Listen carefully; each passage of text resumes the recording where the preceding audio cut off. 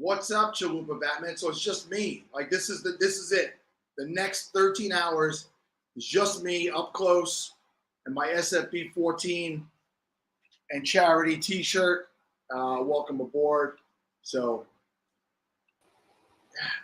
bringing in Chris Burns. So Chris, I mean, 2 minutes there's gonna be two other guys in here making fun of me, insulting me, and it's mostly based in jealousy. I just want you to know that right off. So I want to let you introduce yourself, but I want to let more of the crowd get over here first. Okay. Let's just shoot the breeze, man. How's your morning? Where do you live? Do you live in Miami?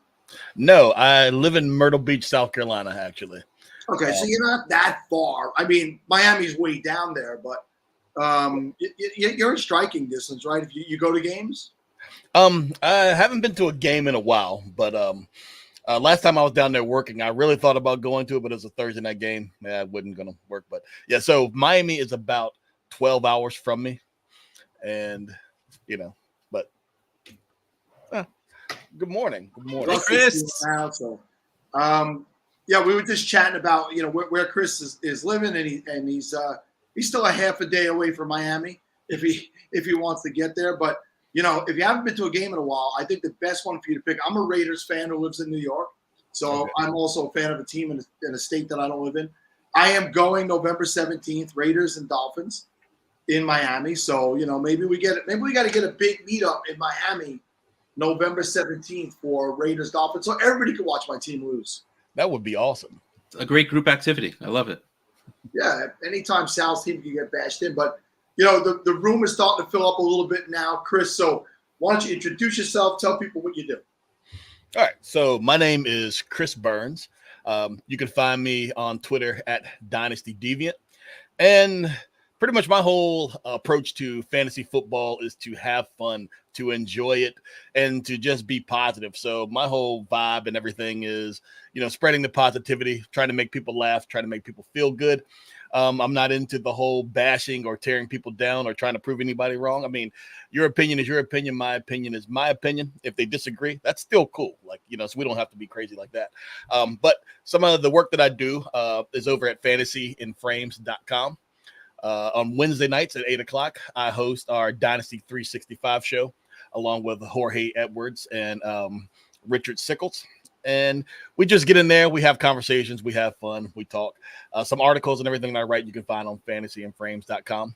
But it's just me with my different view from fantasy. I think a little different than some people do. So I just put it out there and just let people make their own decisions. But that's a little bit about me and what I do. But here I am. I'm happy to be on the show early this morning. So thanks for having me. Yeah, thank you for being here. And positivity is what Fantasy Cares is all about, and what this group is all about. And while I was joking about how these guys would attack when they come on, the reason why Russ and myself, I know Russ, and when I say his character, that is who Russ is. But I know his character, and I know the things that tick with him, where I could tease him, and he doesn't get offended by it, and him and Mike know the same thing back with me. So it's good to have somebody like yourself on who just tries to spread positivity and just comes from a good place, because that's the whole concept behind what we've been trying to spread here for, 14 years when it comes to the Scout Fishbowl and 7 years when it comes to this Podathon. Nice. And I will say that Chris is one of my favorite human beings right now. So I am literally, I signed up for this time slot. I thought this was going to be the start of my shift, and then there were too many open spots. But I made sure I was here for this to be able to talk to Chris in the morning. Well, that's cool. You guys can talk, because look what got delivered while I was waiting. It's my breakfast. Nice. So I'm going to dive into the background, Russ, and you and Chris can just go at it. Well, first, what's in there? What is it? This is a turkey bacon wrap, egg whites, turkey bacon, chipotle mayo. As I said yesterday, the best condiment that you can add to your food. So for those of you who don't know, and this was a protein drink. So for the last 6+ months, I've been on an extreme health kick. So I'm 30 pounds lighter than the last time I was on a podcast, and I feel good. I'm very, very much into working out now and being very healthy. So I try to eat as healthy as possible all the time. Awesome. It's funny. We had Mike, on the stream with us on the last stream, and he's like, all right, I'm going to go eat some breakfast. I can guarantee you he is not eating egg whites and turkey bacon. Again, I'm just saying. No, am I? I mean, I might be. You can't tell me I'm not. You don't know. I know you are not eating egg Show whites us, and Mike. turkey Show us what you have. Oh, there's a little bit of Swiss cheese also. Well, I haven't gotten anything yet because I haven't figured out what type of donut I want. It's what's up, Chris? egg white and turkey bacon donut. Yeah, okay, let's go. It could be a real thing. It could be. Hope not. I hope not. I don't like your lack of faith in me. It hurts me. We just talked about how words can hurt, Russell, on the internet, no less. I say it out of love, like that. You just don't seem like a egg white and turkey bacon kind of guy. You seem to appreciate life a little more than that.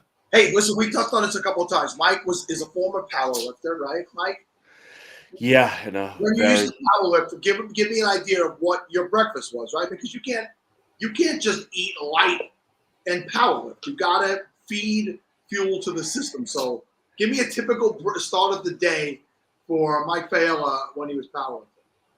So a start of the day was basically a start of hell. It was trying to knock out like 3 pounds of chicken breast, usually lightly seasoned. So you got to start early to get that shit down because the last, end of it was gross. Had to get to about 3,500 to 4,000 calories on the day and try to do it without it being too dirty, too disgusting, but mass moves mass. So I was usually training at like 230 and then trying to get down to, under 225 for the meet. Yeah, it was hell, to be completely honest. Trying to eat for powerlifting sucks. But what I would do is then I'd kind of get to the weigh-in, and the best part was meet day. On the day of the meet, I would eat like a champion. I'd have like this 2-foot long Italian sub because screw it, we're already here. I'd be just throwing whatever I could to get through what y'all see as 3 lifts 3 times. That shit's like over 8 or 9 hours. So you got to make sure you're not, after trying to make weight, you got to make sure you're not falling over. You're not going to pass out. So I would have like subs. I'd look like a kid on a field trip. That was like my heaven. Like I'd have like a packed lunch and bring like a whole bag of just crap, and I'd just eat that for like 6 straight hours. Did you mean heroes, Mike? You said subs. Did you mean heroes? No, the normal people who speak English know what I meant. But yeah, no, training food is gross, man. It's absolutely gross. All right, I'm gonna step out and go eat, guys. Enjoy your whatever egg white and turkey, buddy. Well, while we're sitting here and talking breakfast, Chris, what's your breakfast? What's your ideal breakfast? So I don't eat breakfast as much as I should. So I'm trying to get better into that. But for me, like I love bacon. So you give me bacon, you give me eggs. Like a bacon, egg, and cheese sandwich is perfect for me, on the go because I'm ready to go. But wait, no. There's a lot that needs to go into. What are we putting the bacon, egg, and cheese on? I mean, is it a roll, a bagel? Are you going to wrap it in something? Like, could do a wrap. Could do a wrap. A wrap is a viable option. Well, if you're on the go, that is probably the easiest, right? To have, a good handhold on that. But like a sandwich, I mean, like, so with any type of bread, like, white bread or something like that. As a roll, nah, not so much. And a bagel, it's got the hole in it's going to fall out, not so much. And surprising enough, but I've never really been too big of a bagel fan until I met my wife. So she's from upstate New York. And then she's like, how do you like biscuits? It's bagels. And I'm like, nah, biscuits all day. Like, that's what we do down here in the South. Whoa. Those are two very different things, by the way. True. They are, but not to me. So fun fact about Chris Burns, in high school, I actually created a new group at Dinwiddie High School where I went. Created a new group, had it founded and everything, and actually had a couple members. It was called the BEA, the Biscuit Eaters of America. And this group, we ate biscuits. That's just what we did in the morning. So for class, we ate biscuits. So I've always been, I'm somewhat of a biscuit connoisseur. Like my mother makes, she's a saint. She makes the best biscuits ever. Well, she used to. Now she doesn't do them anymore, and it's crazy. So when my wife and I, we met because we had this whole biscuit versus bagel debate. And you're right, there are two different things, but not to me. I'm like, a biscuit's going to trump everything. And I remember when we went to my mom's and mom was cooking for us, and I'm just bragging the whole time, like, oh man, these biscuits are gonna be so good. It's gonna change your life. Like you're never gonna want a bagel again once you have, mom's biscuits. And we get there and she like pops open a can. And I was like, what are you doing? So my wife never got to check. But anyhow, I prefer a biscuit. I talk to me about this biscuit eating group and how do I get on it? How do we is there a group chat that we can get added to? Is there like a criteria? I mean, because biscuits and gravy now all of a sudden is where I'm pivoting towards. Okay. Oh, yes. So when I left high school, because I had senioritis in the 10th grade, I couldn't wait to get away from there. Yeah. And it kind of, left there. But, now that I'm thinking about it again, I need to revamp it. And, so we got a couple interested people already. So, I mean, yeah, let's get this thing going. SFBEA. It's, it'll be the Scotfish Biscuit Eaters of America that leads into the Scotfish Bowl. Like, I'm down for that. And, like, as someone who would never dream of actually trying to make some biscuits, we need to find a way for good people to make biscuits and then transport them to me so I can eat them. That's a good idea. Me too. So yeah, I think we should have a biscuit eating competition. So everybody who can make their biscuits, just send them to me and I'll tell you like how good your biscuits are because smart man. Yeah. Very smart. That's good advertising. So I make biscuits and I'm not sending any of you any of them, but I will take a picture of myself eating said biscuits and explain to you how great they are. Now, probably not as good as your mom. Okay, no. Like you're joking, but like I need, and I want it written out because it's easy just to ramble. But when you're sitting and you're gonna really think about the words you're gonna use. I want like a blog post about this biscuit you're eating. Sir, were you on? You were on the tuna wrap. I'm not going to give you just, hey, it's a biscuit. Like, how I describe the food. I'm just saying, like, I don't want a video. It borders on inappropriate. I know you can talk. But I want thought and not like I don't want ramblings from the heart or for the stomach. I want you to sit and think about the texture, the feel, the joy you get in your heart because of just the softness of the bite of the biscuit. I need all of it. Oh, we're going to talk about the density. We're going to talk about, the spacing of the butter flavor. Like, is it equal? Is it heavy in some parts? Do we like it sometimes a little heavier and a little lighter? Do we want it on the equal? Outside, denser on the inside? Depending on the holiday, we're going to talk about the shape because I do make them in different shapes for the kids. So you have to, yeah. So we have fun with it. Are we doing jam? Are we doing gravy? Like there's a lot that we can put into this discussion that I think will make people feel like they're there eating the biscuit. And I think the Biscuit Eaters of America having a podcast and talking about this would be probably bigger than we have now. We only have 239 people, but I think if they knew we were talking about biscuits, it'd be more like 2,390, to be honest. I don't know if people know what's happening right now, and that's really a miss on our marketing part. I don't know who's on marketing here. I see Sal just leaning back doing nothing. If you could just market this, we probably have a lot more people. Just jump to 244 for that reason. I'm trying to post that we're actually live again. I was actually marketing. No, but did you post that we're talking about biscuits? I think that's an important, not just that we're live. Yeah, Mike, I'm BEAing right now. Hold on. All right, make it happen, homie. All right, Chris. Well, he does that.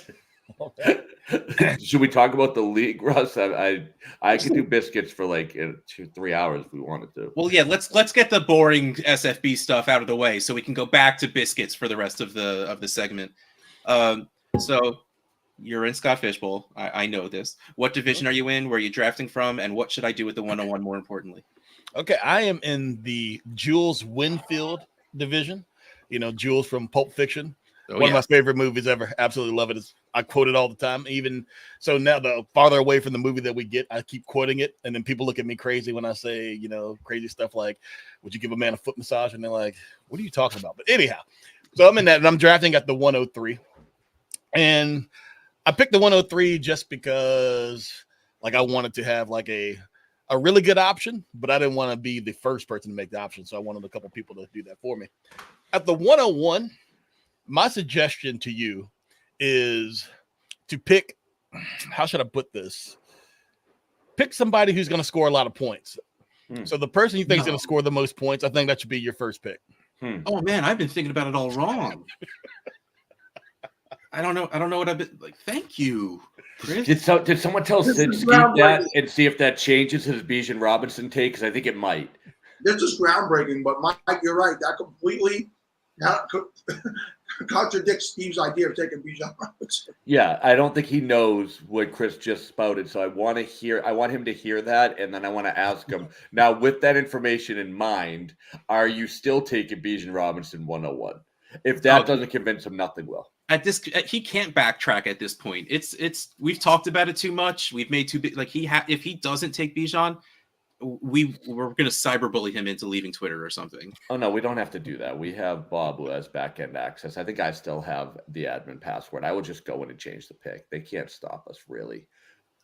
I think one of the perks of staying up 36 hours is we can actually do whatever we want at that point. Anything we want. By the way, we do not condone cyberbullying of any way, shape, or form. It was a joke about a friend. Just need to say that out loud because like crazy things happen at 6:47 in the morning, and I don't want to actually put any of that out into the world. Just an objection. We don't condone much cyber. Every once in a while, I have to cyberbully. Like if no, you're allowed to make fun of people. You're allowed to have a good time, but like. The way we talked to Sal on the Podathon, we wouldn't talk to. Get bullied by Mike all weekend. Yeah, I didn't know it was illegal, Sal. I didn't like. There's a lot I'm learning. We're supposed to draft players that have good picks, and I'm not supposed to bully people on the internet. Seriously, like my entire persona is gone. I have to rebuild my entire account from the ground up now. Right. If you knew Mike and I 5 years ago, before all this stuff hit, we would just walking down the street kicking puppies. Yeah.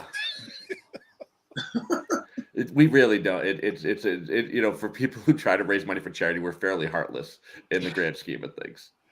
All right, Chris, the thing is they're both like that gruff man with the heart of gold stereotype from all those shows. Oh my God, why is that guy such a jerk? Well, that jerk is a single father who works 3 jobs so he can donate to charity. Like that. That's who they really are. No, just a total asshole. Anyway, I need to hear more about. I was trying to be nice, and it just. I appreciate that, but everyone knows at this point that the cat's out of the bag. I just dislike humans. So Chris, other than points, I mean, is it positions?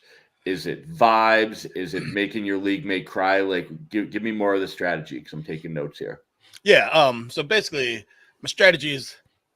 To be fluid, so you want to actually react to what's happening on the board and everything. And, getting your guys, if you feel your guy's not going to come back around to you, then get your guy.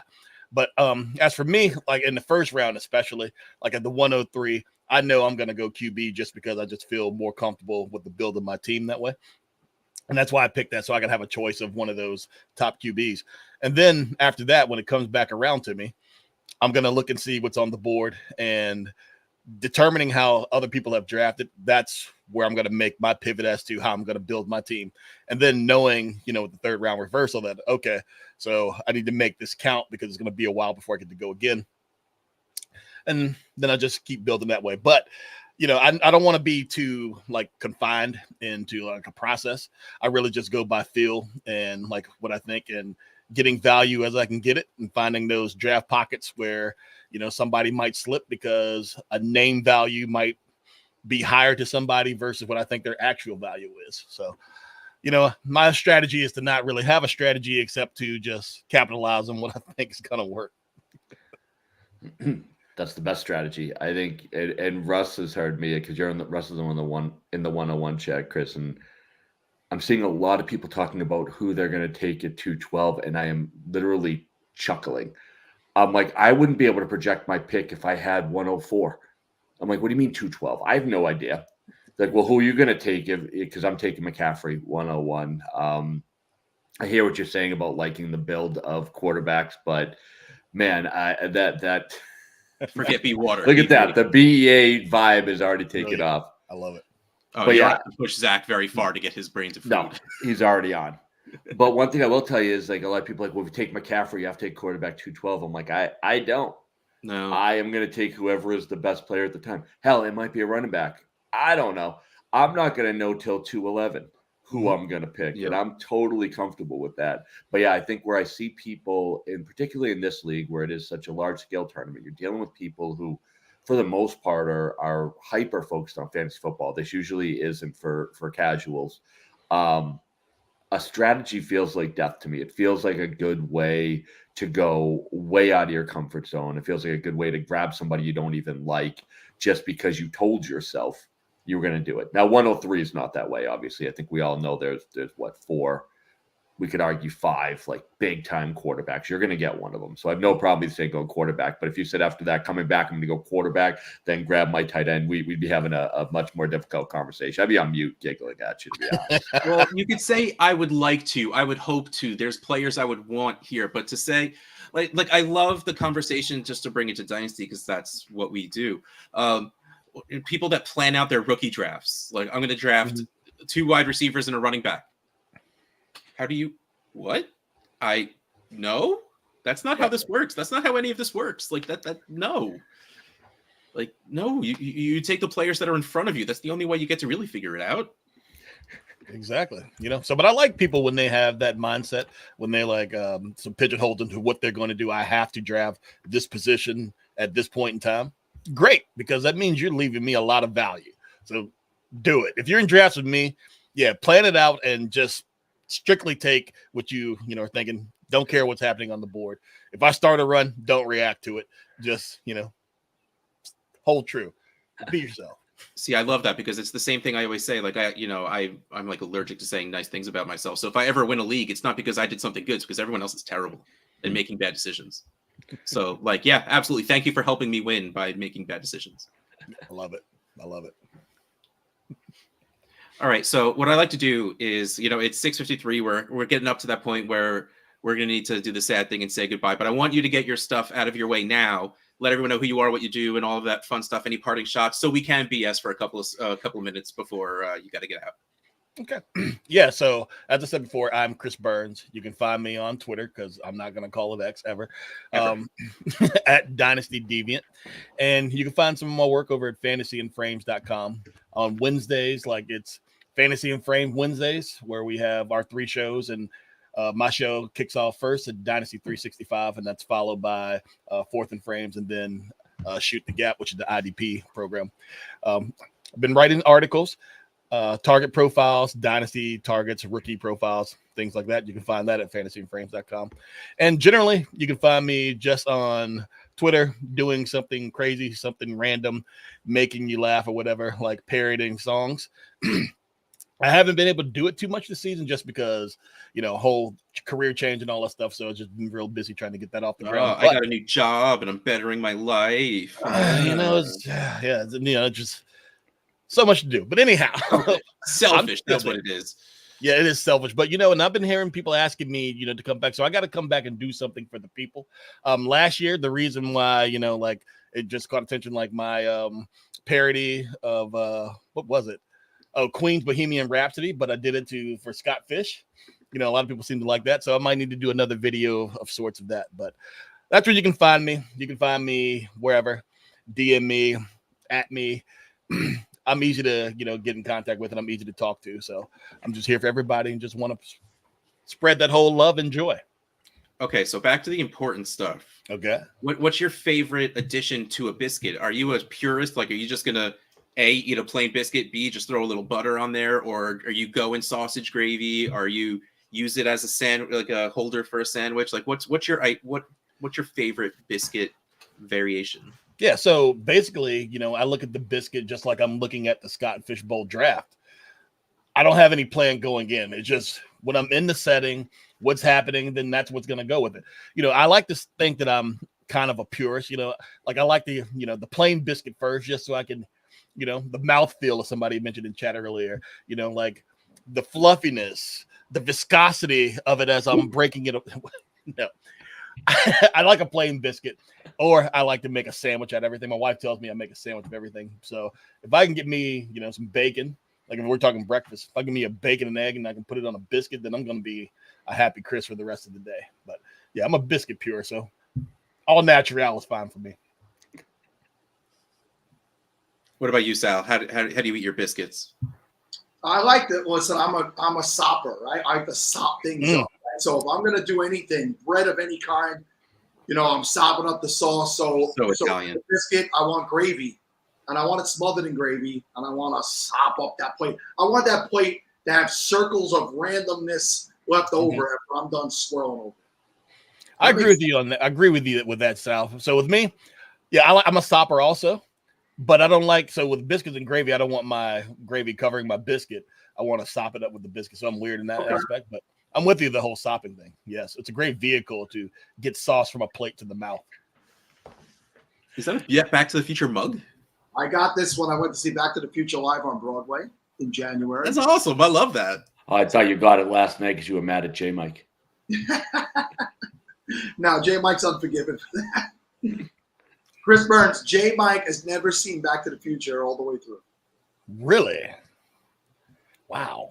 It was We're a not tough, sure. tough We're not stretch sure. of the show. Yeah, we're not sure. It was tough. And I know Chris is probably sitting here like how do I tell them I haven't either? Oh my God, what do I do? Oh no, I know. I have. Back to the Future is one of my top 5 movies. It's the Love best it. movies of all time. Come on. Yeah. Even though, Doc Brown, like he mispronounced gigawatt, but that's neither here nor there. But no, it wasn't I read about this. It wasn't a real, it was hypothetical at the time to measure anything in giga. That's why they said gigawatt, because it wasn't real. It was just in writing. It's one of those things where you've never heard it before, so you pronounce it like you read it. Look inside the top of the rim of the cup. 1.21 gigawatt. So when you read that, do you say 1.21 gigawatts or 1.21 gigawatts? We gotta say gigawatts. Exactly. You're my kind of people, Sal. But it's funny, you don't think about it now because it's just something what it is. Even growing up, you're like, all right, yeah, no, why is he saying that wrong? But then you realize when they really wrote and shot the movie, it was all hypothetical. That wasn't real, and that's crazy to think about. Well, technology in general, and no less, time traveling DeLoreans. But I give them a pass for that because 50-50 shot, and I know for a fact that I do what American read Harry Potter for the first time and pronounced Hermione's name correctly? No one. Literally no one. I still haven't read Harry Potter, so. Yeah, me neither. Whatever, guys. But I think I would have pronounced it Ermoine. That is a terrible way to end it. We were doing so well. Biscuits. Now, Sal, I expected from you. Chris, come on. I expected better, buddy. Biscuits. We love Biscuit biscuits. Patroma. For next Podathon, we're doing a full book report on the Harry Potter series, buddy. That is your entire segment. I guess I got you. I got you. GPT GPT will help me out. We'll get you the audio book, buddy. We'll be fine. Oh, good. Even better. Could you have Arnold Schwarzenegger read it? Yeah, we could do that.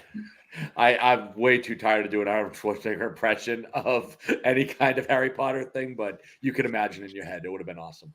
All right, Sal's back. I'm going to go eat. Chris, you're amazing, buddy. We'll talk biscuits later. Absolutely, Mike. Chris, thank you so much, Chris, for joining us so early in the morning and crushing this segment. I always like it when people can come on and talk about different things. And Biscuit Eating Club of America was not one I thought we were going to talk about today, but you see the excitement for the crossover. One more time, tell everybody where they can find you and where your work is at. You can find me at Dynasty Deviant on Twitter, and you can find my work over at fantasyandframes.com, and you can see some shorts on Fantasy and Frames' YouTube channel. So check us out. Okay, pal. Have a great season, and we'll be definitely speaking to you. Thanks. You guys take it easy. Appreciate it. Hey, good morning, Russ. Good morning. How are you, pal? We're back to live reads. We're back to live reads. I've been waiting for this time. I've had it so easy for the past 3 hours of not having to do that. Yeah, and I'm sure that you could probably fill 2 more seconds while I found it. Oh, here they are. I was about to say, if you need me to pull it up, I have it waiting because I wasn't sure if you were going to show. I have it right now. How dare you say you weren't sure if I was going to show? Have I ever missed a segment? I might have missed something. You might have. I can't think of one off the top of my head, but I'm sure you have.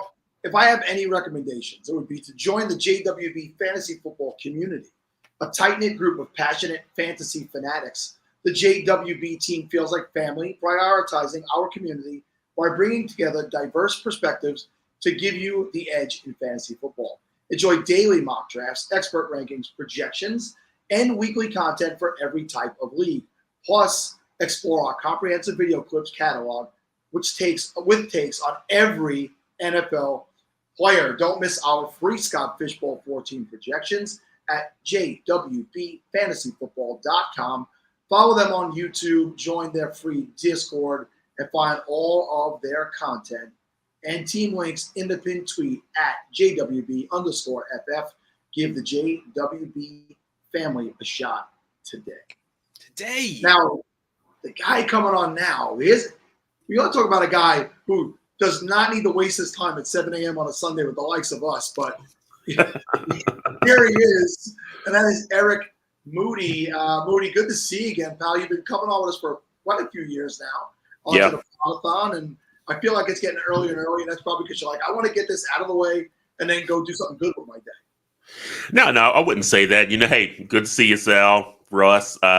I'm just a morning person, so I had my cup of coffee. Number one cup is almost done, so I'm just kind of fascinated with the early morning or late at night fantasy football or sports kind of podcast or show. Remember the midnight special, like back in the day? I remember being like very young, watching like reruns of that. I'm like, that's what it's about. Hey, fantasy football, sports, midnight special. I popped in I was in and out because I just got up and I was eating breakfast. Mm-hmm. And Faith asked why I have sunglasses on top of my hat. So these are actually the Prime 21 sunglasses from Blenders that were given. Right. I was down at the Super Bowl, or up over at the Super Bowl, actually, and they gave them out. And I've never been cool enough to wear them. So I figured, let me just do it this morning and see if I could pull it off because they're pretty solid glasses. Yeah, looks nice. Looks good on you, my man. Yeah, I'm trying to pull it off. They had Colorado Prime Steaks that night. It was quite a scene. Dion was there with all of his kids. It was pretty fun. Did you make it out to Vegas for the Super Bowl this year? No, I did not. You know what? What's funny is that I've actually never been to Vegas. I need to mark that off my travel bucket list. Wow. So last year, 2023 in March was the first time I ever went to Vegas. Also, okay. I mean, I'm going to be 50 in a couple of months. So I was like, okay, I got to Vegas. And a year later, less than a year later, my friend invites me to come work in and around the Super Bowl. I'm like, all right, I'm going back to Vegas for the second time in less than a year. So I was there for 7 days, and I was told it's pretty dangerous to be in Vegas for anything longer than 3 days. And I'm happy to say that not only did they pay me to be there, not only did I win money at the table. All right, there you go. I mean, I came home with more money than I went with, and that's a win. Agreed. That is a win. I got to work at this event. Do you know Rayo's? They're very popular jar sauce Rayo's. But there's a restaurant. Same ownership, owns the restaurant. Oldest family-owned restaurant that's in the original building it opened in 100 plus years ago. They take the restaurant on the road for the Super Bowl. So we went and we built out the lighting system and sound system for the week. And there was 6 events in 5 days. And Moody, you work in the business. You probably get to meet a lot of athletes. I don't. And I got to meet Joe Montana, which was, for me, nice. The guy about to hit 50 on Super Bowl Eve. I got to meet Santa Claus, essentially, right? Because Joe Montana, you could bring your Tom Brady's, but when a Super Bowl was becoming a Super Bowl, Joe Montana was the man. Yeah, I would agree with that. So it was a great week for me. I met Todd Gurley. I didn't get to shake hands with Dion. I met the commish, Roger Goodell. My son told me, my son made dirty faces at me when I said that. He's like, I don't know how people feel about Roger, but it was a very, very cool week. They had a Jordan brand night, which was really, really cool. But enough about me. What's going on in the world over at ESPN? What are you covering these days? Let's say, what are you covering? And then tell me, what's your favorite thing to cover? Okay, no, that's a good question. Yeah, for me, it's I don't really have much of a down season. You got the NFL season, obviously doing sports betting content, fantasy content. But then, once October, November hits, I just move right over into NBA. So I do NFL and NBA. And we know how long the NBA season is. We just had the NBA Finals where the Boston Celtics, won, I think, their 18th NBA championship. And so I also covered WNBA as well. So that season, just got started in May. So I don't really have much of a downtime. So anything that's sports related with NFL, NBA, WNBA, betting, and fantasy, I'm creating content for. So, but I would say this is probably the slowest time with the NBA done, WNBA still going on, the calm before the storm that is the NFL season. I guess as far as content, probably my favorite type of content to cover. You know what? I'm sitting there thinking I've really, really grown to enjoy the betting content. I enjoyed fantasy more at first, but I do like covering the betting angle just because it's a little bit different than fantasy, but there is some synergy between those two topics. But I just really like looking at the betting landscape, and picking, whether it's player prop bet recommendations or just spread recommendations or even looking at futures, because you're still taking all that analysis. You're just kind of filtering it differently. So I would say the betting content for right now. Yeah, and it one does lend to the other, and I was bigger fantasy as well. And as I've gotten busier in my personal life, and I had to dial back the amount of fantasy leagues I was in, and we talked about this yesterday. My old co-host Kevin was on. He says he was in 65 fantasy leagues at one time. 65, like 65. Russ runs the Dynasty Trade Addicts, and he's not in 65 leagues. My highest was sniffing 20. At one time, I was in 20 leagues, and it started to become a little bit unfun, actually, right? Because you can't get invested in the teams. You can't. So I've scaled way back. I'm with you. Which is still a lot.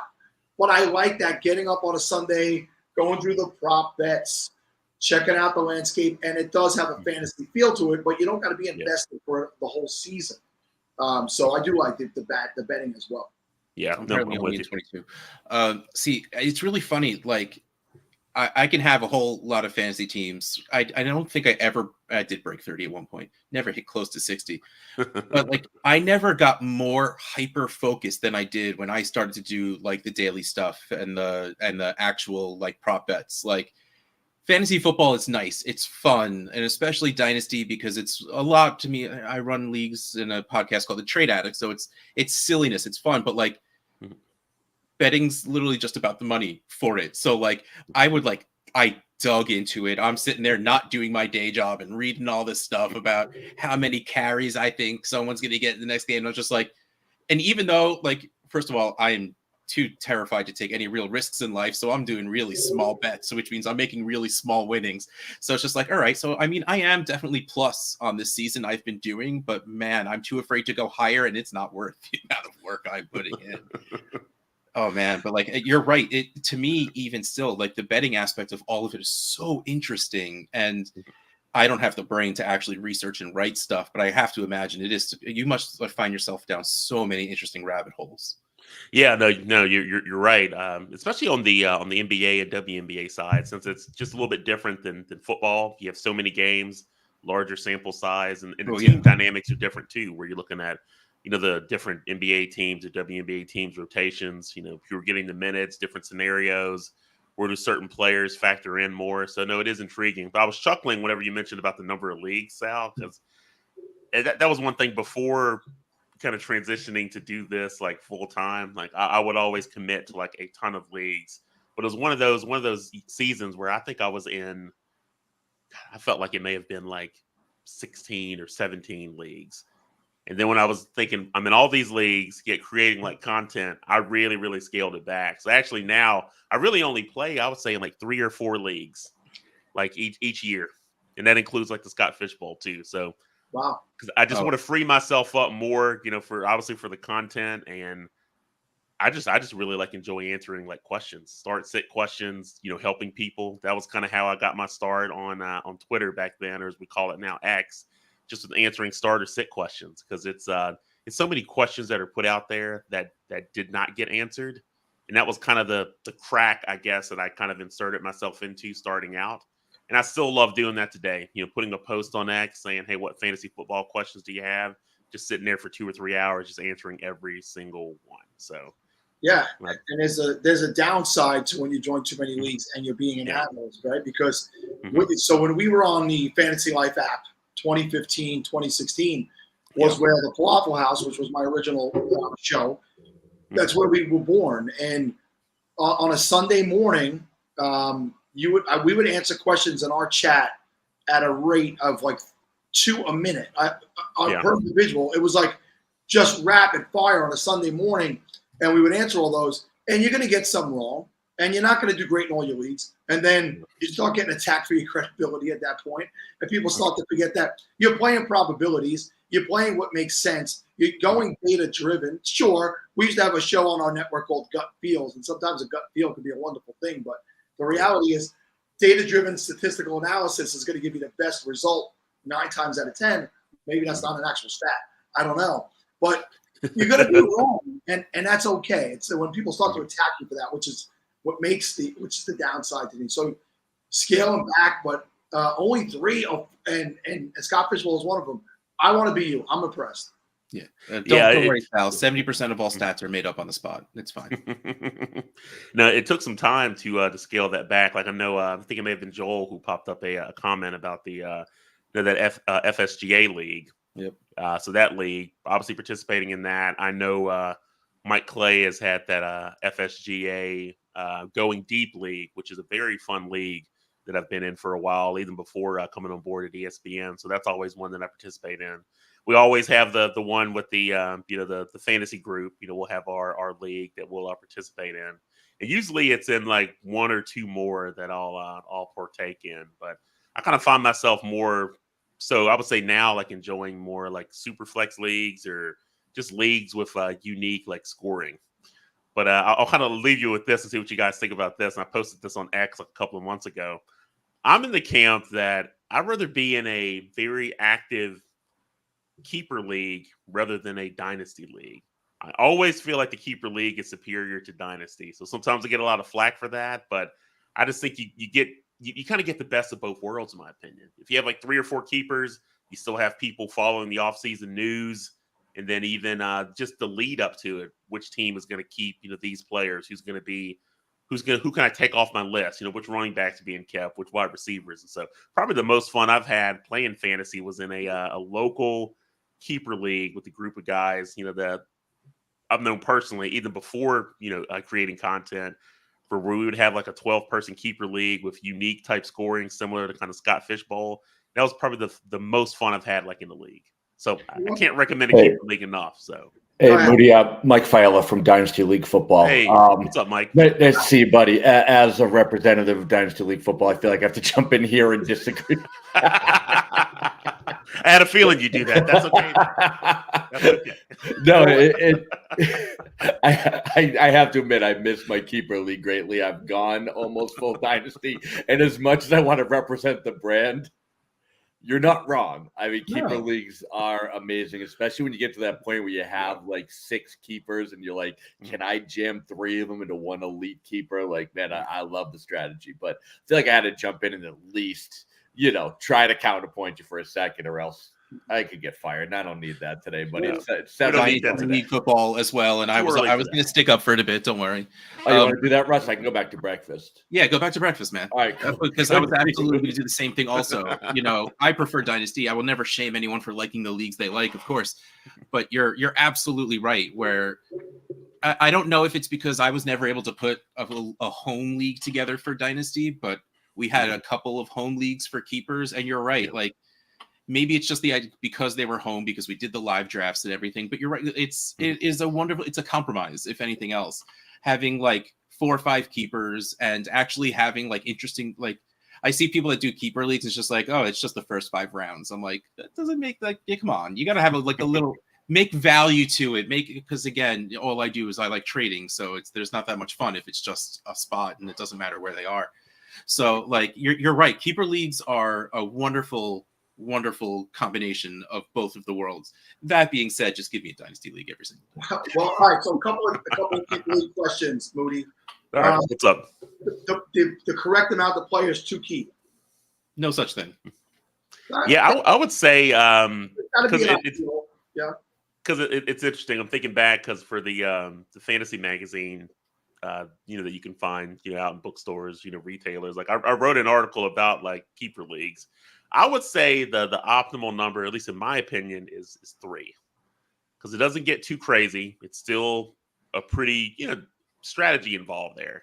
If you're going to keep some running backs, you want to keep wide receivers, you want to keep a quarterback. So I feel like 3 is the ideal number, and you can only keep those players, I would say, for 3 seasons. And then you also want to have some parameters on, if you do keep them, what is it going to cost you? But I would even add this to the keeper league take. I'm like, if you've got like a 12-team keeper league where you can keep 3 keepers, and it's also like an auction league, and you have a live draft each year. Yep. It doesn't get any better than that, Joe. So we have So the Falafel Show was born out of the Falafel League, which is Mhm. Fantasy Life at Fantasy Football League. And that is a 16-team league, right? 16 teams. It was originally 3 keepers. Yeah. Imagine 16, the dearth of talent when you keep in 3 of those. Oh, yeah. 15. We're now down to 2. Generally, you move up around that you drafted the person in. So Yeah.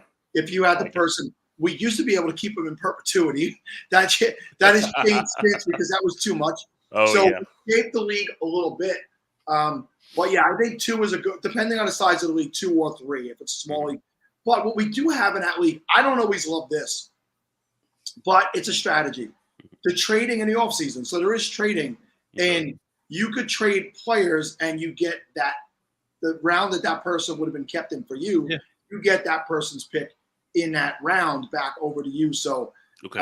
there's so many different ways everybody creates. Like when people dog on how other people play fantasy, it is the creativity and getting more creative with it that makes it a lot of fun. So I like the 16-team keeper is probably my toughest league to play in.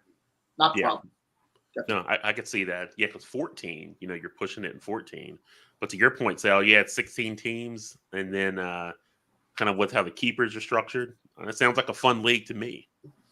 Yeah, it was born on Matthew Berry's Fantasy Life app, so it's got great roots. So moving over to you've touched on NBA and WNBA, and obviously the WNBA has gotten so much more notoriety this year. I was on such a bad betting streak that I got salvaged by actually betting point overs in the WNBA, and I finally made me feel good about myself again. Do you think now? I watched the game last weekend with the Chicago Sky and the Fever, and everybody, a lot of Caitlin Clark and Angel Reese has become the villain. But Angel Reese, the game that she had last weekend, the game she put up, she was, dominant. It was silly, ridiculous, dominant.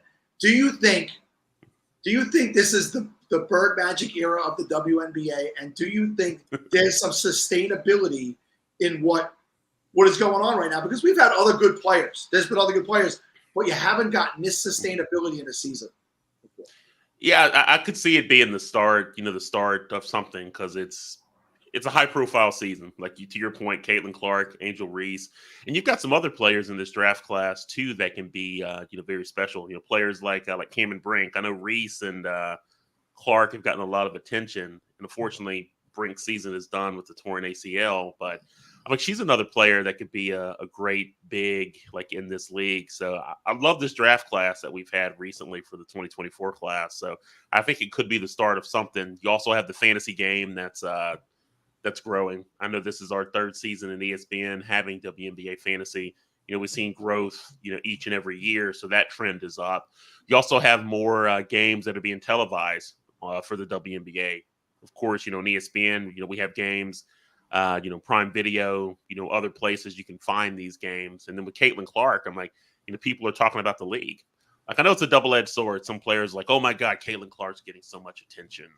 She is getting a lot of attention, and deservedly so. We saw what she was able to do at Iowa with the career that she had. But I think it's one of those things for where it's like the tide is going to lift like all boats for the WNBA. So I think this will be a record-breaking season at the end of the day once we look at the the statistics as far as viewership and attention on the league. So I do feel like it's the start of something, and that's really a good thing. It's other sports that people can get into.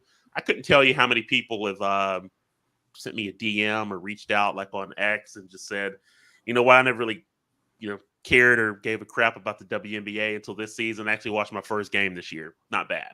I've gotten so many messages like that. And when you get those type of messages and see what the other things that are going on around it, something special is brewing here. So, I've been watching. I get up on a Sunday. I look at what time the games are starting. I love the intensity, the rivalry. I live 4 subway stops away from Barclays Center, so I'm in striking distance of the Liberty, who play there now. And I've on multiple occasions I've looked at tickets with a consideration of going. So I think before the end of the year, I'll attend my first Liberty game, my first WNBA game. I think it's great. We've broken down all these walls and these stereotypes. We've had a lot of ladies come through on a Podathon, and I said, it's not that the female analyst stuff and have gotten better. It's just they've finally been able to be focused on and exposed. And So it's a wonderful time, and who doesn't want more sports, regardless of who's playing it? If it's good and it's competitive, and we can have more fun. Like the NBA is over as long as a year as it is. Like the NBA goes to last week, then they have the G League, and then you're already back, getting ready for the season in October or whatever it starts. I think it's October, maybe November. But this is great to take you out the summer. Like I was talking yesterday, we have all these soccer leagues now in the United States, and soccer ends over in Europe, like a month ago. And so now we have soccer leagues in the United States that take us over. We have a new team coming to Brooklyn where I live. I'm excited for. It's not MLS, it's the level below, but still pro soccer. And exactly sports more of the time, all year round. Yeah, no, you're hit the head of the nail. I was just thinking as you were going through that too. I'm sure it's a lot of analysts, that are tuning in to the Podathon, maybe watching right now. I would just say whenever I give advice out, I would just try to cover multiple sports. Obviously, the betting angle is great. The fantasy angle is great, but I just think you kind of cast a wider net by covering multiple sports. Being able to do different things, and so I just think that's really important. So just kind of pick your sport and just go after it and get it. Whether it's MLB, baseball, NBA, WNBA, in addition to football, that would be some advice that I would give. So true. Like everybody wants to step into the NFL. Well, listen, it's the most popular game in the country, and it's around the world now. It's not on the level of soccer, but it's getting up there. So, but go do some of those, lower end sports. They have competitive breakdancing on ESPN now, Moody. I'm sure you're aware of that. You work there, but I put that on the other day. I'm like, wait, breakdancing, and it's in the Olympics this year. Pickleball, cornhole, all this stuff.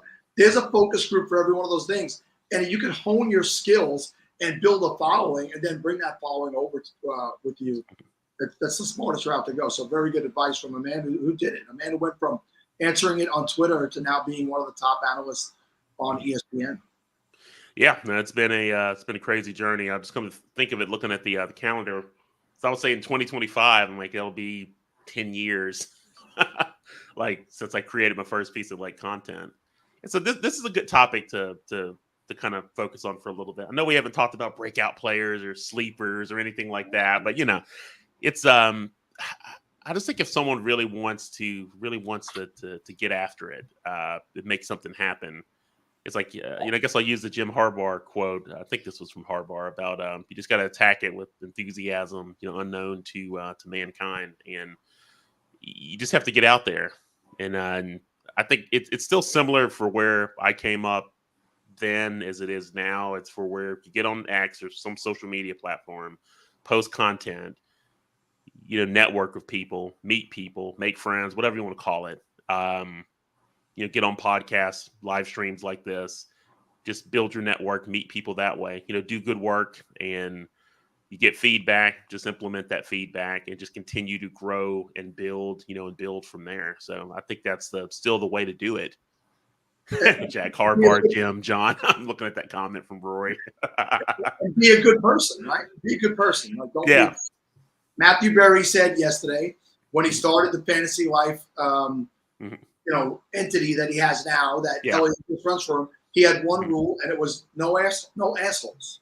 Don't hire any assholes, right? And it's perfect. It's cut and dry, right there. But listen, let's get to the breakouts and the sleepers. So, who is? Give me your one breakout player this year in the NFL, in fantasy. The guy you're watching, you want to leave every draft with this guy. Yeah, no, it's quite a few. I'm just thinking. My first thought was thinking about the Atlanta Falcons because I think I think you want to leave your draft with at least one Falcons player. I really like Drake London a lot this year. He's catching passes from Kirk Cousins. They should leverage the passing game more. Considering the investment that they have in Cousins. So I know that's one player like Drake London. I do find myself with Zamir White on a high number of teams. I really like him where he's going ADP wise, a 10-team, 12-team league as an RB3. I know kind of Liz Loza and I have this kind of running joke where we're doing a lot of mock drafts together as a group for where she feels like I'm always in her queue taking her players. I know one player we always fight over is Zamir White. So No, I'm very high on Zamir White, this year. Someone else that I think is really being overlooked. I don't know if you can call him necessarily a sleeper or breakout, but I know a lot of people are on Chase Brown this year with the Bengals, and rightfully so. He had traction, but we can't forget about what Zach Moss did last year, filling in for Jonathan Taylor. My memory serves me right, like in ESPN, like on our live draft trends. I want to say that I want to say Moss is like the RB 30. I want to say, and Chase Brown may be like the RB 34. But I have seen it in some cases for where Brown has gone before Moss. But I'm just thinking with the volume that Joe Mixon had, I would take a chance on Moss. Getting him as like an RB3 or RB4, depending on how the draft is going. So I know those are some names that that immediately come to mind. And it was someone else that was popping into my head, but it escaped me. Maybe it'll come back to me, so we'll hit pause on that. But those are some guys that that I really like and find myself drafting often. So, well, let's touch on Scott Fishbowl real quick because absolutely. What division are you drafting in? What is your draft position? Yeah, I'm in which league? Like the Nick Fury League. The Nick Fury League. I'm trying to remember my draft spots. I could probably try to look that up. I want to say it's kind of in the middle, I believe. Yeah, because it was one of those scenarios, which is hilarious, is that I thought I already picked my league and did all that. I usually do it like ahead of time. But for some reason this year, something may have come up or where I didn't end up doing it. And so I joined this league like a little bit later. But I think the spot is like in the middle. So I want to say. You got the 9. You have the wrong Moody. Okay, so it's a little bit later. Too many Moody's. You have the 101 in the Nick Fury division. Wait, what? Oh, is it the 101? Okay. 101? Yeah, I didn't expect there to be that many people with the last name Moody, so I just searched Moody, and I'm like, wait, there's like 7. 101 in the Nick Fury. There's a lot of Moody's out there. I'm okay with that because from doing like a lot of these mocks, I'm just noticing that I don't really like how these teams are turning out where I have like a later pick, like the 10th, 11th, or 12th pick. Don't like it. So like if it's an early pick or a mid-round pick, I'm good with that. But let's talk about Scott though. We got to talk about Scott. I only got like a couple of minutes, man. Yeah. So I would say with Scott, I'll kind of leave you guys with the story. Definitely well aware of the Scott Fishbowl. Once I started creating content, I want to say this is probably my 7th or 8th year like in the league. One of my favorite drafts like each year. Gotta love the scoring. You love kind of the home league feel, but I just think it's been really impressive for what Scott, has done. I'm like, with the Fantasy Cares organization, runs on a simple idea, but they help, so many people. I'm like, you look at the accolades too. I'm like, he won the Matthew Berry Game Changer Award, FSGA Humanitarian of the Year. I think The Athletic, a couple of years back named him the Person of the Year. And so, really, really nice gentleman, does a lot for the community, does a lot to help people. And I'm like, that's just something, if you can't rally behind that, then I don't think you're a human being, to be candid. But I'll leave you with this. It was funny for where I remember, you guys remember Clubhouse, right? Years ago. I remember doing a Clubhouse with Scott Fish and with Matthew Berry. Somebody dropped out, which they needed someone to fill in. And so they kind of reached out to me like, hey, you should go ask Moody. And so, you get that DM from, I think it was from Barry. And I'm just like, of course I can do it. When do you need me to hop on? It was like maybe like 3 or 4 hours, like from when he sent the message. And so that's kind of how I really had a chance to get to know Matthew Berry, but also Scott Fish a little bit more detail, have a little bit more time with him and do more detailed conversations. So it's just funny where things can go. So I'm right at 6:30. I'm right on time, right, gentlemen? I don't know who's coming up after me. Who's coming up? We have from Better Vision. We have Brett Lanier and Fantrax and Mike Reedy. All right, cool. So you got a good group there. So I do not want to cut into their time, but Sal, hey, it's been a pleasure. Russ, hey, it's always good to do this, gentlemen, and I'm sure we'll run into each other on the Twitter streets or X streets. But if you guys need anything, don't hesitate to reach out. Right? Thank you, Eric. Always great to have you with us, my friend. Have a great year. We'll speak to you soon. Yeah, sounds good. All right, gentlemen. Adios. Hey, Russ. How you doing, pal? I'm good. So we don't have any reads now. That's nice. And I only see one of our guests, but he was nice and early, so we shouldn't make him wait. Yeah, bring him in. Hey, Mike. What's up, Mikey Mike? What's happening, guys? How's it going? Feels like you're like in a beach home somewhere, or I am. I'm on the coast of Maine, in York, Maine. I'm a Boston guy originally. What is it with all these Bostonians? I'm in England. It's in here. There's an awful lot of us in the fantasy community, evidently. It's funny, when I first joined Twitter, one of the first people I started following was this new fantasy analyst called Eric Moody. I've been connected with him ever since. He had like, I don't know, 2,000 followers or something back then. So it was funny to see him on prior to me. Eric's a real good guy. You know, Russ, I didn't bring Brett in so quickly because he was late. I was going to keep him in timeout, but you just brought him right in. As soon as you showed him, you brought him. I got excited.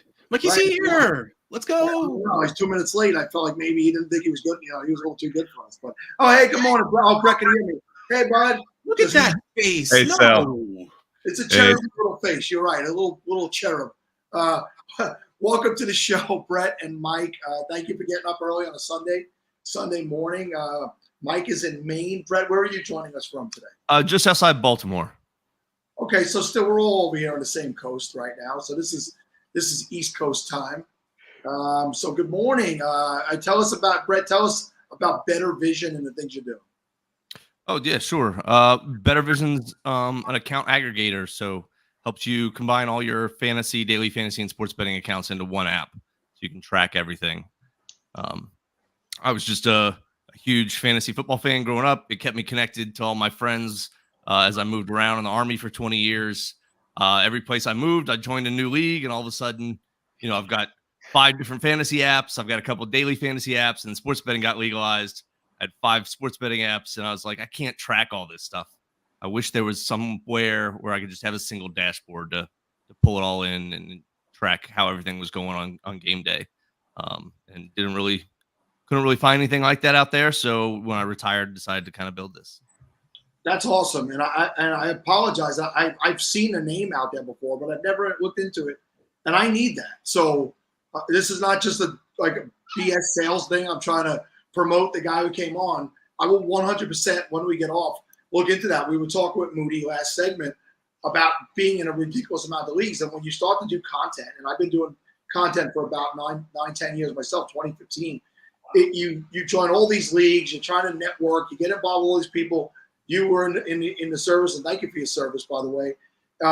You make friends around the country. You pick up all the stuff, and I think that is actually, we should promote that a little bit more, because you just need to be able to go one place. Here it is, done. So are you just following along on those? Is there any interaction with the leagues, or like can you change players on there, or do you have to go to the actual sites to do that?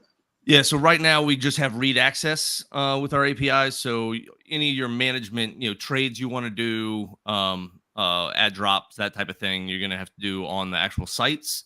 But you can look at your leagues, you can look at your bench, the players available, your other teams in the leagues. Most of the stuff you can do other than actual transactions. Yeah, and most of us are in leagues that are on 15 different platforms, right? So First part of it. Yeah. And Mike, what about yourself? I'm over at Fantrax now. I was with the Undroppables prior to joining Fantrax last year. I do primarily waiver wire and DFS content. Been doing it for, I think this is my 5th season coming up right now. It's just a hobby. I'm actually an IT guy. So when you're talking API calls and on these sites, I have to tell you, some of them are horrible. Plus, they're going to want to keep you there, so they'll never create API calls where you can do the transaction somewhere else, right? But I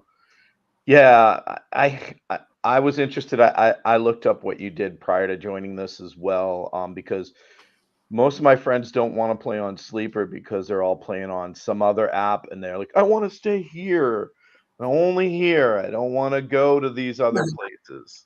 It makes it easy to manage your teams. So I thought that was a cool thing too. You guys see this message I put up there? Somebody put, Sal, you have the energy of a man half your age, like a 30-year-old. I mean, listen, I'll be 50 in August, but if I look like this at 60, I take it, right? I feel good. I feel healthy. I would take this at 60, but it's a running joke. I'm generally older guy, but I got to So am I. Yeah, that's when you guys you're at least in my age group. So let's. Well, I won't tell any. I won't make you guys tell your age, but let's talk about what year, Brett. When did you start playing fantasy football? I think my first league started in 2001. So, the year I graduated from West Point. Okay, and Mike. Oh, I started in like 2005 or 2006. I used to make fun of my friends who played fantasy, and then I got asked to join a work league because they needed another person, and I just said, "All right, I'll play," and I got hooked. And how many of us have that story? Right, I was my very first live draft was 1994. Wow. I was 20 years old, and older cousins of mine who were a dozen years older than me had this league, and they heard I was playing in the Daily News, this New York Daily News league, and they're like, "Oh, we have a live draft, we have people in person," and I was hooked. And I think if you do a live draft, like in person, everybody's there, not an online live draft, you're going to be hooked immediately. And I mean, I have legitimately been hooked for 30 years as a result of that. And yeah, I toiled around. People didn't know what it was for a long time, so I only played in that one league, and then we were able to expand to another one. And yeah, I think it was like this nerdy rotisserie thing, right, Michael? Yes. Once you start doing it, it's like you cannot control that addiction to be better. Listen, I grew up. I was a college athlete, right? That's a long time ago. And as we get older, and our bodies don't necessarily want to cooperate with that, the only way you could trash talk is to beat people at computerized sports and using your brain a little bit more than your fingers in a video game. You're touching on how I got hooked, right? Like I was an athlete. I liked playing sports. I liked trash talking people as I lose to them or beat them, telling them how I'm just going to get you next time again. Fantasy gives you an outlet to compete, right? Especially as you start getting older. I don't know about you, Sal, but my knees started needing to be iced in my early 30s, and all I could think of is how do pro athletes keep doing this? Like I can't walk the next day. I have to stop playing. I want to knock on wood and say I've been very lucky to never have a knee. My knees have been great. And I was a soccer player, right? So you would think that maybe I would have that problem. I didn't. But we found out yesterday that Russ's knees gave out on him at 12 years old. He literally said he was 12, and that's the most Russ thing I've ever heard in my life. So Russ knows you pain. What? Tell them about your pain. Tell them about your 12-year-old knees, your 50-year-old, 12-year-old knees. Okay, so 50-year-old, 12-year-old knees.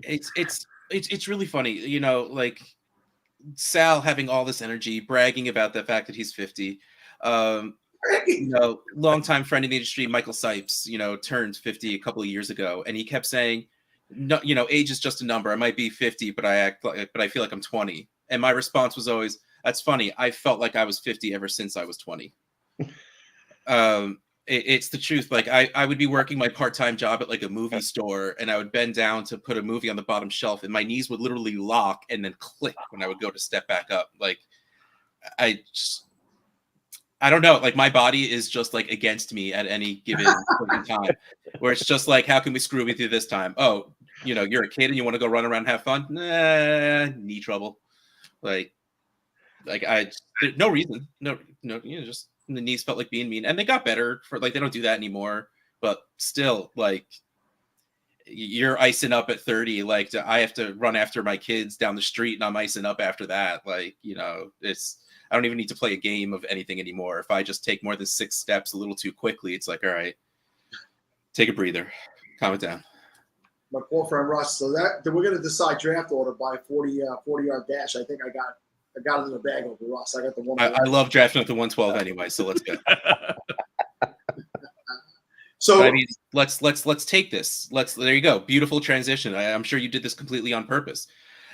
Mike, why don't you start? Why don't you let us know what division you're in the SFB, where you're drafting from, and more importantly, what should I do with the 101?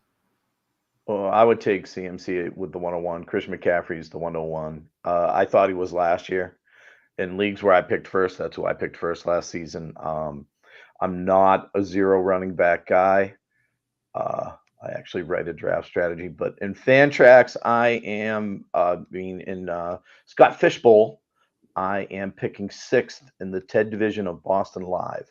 Nice. A whole bunch of my counterparts that were in the same division with me since we started doing live drafts, I've noticed they've all ran away to other divisions because I keep winning the division.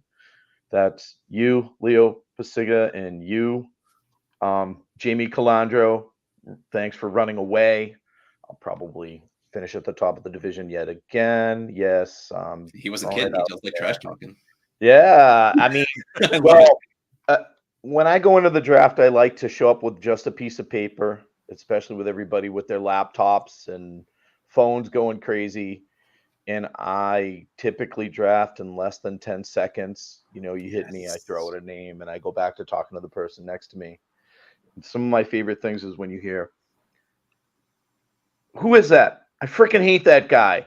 I love that during a live draft, right? Like, so I try to bring that to the Scott Fishbowl live draft. I'll also tend to do something a little insane somewhere in the middle of the draft where I'll pick a guy that should be later just to create a stir. Watch people try to figure out what I'm doing. It's a lot of fun actually to do that in the live draft. As Leo always says, there's mental aspects to it. And I usually sit next to him, so it'll be interesting to see if everybody just avoids me this year. There's real tough competition. Listening to the people in the Boston Live makes me very glad I am not drafting in the Boston Live. There's far too many very smart people in there. It's really tough. I'll throw that out there. Winning the division, like last year, I didn't have the most points, so they all got to make fun of me, even though I had the best record. But like really, really tough competition. The lowest ranked person who made the playoffs in our division went the deepest in the Scott Fishbowl. And that's just how it is, right? Whose team is still healthy in the end and still producing, and they made the right waiver wire pickup, right? The last couple of weeks of the season, they get to go deeper in the playoffs. But it's a fun time. Have you guys been to a live draft? Yeah, Russ and I were both at the New York City draft last year together. I don't draft live, but I go to the drafts just for the fun of it. I did draft. I did draft last year. It's my fantasy football expo because I've never been to the expo. So you gotta go. Well, that was going to be my next question to both of you guys. I mean, we'll get back to wait. Don't go on to next questions. Brett hasn't answered the first question yet. I was going to say we'll get to Brett. I was going to put up the other. Russ doesn't know. You were moving on. Don't try and. I literally said we'll get to. So when I see him at the live draft this year, I'm going to beat him within an inch of his life. Right? I'm just going to kick him right in his knees. It'll be over in 2 seconds. So I'm used to that pain by at this point. It's fine. Just because I feel like Russ needs this. Go ahead, Russ. Go ahead. Ask Brett. Go ahead. Ask him, I said. Hey, Brett. How's it going? Are you in Scott Fishbowl? And if you are, what division are you in? What pick are you at? What's your plan? But more importantly, what should I do at the 101? Yeah. So I'm in the Boston Live drafts. I'm in the Billy Costigan division for Departed, drafting at the 104, which I love. I'm grabbing whoever drops, best player available among what I think is the top 3 running quarterbacks and CMC, right? So that's why I love the 104. For you at the 101, I agree with Mike. CMC is the way to go. He just is a monster, right? See, I know that's the right answer, and it really just comes down to I remember last year I drafted the 101. It's funny, I drafted the 101 because I hate making decisions, but I like just making that one decision and then getting to just everyone else makes my decision for me because there's so many picks by the next time. And then with the 3rd round reversal, there's so many picks till it's mine again. It's great. I just take whatever falls to me at that point. But I remember last year taking Travis Kelce at the 101 was the big thing to do. And when it came down to it, I didn't have the guts to follow through. I told myself I'm going to do it. I'm going to do it. And honestly, I really wanted Hurts or Allen, but that week 14 bye week, I know you get your average in the SFE playoffs, but still, I couldn't live with myself knowing that my first pick was going to have a bye in the playoffs. I don't care. But I couldn't do it. I couldn't click that button on Travis Kelce. I know, I think I'm at the point where I want to draft Christian McCaffrey first. I really don't know if I have the ability to click draft on a running back 101 overall. Like I want to say I'm going to do it, but I don't know if I'm going to be able to do it. Who's the quarterback you're thinking of, Russ? It's going to be, if I'm taking a quarterback, it's going to be Josh Allen. So guys, we had our co-host yesterday, Steve. He's got the 101, and he said that he's going to take Bijan Robinson.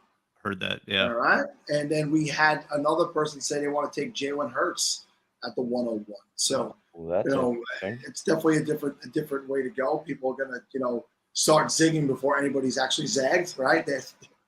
They're changing up. I have the 12.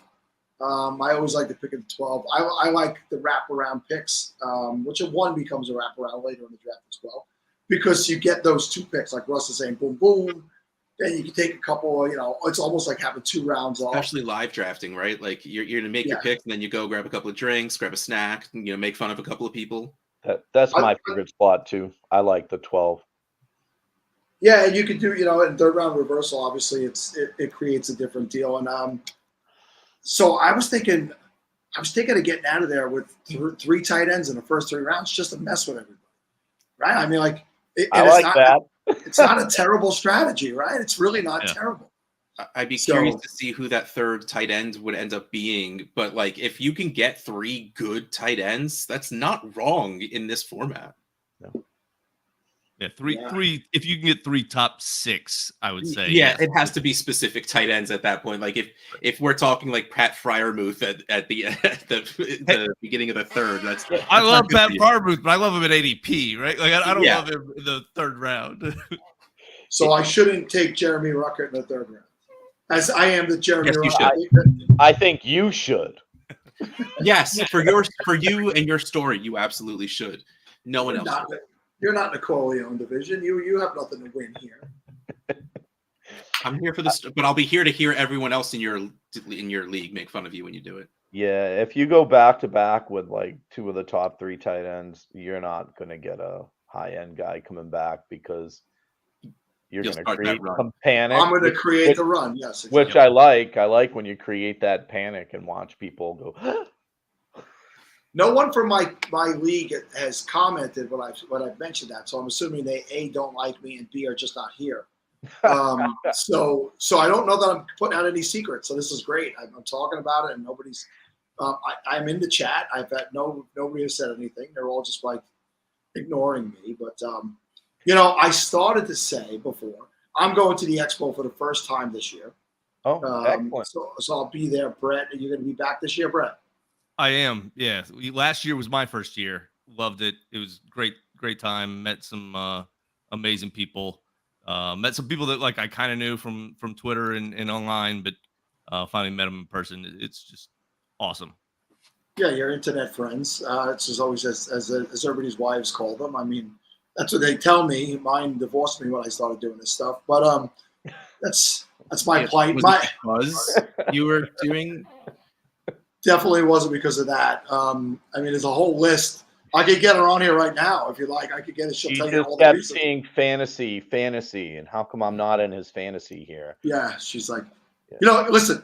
In all seriousness, I was dating her in 1994 when I started playing. Like we went to high school. We started there. She knew getting in what this was all about. And then all these years later, too much on a Sunday.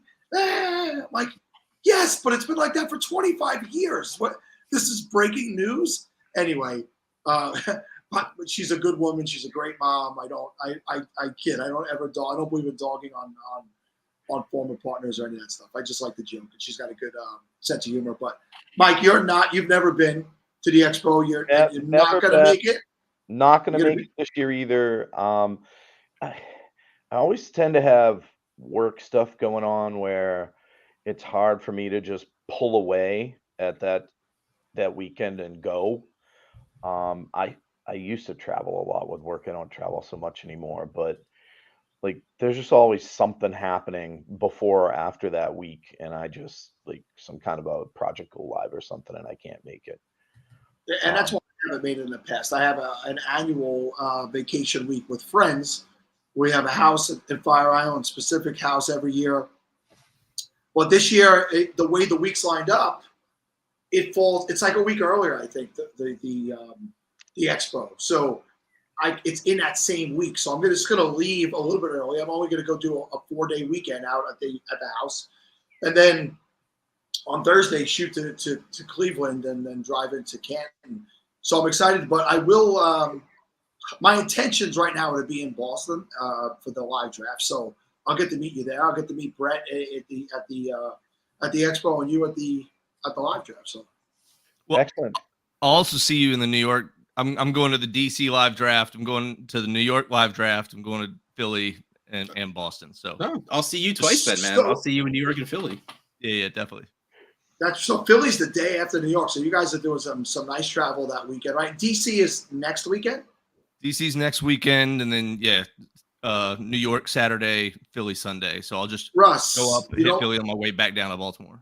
I'm definitely legitimately thinking about getting on the Acela next Saturday, the 7th, to go to DC. Russ, you want to come? No. Thanks, buddy. It's an easy ride on the Acela. I mean, I'd be joining the divorce situation if I'm just like, hey, one more weekend, babe, gotta go. Come over, No, Russ. that is not a dark side I'm coming towards. I've gotten accustomed to a certain lifestyle that I can't afford on my own. I said this yesterday. I've met Mrs. Outhouse, and she's an absolute sweetheart. So, Russ, you stay right where you are because you would be lost. You would be Without lost. a doubt. You would Yeah, lose it, for sure. it would be different if it was your full-time job, Russ, right? Oh, yeah.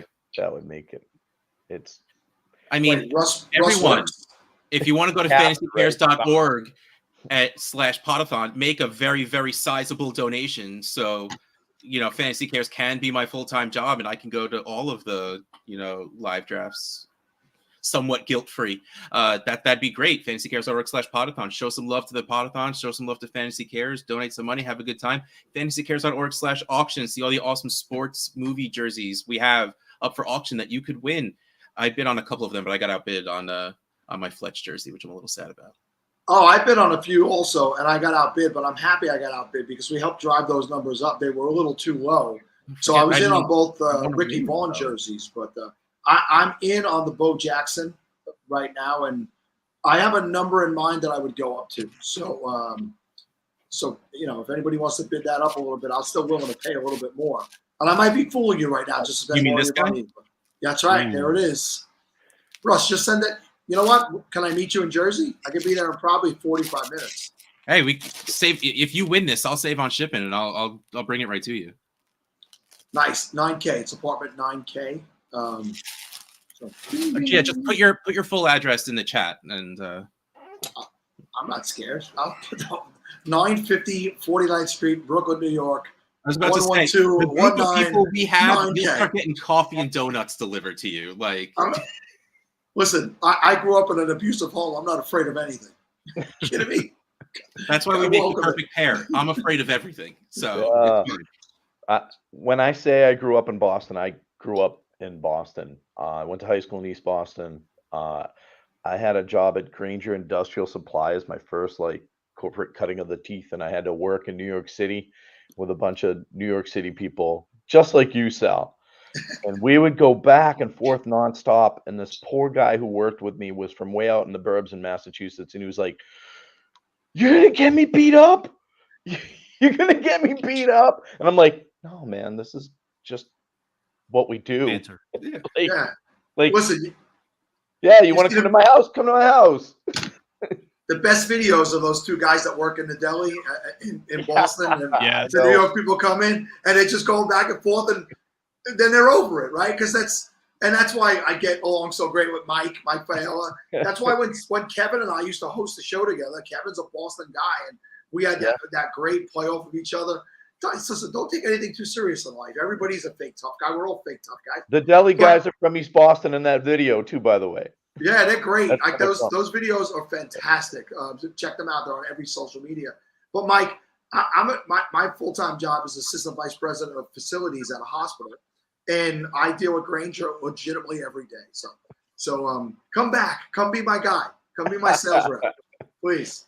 I may know who he is. It's been a long time. I haven't been there since the late '90s, but I still. He's a younger guy. He's a younger Yes. guy. So Leave I'm your thinking fantasy about- football job and go back to work as a sales rep for Oh, hardware. I don't do fantasy full time. I Oh yeah, you're an IT founded- guy. Right. An Sorry. IT guy. I founded an outsourcing and consulting company. Oh But I yes, will say leave your this. own run company to go back. Like that's yeah. Okay.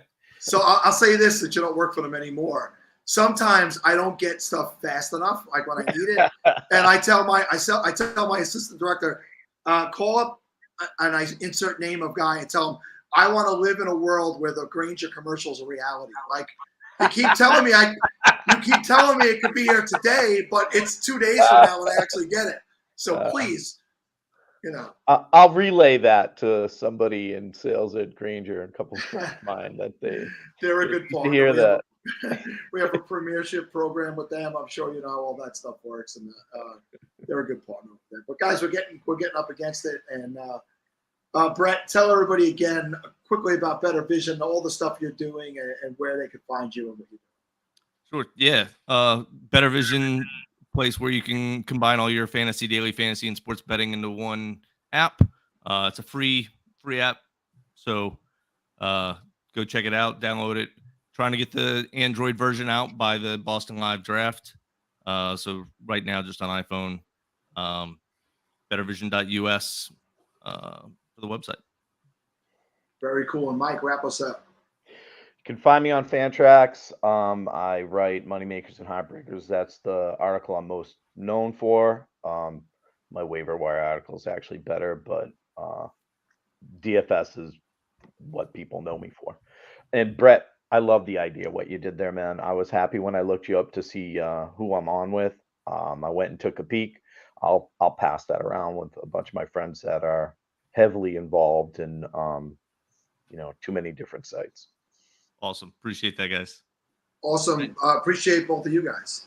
Just to bring it back, you guys your are the three draft. tight ends. If you could pull this off at 3 tight ends, I think that'd be great. Sorry, I just checked the chat out and I saw that. I needed to bring it up. I'm an old school Evan Ingram. Like, love Evan Ingram. And in fact, at the New York City Live draft, I have a autographed Evan Ingram 16 by 20, I think it is, to donate. And we had a jersey last year. It's like a mainstay. Evan Ingram at the live draft. I have Curtis Martin, Evan Ingram, Tiki Barber, and Marty Lyons. I believe are the 4 autographed photos I'll be donating for the auction in New York City. Oh, and I have two never worn, thrown back SFB 9 T-shirts, the Sega and the Mario Brothers editions that RotoWare sent me after the thing that year, and I found in a closet still in a RotoWare bag, never used. So I'm going to bring those in. I don't know how much money they'll bring in, but the Sega is my favorite. Such a good shirt. It's SFB shirt of all time. Size is it? But what's that? What sizes are they? I think it's a 2X. It's a hefty one. It's a big 2X? Yeah. Russ is like, I've been eating for this. Well, I have the Mario shirt, but it's an XL, and I am no longer an XL. So if I can add the Sega to that, I might be overspending on that one. Well, we let these 2 gentlemen go, so we're going to actually let them go. Brett and Mike, have a great Sunday, guys.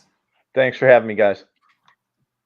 So, Russ, I'm literally going to go right behind this curtain, and I'm going to get the 2 shirts and show everybody. Oh, I thought you were going to go behind the curtain to start doing some quick bench presses or something, because I know you got your gym back there. You want me to do some quick? He's taking a stroll through the city right now. Oof. Yeah. Look at that man. So much, man. So much, man. Good, Andrew. You. So here it is. This is actually Russ, you're going to have so much room in this. This is a 3X. Wow. I'll go for it anyway. This is a 3X. Unworn, never worn. In my opinion, prior to some of the stuff we have this year, my favorite logo and color, because my favorite color is blue, and another light blue. Let's see what size this one is. Oh, wow. They're both 3X. Okay. So. Good. So I can I'll say I purposely shrink most of my t-shirts anyway, which just means I'm bad at washing things, so I shrink everything anyway. So that's perfect. That's great. Well, I'm for gonna the love big it. boys out there, and if Russ wants to bid up on those, they'll be available at the New York City Live Draft for auction. Some retro Scott Fish merch. I'm gonna write my name on it and hide them, so no one else can. Hashtag jealous. Listen, you send me the Bo Jackson jersey. I'll send you these right now. We have an under the table thing. Nobody knows nothing. We move on. I feel like we need to negotiate that trade a little bit. Yeah, you're right. I'm giving up too much. Yeah. What's up, Andrew? What's up, Sal? How's it going? Did you have an ad read? I don't want to skip the sponsors. Nope. They don't start till 9, I don't think. Perfect. Okay. Just want to make sure we're 8 taking care of those, taking care of us. You know what I mean? 8:30. 8:30. And I love your 8:30. production. I love your production mindset. That's very awesome. Russ knows this. You got to take care of the back end guys. Like that's how this whole system works. You can't just be talking and yapping all day. You got to take care of the people taking care of you, like I said. But no, happy to be here. Love it. You guys have done a terrific job. Did you guys officially decide to go to 48 yet? Because I kind of figured that was going to happen. They were going to twist your arm at some point, Sal. So let me tell you, when this is over, right? Every year when this is over, and now that I have this group of guys with me, Russ and Mike and Bob, and years ago it was me, Kevin, and Steve. Yeah. And John Bosch is now more heavily involved. They convinced me to move it to 36 hours a couple of years ago. And then coming out of last year, it was a great show. And this year has been better than ever, hands down. This last year, they're like, we got to go bigger. We got to go 48. And we literally decided to go to 48 hours. And we were going to start on Friday night at 8 p.m. That was the goal. 8 p.m. to 8 p.m. Friday. And, none of us do this full time, right? I mean, none of us. So it started getting closer. Mike, who books an absolutely banging schedule. Yes. You have 72 sets of guests. Now, not 72 people, because some of those are more like the last group of guys, they didn't know each other before coming on. So 72 individual segments. And Mike's like, guys, 12 more hours, like, you're going to kill me. And, That's 96 segments. Yeah. The man has children. So we decided, okay, maybe we're not ready for 48 this year. Do I think people would tune in and watch? I do. Do I think we'd raise more money? I do. I think Fantasy Cares has become the living, breathing organism it needs to be for 365. So we don't need to necessarily be live on air. And the Fantasy Cares YouTube channel, it pumps out content legitimately daily. So they're running races, they're doing giveaways, we're propping merch. So maybe we'll get there, Andrew. This wasn't the year. Scott put up a poll a couple of days ago that said, should we petition to go to 48? And it put 36, 48 show results. Sal tells me to screw myself. Those were the 4 choices. I never went back to look to see what won, but I told you to screw yourself for less than that. So yeah. Well, hey, just so you know, I would gladly help Mike with the booking. I love booking. That's like one of my favorite things to do for Dynasty Junkies. So if you're looking for another hand in the helper kit, I would gladly take on part of that with Mike, and he and I can bang that out and get to 96 segments. I don't have a problem at all helping with that. If that's for next year, I can definitely help. He's in the background, Mike. And one thing I'll say is that I had a hard time doing this. After this is year 7, so it's probably at the year 4 when John actually came to me and said, "Hey, let's give you more help. Let's go to 36 hours. Up to production value." And I'm not great at production. I had a hard time like relinquishing it because I'm not trying to take too much credit for anything. It was my idea, but I didn't build it to what it became. I had an idea, and all the people around us helped to push it to it. So if we could get Mike, who's become very protective of that schedule because Al Hardy works on it, to allow you to help him, I think it would be a benefit to him and a benefit to the show. And Mike, like I said, Mike kills it, crushes it. He does. He does. And I'm not trying to say he does anything badly and he needs help. I'm saying I'm willing to help if he wants it. And Mike, DMs are open. We're buddies, Mike. You can DM me anytime. But again, I love booking. I love the reaching out. You can do the back end. I'll do the front end. Like whatever you need, man.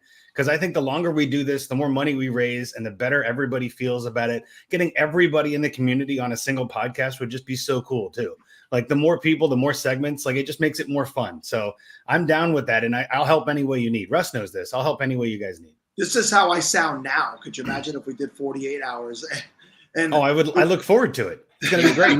You'd be coughing up gravel with how much rasp you'd have. I would tune in specifically for that. Like that sounds great. The demise of Sal, hour 42. It's right. Sal goes crazy over 48 hours. The bonus this year is I did want to do the 48. Then I was disappointed because I bought my son those wrestling tickets, which was Friday night. So if we did start Friday, I would not have been at SmackDown up against the ring, which was. You would have. Now we see the real reason. Started it without you. Let's be honest. Yeah, now we see the real reason, right? Yeah, No, it's like SmackDown more important. Well, it's funny because we've since moved to Discord. By the time we had a Twitter chat, the literal second the Podathon ended, someone changed the name of the Twitter chat to 48-hour Podathon. Like, didn't even wait till this thing stopped spinning when you hit end stream. Like it was already changed. Love it. That's true. But actually, the last name for it was the 2-minute Podathon. So yes, yeah. That's a Cooter Doodle Podathon, right? Like the Petite Podathon. Petite Podathon. That's right. A 48-second pod. I think Sal could actually handle that pretty well. Yeah. I think he would succeed in that format. I would probably complain about as much. Yeah. I could get a lot of complaining in 2 minutes, Andrew. I know, right? All right, so let's do the proper Podathon thing.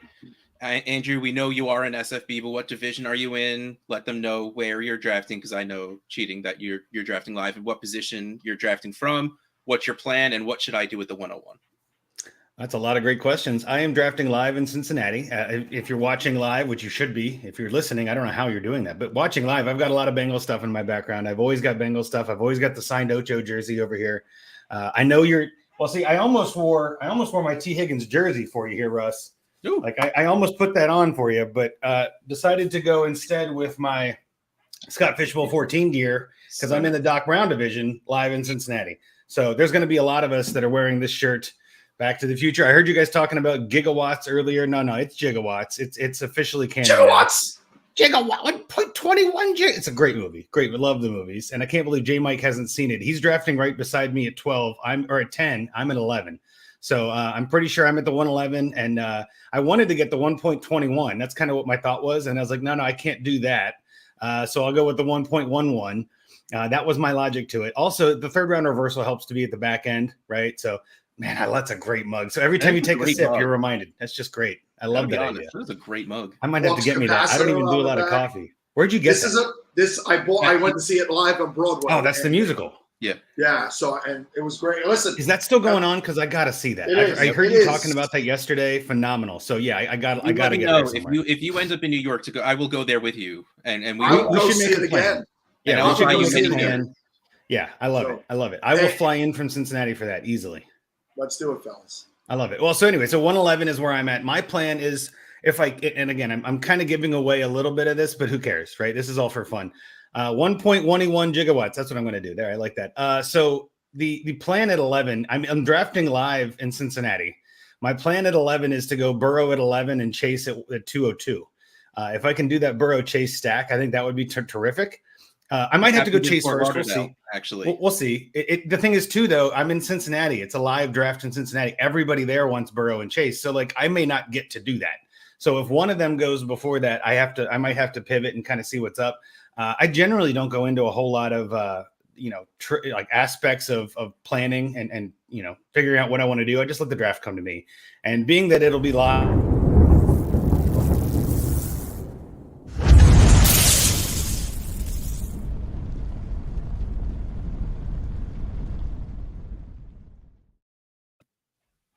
I love it. Whoever hit the button did a great job. That was terrific. Bob always does that to me, so I got the chance to do it to somebody else. It's funny because it popped up, and I immediately looked down to see if Bob was here. Like immediately, I'm like really mad, and then I'm like, "Oh, Sal." Oh, well, what I was trying to get at? No, that'll ruin your voice. Be careful. That'll ruin your voice.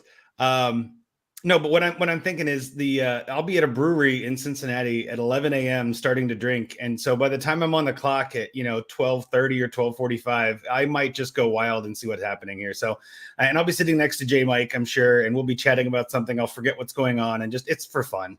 So if it doesn't happen, it doesn't happen. J Mike, bring your laptop and have Back to the Future playing, so we can sit and watch it. I can't believe that. That blows my mind. I know J Mike, we were talking about it a little bit. He mentioned that he picked that spot so he could be next to me. And I was like, oh, so you're not a Back to the Future fan? And he goes, no, not really. I didn't ask the question because I assumed everybody's seen it. Like, that's wild. So I might buy him the DVDs and just kind of say, here, old school. And there you can plug him into your old school DVD player. I'm sure he's got one. And kind of see what happens there. But either way, it'll be a great time. There's a ton of good people in that draft, and I'm very much looking forward to it. Bosch is putting on a great event. We have 150 or something raffle items that are having to be grouped together for things. Like it's turning out to be a terrific event on Saturday, I should say, on Saturday at Voodoo Brewing downtown in Cincinnati. So come on out if you're not paying in or not playing in the draft anyway. You're talking about stuff that's going to be auctioned off, and I found some of the things I'm going to be bringing, right? So got a little bit of a glare, but autograph. So New York base autographed Curtis Martin, autographed the Evan Ingram I was talking about back when he played with the Giants. What a catch. Joe Klecko. That's what it wasn't Marty Lyons. It was old school Joe Klecko. And Tiki Barber, best running back in Giants history. By far. You can say what you want, but the guy was by far the best. Is that Garrett? Yep. These are some of the wonderful things. Derek Jeter? No, this is Paul O'Neill. Yeah, 21 Derek Jeter. O'Neill. Literally. My dad went to high school with him. You believe that? Is that right? What? Yeah, my dad went to high school with Paul O'Neill in Columbus. I went to high school with Klecko's son. That's pretty cool. I went to high school in the NFL and winning like 3. Yeah, I went to high school. Nobody famous, but no. Wait, how long did Klecko's son was in the NFL for 3 minutes? What happened? No, he won 3 rings in like his first 3 years. Oh yeah, I remember that. And I'm not saying I'm the reason he has 3 Super Bowl rings, but he did cheat on me in his math final in his senior year. Just saying. So without you, he might not have graduated. Just saying. He cheated off of you. He cheated. Butterfly effect, Russ. Butterfly effect. Off of me. Yes. Well, and then dude, back to Russ's last question. What should you do at 101? I mean, go with your heart. Like, don't go with your brain. Like, I always say this to people in SFB, like, have fun with it. So if you want Josh Allen, take Josh Allen and don't look back, right? Like, just get your guy. There's no trading. You can't trade back. I know you and I are both trade addicts. So when you can't trade, you got to go get your guy. It's not auctions. You can't wait. Like, you got to just draft your guy and hope it works out. So I don't blame you at all if you end up going quarterback in a super flex league. I don't think anybody's going to hate that logic. So I do like the ultra flex this year, though. That makes it kind of fun because you can build whatever kind of roster you want. You can go bully tight end, you can go running back hero or whatever. Like, there's all these different options. So I don't think whatever you do, nobody's going to be upset with you, except for you if you do something you don't like. So just pick something you like and you'll be happy. 9 times out of 10, Russ is going to be disappointed in himself. Well, and that's why I'm trying to give him a little bit of bonus to be like, Russ, don't hate yourself. Just pick a thing you like and you'll be happy. Yes. You know what? Here, go with your boy. T. Higgins at 101, and it blows everybody's minds. I'm telling you, that'll be awesome. I was minutes away from getting to choose the scoring for SFB, and it really would have been a points per T. Higgins league. Absolutely. Yes, I love that. Points for T. Higgins gets a 0.3 points per catch or something, like a little bonus, just a little bonus. But man, that could help. I can imagine my son coming to me, Dad. It says PPTH. What is that? Oh, that's they let Russ into the data again, son. Sorry. I don't think Sleeper could handle that. I think MFL probably could, but I doubt Sleeper has that ability. First, they take away targets, and now they're taking away points per T. Higgins. Like, come on, man, get on our level. Cool. Not cool. Well, I'm wearing the Tag Strong hat. I'm going to be wearing that at the draft too. I like to have a little bit of tags with me when I draft. It makes me feel a little more confident in my picks. Tags is one of the best people in this space. I don't know if you guys have talked about him much. I haven't listened to the whole 24 hours prior to this, but I know Tags is one of the people that got me interested in fantasy football and kind of got me more into it and made me feel like I could create content. And I say this with love. Tags was a regular guy. right? He didn't come off as like a condescending asshole. He didn't come off as like a know-it-all. He was like, I'm just a dude who really likes this. And I was like, hey, I'm a dude who really likes this. So again, I think Tags needs to be mentioned at least somewhere on this Podathon. And if nothing else, I feel like, Tags was the guy for me. I know he was the guy for probably thousands of other people.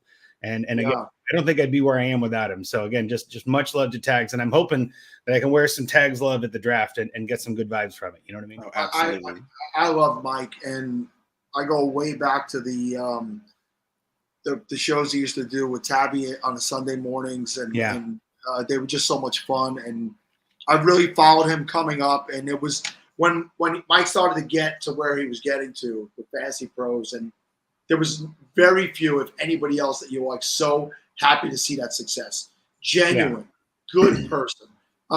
He was on the Podathon, and I sent it to Tabby, the clip, and he owed everything to her in his mind, but she supported him. They had this amazing relationship where, hey, this is what you want to go do. She was a nurse. She worked her butt off overnight to let this guy go do what he wanted to do. So I'm so happy, Andrew. We have not mentioned them. At least I have not in the time we've been on. Glad I could help. Yeah. We cannot forget Tags and Tag Strong, and I don't know if it's possible to even still get those hats. I would buy one immediately. I think they're still on they were on the Fantasy Pros site. I don't think they've taken them down. I'd be shocked if they would. It just doesn't make sense. And I believe the proceeds were going to Tabitha and the Fund Me too. So I think I'm probably on there. I can look it up and send a message. But the other thing I was even going to say about this is Tags loved Scott Fishbowl. Like, he was such a big fan of the whole thing. And I remember too, back when I was starting and reading his primer, I only had one fantasy league. I only had, 20 players to look at, or 15 players to look at. I read his primer every Sunday, word to word, like wall to wall. I didn't need it, right? It wasn't like I had those players, but it was just so damn captivating. And the way he looked at numbers, the way he looked at players, the way he looked at stats, I was like, this guy gets it, man. Like, this is what I want to do. Like, this is awesome. And I just wasn't that good. I wasn't that confident. And after watching him for a couple of years, I'm like, you know what? I can do this. Like, he makes it seem accessible. And I say that to people all the time. That was the best quality about him, is that he was just like one of us. He just felt like he was on the same level as everybody else, just took more time and more care and just loved the hell out of it. And I love the Fantasy Pros podcast for so long. And I am literally honored to be writing for that site now. Like, it is just, that's my dream. Like, that's all I ever wanted, was to be writing for Fantasy Pros. And now I get to write 4 or 5 articles a month. And it's like, I'm in heaven. Like, that's all I want to do. I'm not going to do it full time. Like you guys were talking about with Mike last segment. Like, I don't want to do this, for a full-time gig. It's just, that's not quite where my head's at. But I love the people that do, and I fully respect that. But also, I love being able to just do it part-time and like do it for fun. And that way it doesn't lose the spark for me, But Tags was the best of us. And I don't think we have not been the same since he left. So I wanted to make sure that I at least brought him up during this segment at some point. Because again, as much as we are here to raise money and have a good time, but like, Tags is the reason that there are so many people in this community, so many good people in this community. So I'm just very thankful to him. That's all. I do want to say he has been brought up a couple of times throughout the good. Okay. Nothing like the tribute that you just gave, because I mean, I know your feelings on Tags. So, but yeah, absolutely, he is always around. Absolutely, always around. Yeah, so I'm hoping he'll be with me at the draft and can guide me from above and say, hey, go this way, go that way, right? We're supposedly only doing 10 rounds live. I know they said that last year, and we did like 15 because we just kept going. We're like, why not? Why are we stopping? Let's just keep going. So hopefully that's what happens again this year. But I also know with all the raffles and all the people coming in, I think there's 6 drafts in Cincy Live this year instead of 3. So it's going to be a whole lot more crazy. I know, I believe Ryan McDowell's coming up for that. Yes. I know, obviously John Bosch will be there. We got a bunch of other people. I'm sure the Cocaine Bear will be there. Griffey Cakes will be there again. I know we had Houday from the Bengals there last year. I'd love to see him again, the mascot for the Bengals. That was pretty cool. So I'm just looking forward to chaos and fun and hanging out with my buddy J Mike and Dave Heilman and my buddy David DePena, I think is his name, DeMena. I'm looking forward to hanging out with David and like other people that just are just good people here in Cincinnati and hanging out and having fun. So very much looking forward to that draft to get it back towards Scott Fishbowl. So we're going back the right direction. Direction. Doesn't matter. It's 8 a.m., right? It's all good. We're all here to have fun and hang out in the morning. Definitely hanging out on a Sunday morning. I got Sports Center playing on the left, getting ready for some good games today. I think we got 4 soccer games going on today, some baseball, WNBA. I did not, Russ, by the way, I did not stay up and watch the UFC last night. Typically, if it's on the night of the yeah, I thought it was like tonight after the Podathon. No. It was last night. I had the prelims on in the background, and then I watched the first 2 fights of the pay-per-view, but I did not see the title fight at the end, which went the way I expected it to go. But I got my sleep, which was more important. So, John McClin has definitely been drinking already this morning. I was about to say, that means his eyes checked. Yeah. 3 beautiful faces and voices, none of which any of us possess. But where? What Podathon is he listening to? Yeah, maybe he's seeing the Ocho Cinco pictures behind you. Maybe, yeah. So, listen, you said we're getting back to Scott Fishbowl. Let's talk about what has been your best ever finish. Let's talk about the past of the Scott Fishbowl. Man, how many years are you in? I think I was. I know it was yesterday. I think you guys were talking about it. Like, I don't remember the years that I did well. I remember the years I did well, but I don't remember the years I did badly. And I don't remember much of the finishes, so I must have done badly. That kind of thing.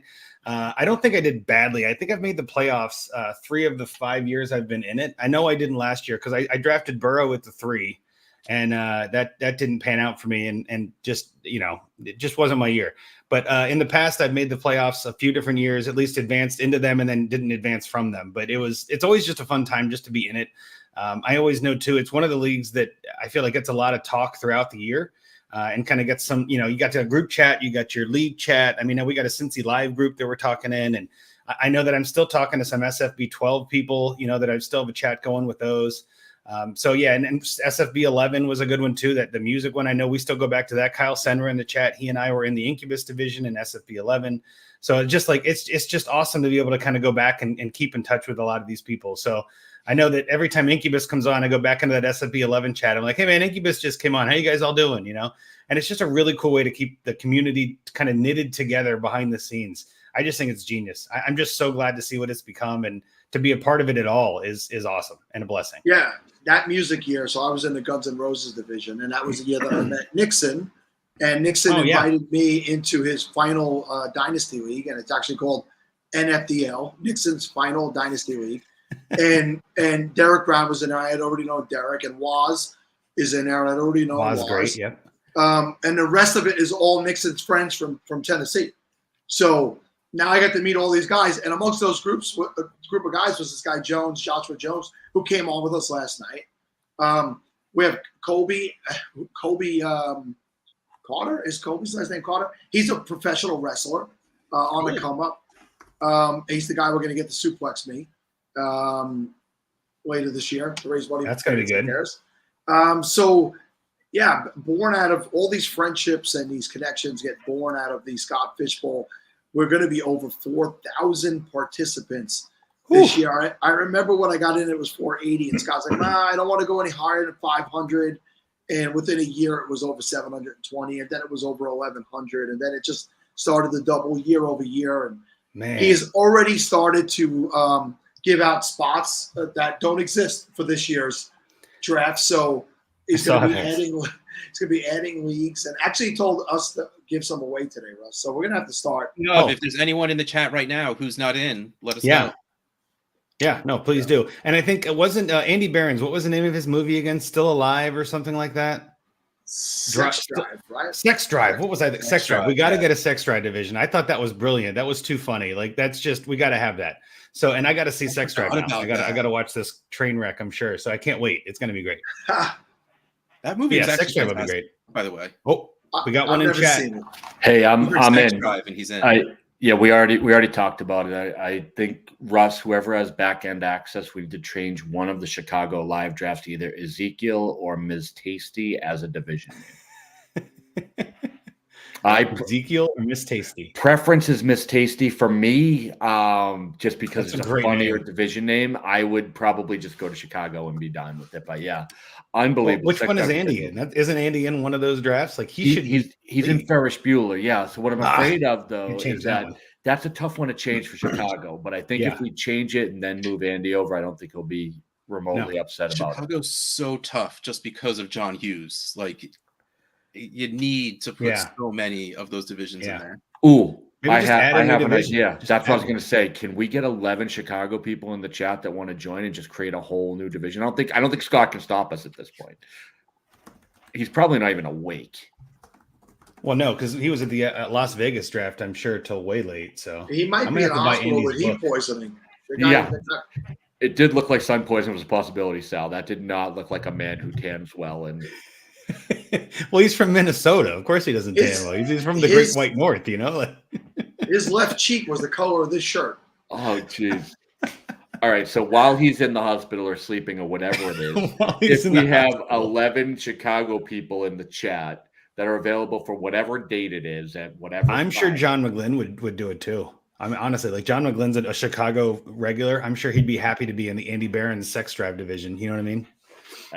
I don't see why not. I think this is Steven. That's right. Steven, he's doing the Chicago live draft stuff according to Bosch in the chat. There you go. Oh, Steven. Oh, we can make this happen then easily. I mean, Steven did the overnight for us, so I'll probably let him sleep too. He's probably taking a nap. Okay, wake his ass up, Mike. This is BS. Get him away. Yeah, no, I'll do what I can, Sal. But let's be honest, me and you got to go to bed. Russ has been going. Like Russ is probably a corpse at this point, dude. Did you sleep for more than an Russ hour? is bailing early. Russ stayed awake for Andrew. Russ is leaving after this. Thank you, Russ. I appreciate it. For absolute sure. But last chance. Is there anyone in the chat not in SFB there right was. now? I'm going to give away Mike LaValle. Mike LaValle posted not in at 8:24. I got 4 names. There was 2 names from earlier in the morning, and then we got Mike LaValle and Duarte 5656.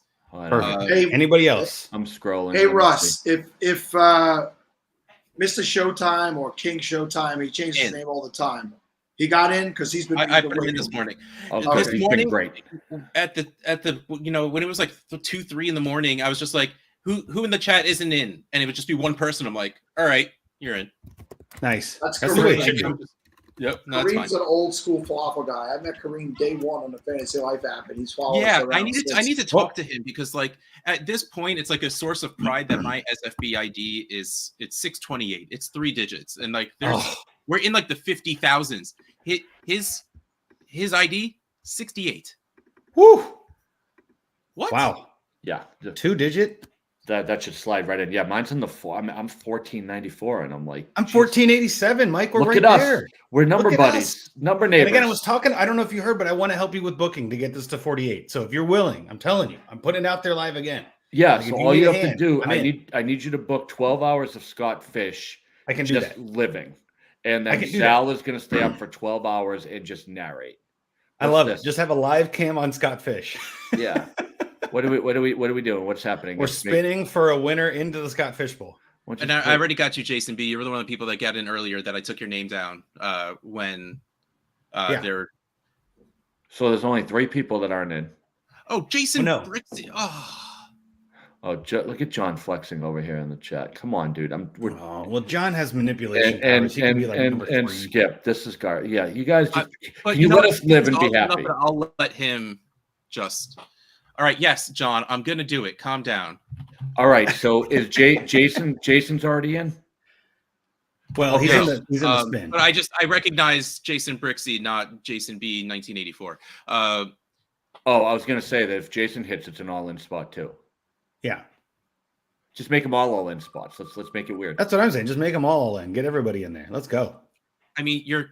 Oh, keep going to blue. Keep going to blue. Keep going to blue. Yes, all That's in. Blue. That's blue. Everybody's in. I mean, I was hoping it was gonna be a little bit more fun. I was gonna be like, oh, that guy got in. Yeah, let's spin it one more time. Yeah, let's spin it. I like it. That was dramatic right there at the end, though. It almost didn't get to all in. That was good. That was good TV. You know. What? So, is there a way to kick people out of the chat? Like, is there a way to boot John from the chat? Can we ban him from the chat at this point? We should just ban him from society. Producing, yeah. He's chat producing. Like, come on, John. All right. Well, all right, everybody. Mr. Hall. Yes, I know it's Andrew's time to say goodbye, but I'm going to say it first and then give him more time to do it.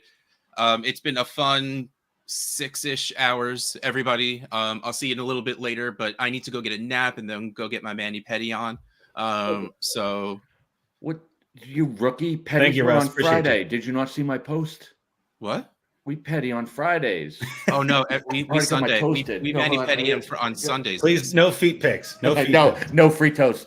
But yeah, no free toes. That's right. No, that was Friday night was petty. Saturday morning was haircut, so I show up looking fresh to death, homie. I said that's a different podathon too. Like that's an all-night Mike podathon, a petathon. All night. No, that would be totally rethink misunderstood. Yeah, that was weird. Pedathon. Yeah, not the same thing. Yeah, a spa-a-thon or something. There you go. Yeah, I like that. I Well, thanks I'd for like to asking. get more Bob Crafty. But go get I a like rest. everybody to please leave. All right. Well, for reals though. Thank you, Appreciate Russ. you, And then buddy. I'm going to take See you off too. You can find me at Fantasy Pros. You can find me at Dynasty Junkies. You can find me at Rate My League and on the X, the Twitter machine at Andrew Hall FF. But Sal, Mike, thank you so much for having me. Good luck with the rest of your show. And let me know if you need a guest. If somebody doesn't show up, I can hop back on. Appreciate it, buddy. You got it, Have a good one. See you guys later. So we got the next great guest in the background, and we do have a read for this segment. But for some reason, this guy here just doesn't want to go home. He's just sitting in the background. Right. You can't just hang out all day, buddy, unless you're in the hosting chair. You want to host, you can do it. You take my spot. Yeah, if you need a break, I'm happy to jump in here. But I just didn't want to stop watching, and I was worried leave the studio. It would take me too long to go find the link. Hang out as long as you want. We don't have any big groups coming in, so chill as long as you want to. Just don't spoil it for everybody. We're on a like 2-second delay. Didn't want you to think I was hanging out trying to get back in or anything. I just keep watching and be in the chat. I get back in the green room. You gotta do a live read before we invest in light. All right. This guest is brought to you by DraftBuddy.com with over 24 years of experience helping fantasy players win their leagues. DraftBuddy prepares managers for the most important day of the year, Draft Day. Create custom cheat sheets for your fantasy league and track your draft with DraftBuddy. Buddy syncs up with drafts on Sleeper and My Fantasy Leagues. Use it to track your upcoming S&P 14 draft. Send DraftBuddy developer Mike proof of your charitable donation supporting the Scott Fish Bowl and receive a $5 off coupon. Visit DraftBuddy.com to download this league-winning tool today. And in comes the one, the only, the magical Mr. Pat Fitzmaurice at Fitz_FF. Welcome back to the show, my friend. How are you? Oh, Jesus, he's on mute. Oh, you pulled the Sal. There we go. You guys auto-muted me. I love when the old guys show up. I love it. You can always tell when the over 50s are in the room. I'm doing great. You guys look all bright-eyed and bushy-tailed. Do you have to, is this your natural state, or do you have to drink 12 cups of coffee to get there like I do? I'm in a state of disbelief. No, I was lucky enough to sleep from 12:30 to 4:45. So that was a big win. Didn't wake up to piss. For guys our age, that's a huge win. I just went. I just stayed in bed and went. I got about 5 hours, similar to Mike. It sounds like we got about 5 hours sleep overnight. I got up this morning, and since I've been up, I've had a protein shake, a cup of coffee, a lemon ginger cup of tea, and a water. So I'm nursing myself back to reality. Oh, yeah. Just tune in at 1 p.m. We're both going to be a mess. But for now, we're good. Nice. Sal, I hear you're going to be at the Fantasy Football Expo. We're going to finally get to meet in person. Is that true? Yes, sir. I'll 100% be there. I'll be joining the 50-year-old club on August 6th. I turned 50 that week. I fly in 2 days later. So I'm going to celebrate my 50th birthday with all my fantasy football friends, which honestly, the people in my real life don't understand why I'm going to Ohio the week of my 50th birthday. But it's going to be the greatest way I can think about celebrating for sure. Oh, fantastic. Yeah, you'll love it. Bob Long does an amazing job with it. Canton is a gem. Yeah, I can't wait to do that. Do they just shut down the hospital that week? Because they can't possibly run without you, can they? Yeah, we shut it down this weekend. I was like, guys, I'm doing a 36-hour podcast. I'll have to put the patients out on the sidewalk. I live directly across the street from the hospital. Like literally, it takes me 60 seconds to walk to my office. That's why I moved here to Brooklyn. I was doing a 5-hour round trip commute every day out to Long Island. If you don't know New York City traffic and what it's like, that trip on a Saturday morning is under an hour each way. But during the week with New York City traffic, it would take me 2 hours to get here in the morning and nearly 2.5 to get home. Why not train? Well, I used to carpool with someone. The train is still about 90 minutes. It's less time, but it's 4 stops. It's 4 changes. It's a little bit of an arduous process. But now, Mike, honestly, you're right. When I go out to Long Island on the weekends, I take the train each way now. And I've gotten that down so well. But the opportunity was here. The apartment was across the street. It's we talk about these things all the time.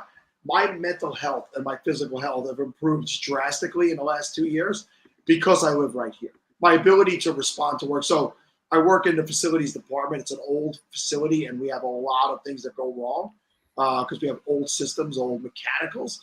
So I'd be getting calls at 2, 3 in the morning on Long Island, and there'd be leaks and floods. And being here now and building out my staff the last 2 years, I love what I do. It's a crazy.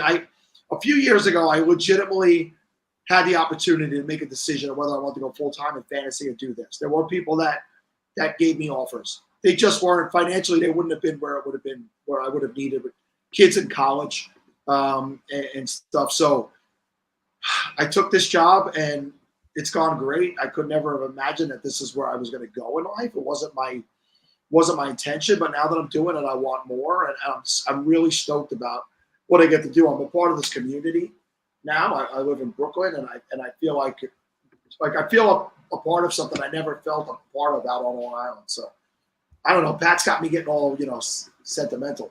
Yeah, that's awesome. No, the getting rid of a commute like that. I'm in the Chicago area, so I used to have not quite as arduous as your commute, but I used to have a pretty long one myself. And just now being able to work from home, fantastic. It is such a time saver, and it does boost your quality of life. The only thing I lost was I don't get to listen to podcasts much anymore because that was the commute time. Yes. I listen to all the podcasts in those commutes. So now, I have the gym behind this curtain, but I also have a gym a mile away that I walk to. So when I walk to and from, that's when I get my listening in. Oh, you can sneak them in. That's nice. Yeah. Train used to be great for working. I'd sometimes write fantasy articles, like longhand on the train back when I wasn't dragging the laptop to and from work every day. So you can be productive on the train and get things done and enjoy podcasts. But I'd much rather not have that commute. Ask Pat about changing the Ezekiel division. So in Chicago, I'm not doing the Chicago live drafts. I'm probably going to try to eavesdrop if I'm not moving. Not moving my daughter into college, but going to her college orientation. So I don't know quite yet if I'm going to be back in town on the 14th, but I would like to do that. And I believe Andy Behrens does deserve to have a sex drive division in his honor. Yes.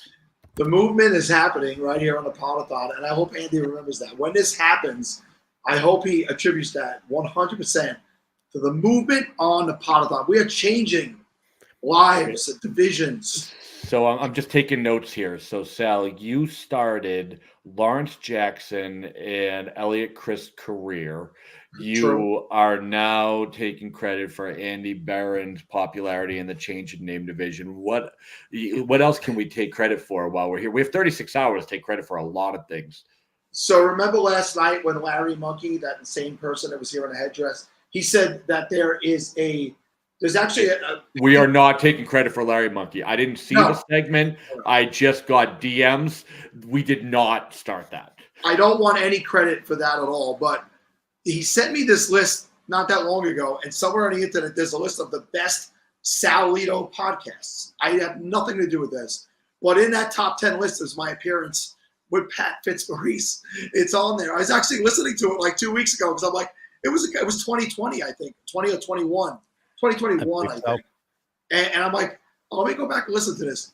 And so I feel like Pat's popularity has grown since then. So I want to take credit for that too. Sal made my career pretty much. I'm not going to lie. That's right. Oh God, I can't stop. Pat, you only have to deal with it for a half hour. I have 12 more hours with this guy. Please, Pat, do not feed him this. Don't take this one down so quickly. No, it was up long enough. Jeremy Ruckert, current tight end for the New York Jets. I was his soccer goalie coach for 6 years. We talked about that on the podcast. Remember? And if he didn't have that training for those hands, there's no way this kid would have made it to the NFL. So credit to me on that. We're still waiting for that breakout, Sal, that you promised this year coming. Oh, we all have him on our dynasty leagues because of Sal. We're just waiting. Here's what I'll say to you, right? I've been talking about him since he's in high school. That's why it seems so long. This is year 3. Year 3, he was drafted in the 3rd round 2 years ago. Year 3, and they had a perfect opportunity to draft Brock Bowers in this year's draft, and they did not. There was all this talk that they need a tight end, and so I hope that means I don't have any inside scoop on if he's getting more practice time or not. I do know that the organization loves him. I do know that he's on his social media a ton.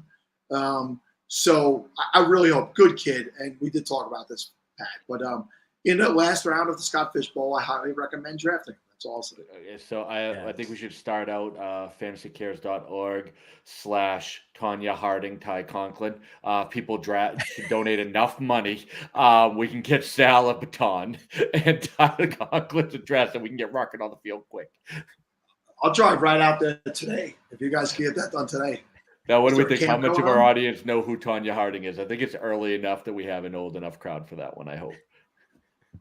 That was what, 90, 93, 94? Yeah, we got to remember that, right? Yeah, I think so. What an era, you know? We had OJ, we had Tanya Harding. That was such a great time in America. Oh yeah, there were some fun scandals back then, you know? You don't get a lot of good scandals anymore, you know? Like we need a good scandal. It was Jeff Galooly, Nancy Kerrigan, Tanya Harding. I was trying to think of all the names involved. There was a cast of characters in that one. Yeah, who was the big guy who the Shane, big henchman? Yeah. Well, there was a henchman named Shane Stant, I remember. who was the big guy? Eckert or something like that? I can't remember. Oh, what was the name of the guy? Remember the Olympics? The Olympics in Atlanta with that explosion? I remember that guy who like saved everybody, but then they came to find out he might have planted the bomb just so that he could save everybody. Oh yeah, who I remember? That's a name to go back and find. I mean, you know, but then didn't. It wasn't him. It wasn't him after all. Turned out it wasn't him. Yeah, and it was Sean Eckert was the guy you were thinking of. That's the bodyguard. Yes. Yeah, wild scene back then. Life was just different. Oh, Richard Jewell. Yeah. They ruined that poor guy's life. I remember that. That was a heartbreaking documentary. Turned out he was a legitimately good guy. Yeah. Look at this, the 90s nostalgia segment of the show. Gotta appreciate that. Yeah, well, you all had hair. It was a good time. Some of us still do. I mean, you're not with your people this time. So. Well, maybe I'll pull up. I have this hair on my chest. Why, dude? I just woke up. Pat, let's talk football before Sal gets off the rails too far here. So we have to do the basics. What division? You said you're not doing Chicago this year, so slow draft this year? Slow draft. And Mike, I'm going to humbly suggest that I might have the single most iconic draft spot of anyone in the Scott Fish Bowl. I'm in the Spinal Tap division, and I have spot number 11. I love it. You're going to play the Spinal Tap division. Yes, absolutely. You know, if you're going to be in Spinal Tap, you've got to be number 11. Oh, so we've been asking people why they chose their draft spot. We can skip that part with you. That is unbelievable. So talk to me about, we don't have to get too deep in your strategy. I don't want you giving out your secrets, but is there a group of players or a specific position you're hoping falls to 11, or you're just going to watch the board? In one of those first 2 picks, I do want a mobile quarterback, but my choices might be pretty limited since I figure Josh Allen, Lamar Jackson, Anthony Richardson are probably going to be off the board. I'm maybe looking at like Kyler Murray down there somewhere. And Yeah, I mean, like Scott Fishball is all about planting flags, right? So Jonathan Taylor is a guy I really want to get my hands on this year. Like I'm a University of Wisconsin guy for one thing, so there's homerism involved, but I do think Jonathan Taylor and Anthony Richardson could make a magical pairing together. Just running the RPO stuff with those two guys is going to be so effective. Can't wait to see what that looks like because we didn't get to see it at all last year. And, like Jonathan Taylor gave us a glimpse at what the ceiling looks like in 2021, and it was pretty glorious. I know the last couple of years have been a little star-crossed, some injuries, some contract impasses, but I think they're going to be on the right track this year, and Richardson and JT are going to be magic together. So it's funny. My dad is doing his first fishbowl this year, and he sent me his rankings. And luckily, you and him aren't in the same division because I don't want to give away his rankings, but I told him where you have Taylor, he will be on your team. I can all but guarantee you that. So you two are going to be very happy if Jonathan Taylor returns to early career form. And the format, I think, justifies a pretty early pick. I think you can make a good case for Taylor deserving to be top 15. I'm curious, what do you guys make of the rule with kick returns? Because it seems like it could be more impactful than maybe a lot of people figure out. And I might be zeroing in on some of these Greg Dortch, Xavier Gibson types a little later in the draft. So first for Timmy, I'm just printing out Coop's rankings, and that's just how I'm going to draft Timmy. I'm not going to pick a specific person. I'm just going to take his whole damn draft list. But yeah, no, Pat, with this, it's funny. We've been talking about return rankings. I think everyone has different ideas on things. I am under the impression, and we'll find out when we get to the draft, I'm going to rank them, but I'm under the impression that we're going to be overblown with that. There's two things that worry me. Number one, who the kick or punt returner is. I think when you look at last year and you look at who was returning kicks or punts for a team, that was in a different era when we had how many touchbacks, when things were different. Are they going to use different players? We had, Sal, I can't remember, it's been too long. We had someone suggest that you might see them using actual athletes and starters in clutch spots when you need a good return. Can't recall. It might have been Adam Levitin, but I'm not. Don't quote me on that one. Sounds about right. Yeah, but for me, I tend to think that this is going to be overblown, and that people, by the time they get to the draft, are going to rank them higher than I'm comfortable going. And to be honest, I'm probably more likely to be flexing a kicker than I am a kick returner. Yeah, I mean, you could be right about that. And I think maybe for those guys to be truly valuable, they do have to be getting the dual usage where they're actually involved in the passing game in addition to the return stuff. Like, I forget who did the article. Maybe it was, I can't remember if it was Coop or if it was Ryan Heath of Fantasy Points, where they were showing from a few years ago, like who some of the past leaders in SFB scoring would have been under this format. And there was one year where Danny Amendola would have been near the top. And that was the year where I think Amendola was doing kick and punt returns and had 60 some catches. But then there are a lot of teams that if they've got someone like, I've heard that maybe Greg Dortch is going to be number 3 for the Cardinals, or that Xavier Gibson is running ahead of Alan Lazard and Malachi Corley, or was at minicamp. But do you want your number 3 receiver who's on the field 70% of the time to be your double duty kick returner? Maybe not. Yeah, and that's where I've seen some reports out. Roma Dunze was a name that came up that was potentially going to be returning punts for Chicago. Now, if that happens, two things. Number one, that raises his floor a little bit early season. But number two, does that give us insight into where Chicago has him running behind DJ Moore and Keenan Allen? And, does that then, Pat, does him being a punt returner raise his rankings because he's going to get punt return yardage? Or does it lower his rankings because he may not be as integral in the offense as we may have thought initially coming out of college?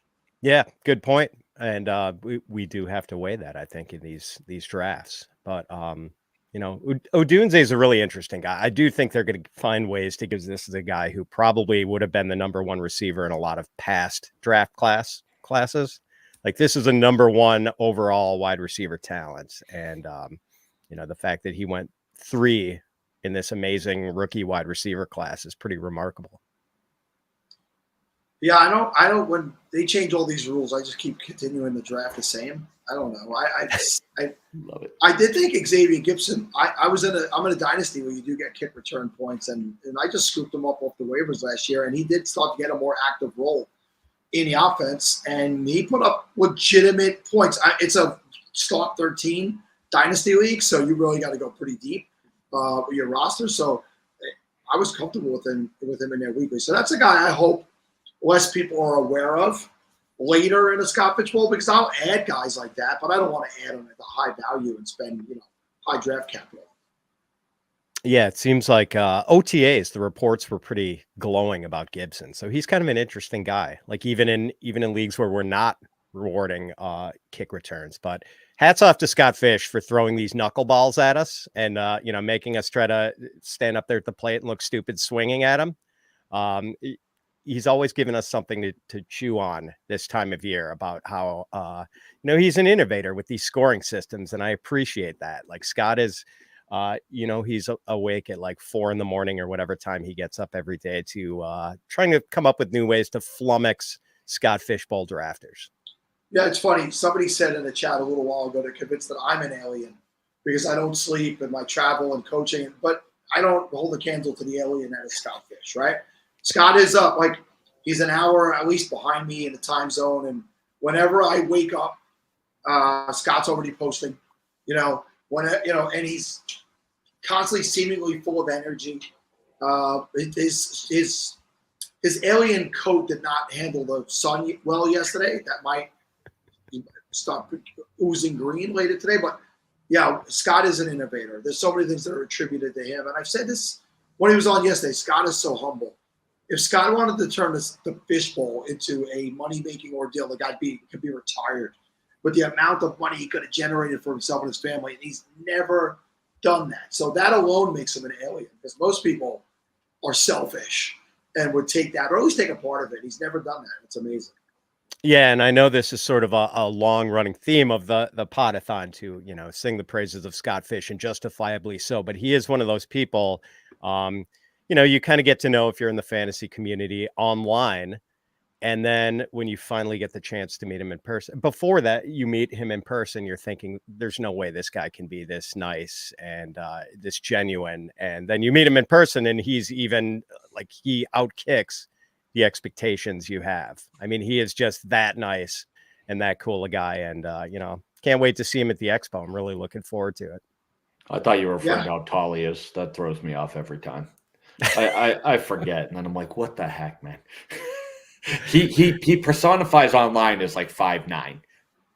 Yeah, I had I think before I ever met Scott in person, I was tipped off that he's actually much taller than you would think. So I was kind of prepared for it, but yes, he doesn't, just the gentle, nice guy demeanor. You don't expect someone like that to be 6'3" or whatever Scott is.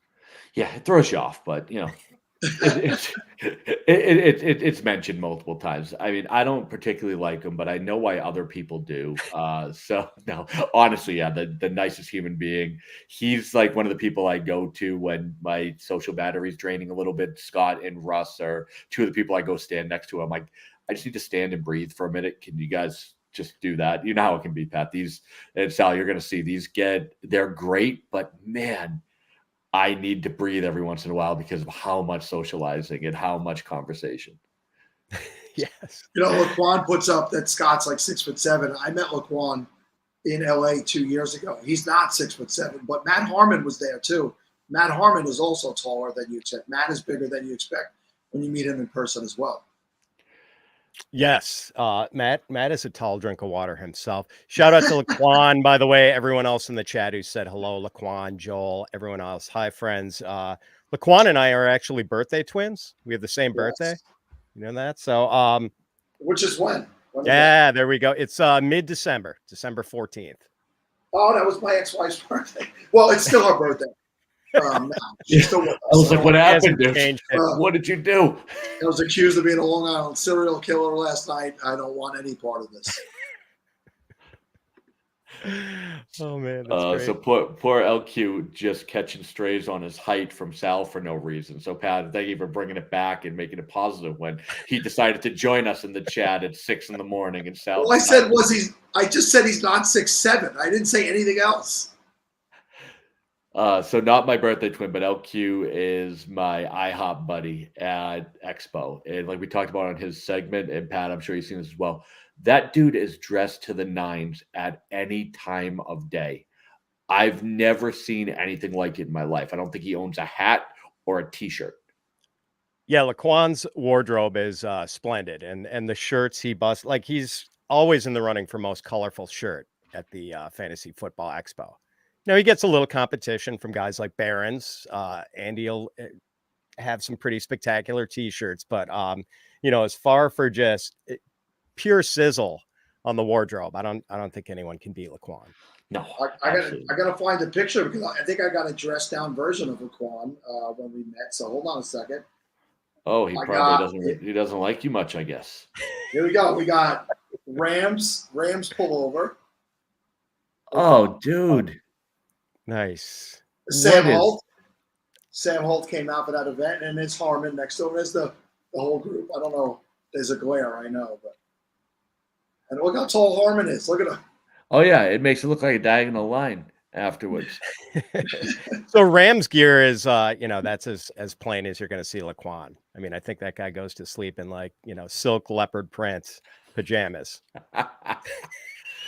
Oh, Pat, we doing loud shirt day on Friday, Pat? Oh man, I'll try to work something out for that. I'm shopping for one right after the Podathon. I can't wait.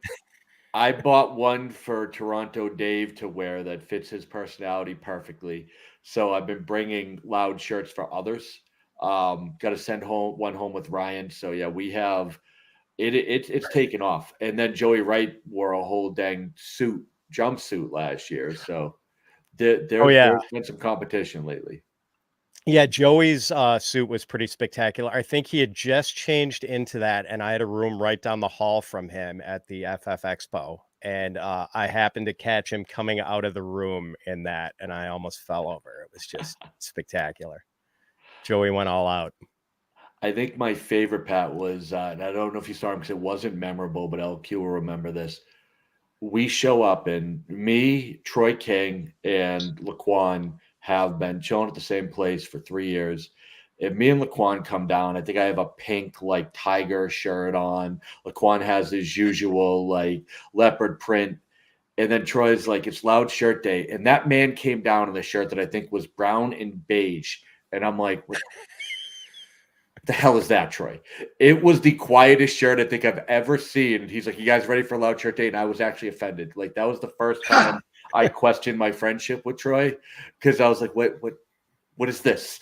It was about as loud as a whisper. And I'm still mad about it. I think it was 2 years ago. LQ can correct me if I'm wrong, but I think it was like 2 years back. And I'm still mad about it. I'm like, this is no. Oh, that's the brilliance of TK to go the opposite way like that on you. Like the sneaky loud shirt. He's too smooth. He's too smooth for us, I guess. Before we let Pat go, what day are you guys getting into town? You getting in there Thursday? Thursday, yes. You? Yeah, I'm flying in Thursday morning to Cleveland, so I should be there like literally like 11 a.m. I believe, and I'm hoping to. Let's be at the airport. We'll carpool over.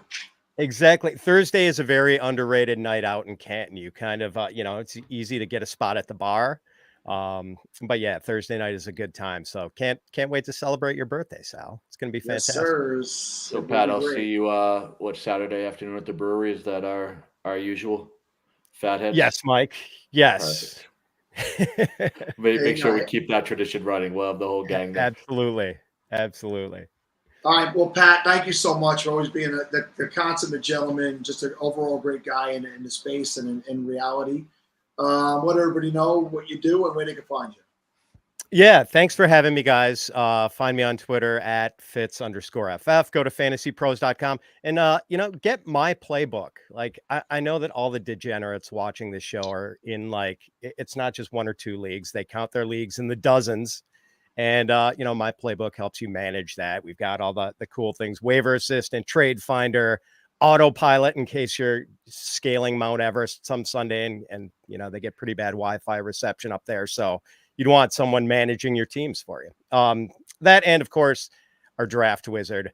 Run all your mocks, get ready, put in your own league settings for that, and get a better idea of what your game plan should be. So thanks again, guys. Appreciate it.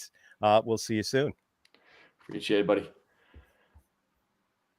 So you got a huge group coming on, so I'm going to take a bathroom. Yeah, what is up?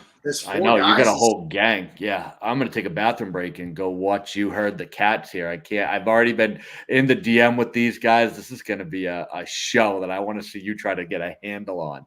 And I want all of you. I see him in the back. Make his life hell, boys. Make it hell. I'll be back in a bit. So that gives me all the control to just sit here and not bring anybody on. I don't have to have. I could just run the next 30 minutes smiling. But no, I'm going to bring in these gentlemen because they've been back there waiting. They look like they're anxious. Let me get them all on here. Yes. No, we're good. We're good here. You want to go back? Yes, sir. All right, now we have everybody here. And I recognize a bunch of these faces. This is not the first time that these faces have joined me here on a Podathon. Welcome back to all of you that have been here before. On my schedule, it says Fantasy Football Advice, Brian Hartman with Biggs and Grindberg. And then I got some Schultzy guy. I don't know what's going on. Hey, I'm the producer, and I'm kind of I'm just kind of tied to him. I just get drug around and sidekick, mascot, producer, showrunner. These two can't do anything without him. They have to have their babysitters, what I call, whatever you need. He just I forgot how ridiculously awesome Brian's voice is, right? Like that, right? I sound like this, and I guess I've been podcasting for tones. 20 hours, but this is what I sound like normally. It's just terrible. But yeah, no, you don't sound terrible. That's not what I was saying. I've got Sal queued up to put me to bed every night. Just love that voice. Wow, that is rough. Listen, let's first go to Biggs because I see the big Raiders logo in the back. Sure. You are a Raiders fan, sir? No, I am a Broncos fan. I just enjoy irony. No, I'm a huge Raiders lifer from the OG Oakland days, former Coliseum season ticket holder. Aiden Stan, Emperor of Aiden Stan. Let's go. I love when you say OG Oakland, are we OG Oakland. Oakland before LA Oakland or Oakland before Correct. Las Vegas? Oakland before LA. Super Bowl Oakland. I'm 50. I'm a man. I'm 50. Well, listen, you look great. I'll be 50. We're doing a drinking game. Every time I say I'm going to be 50 in August, you have to drink. So everybody drink. But good for you. So I'm a Raider fan. Good. Forever.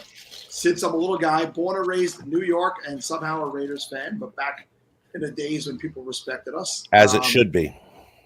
And so go around the room. I want to know who else. What do we got? Is that a Dwayne Bowe jersey in the back? What is that? Yeah. Riddick Bowe. Yeah, it's not Riddick Bowe, it's Dwayne Bowe. Yeah, I'm a Chiefs fan. I'm Grindberg. So Biggs and I are a tag team. We do the fantasy forecast for the Fantasy Football Advice Network. So that's who we're representing today.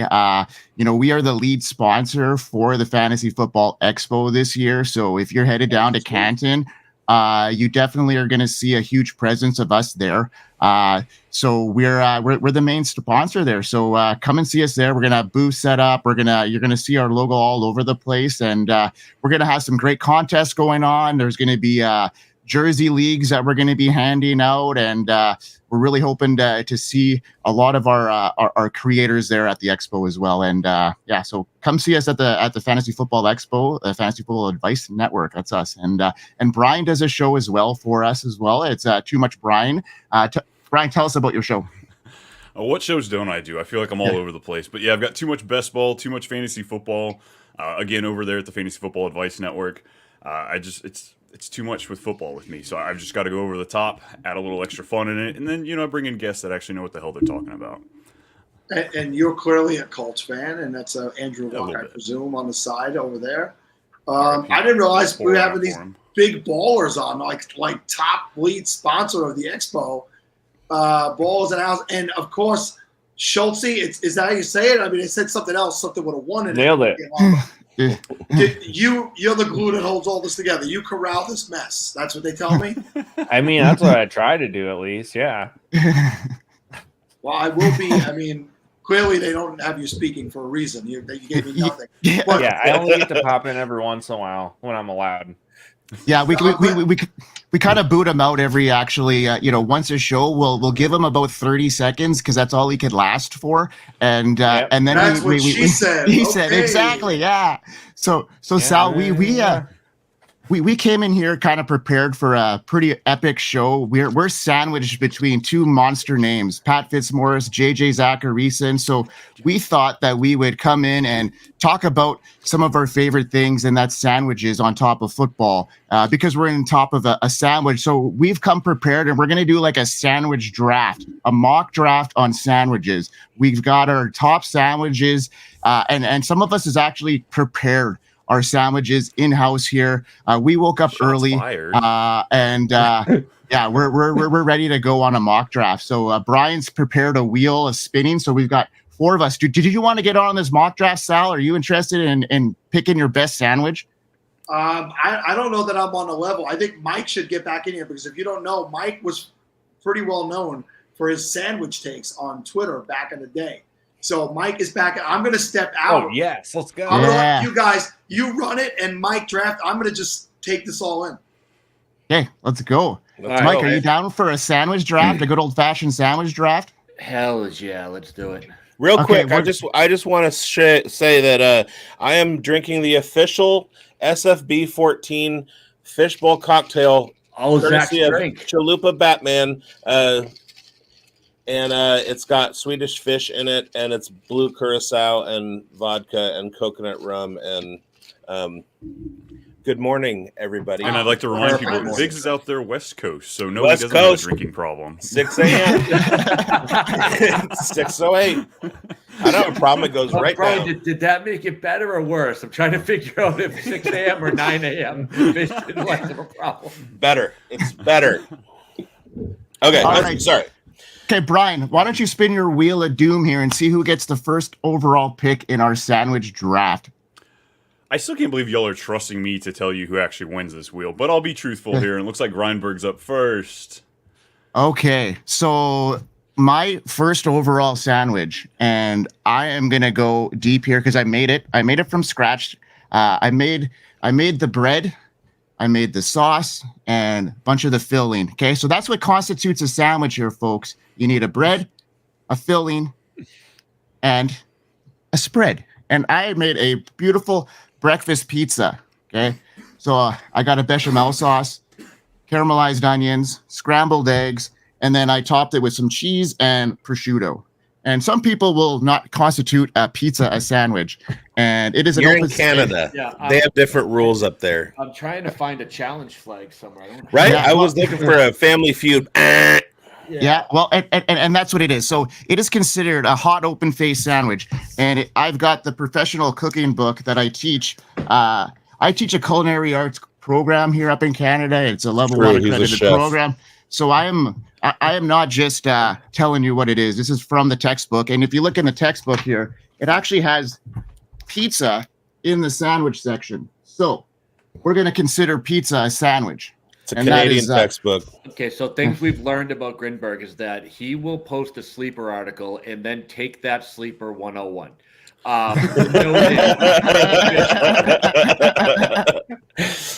Dude, breakfast pizza was going to be there in the 3rd round. I know it. I know it.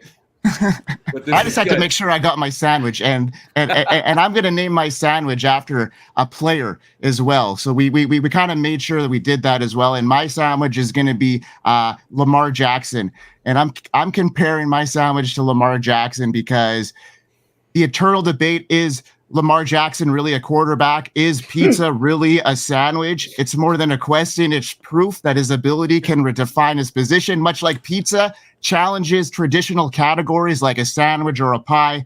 Jackson blurs the boundaries and crafts a legacy in his NFL history. That's why bring in the heat.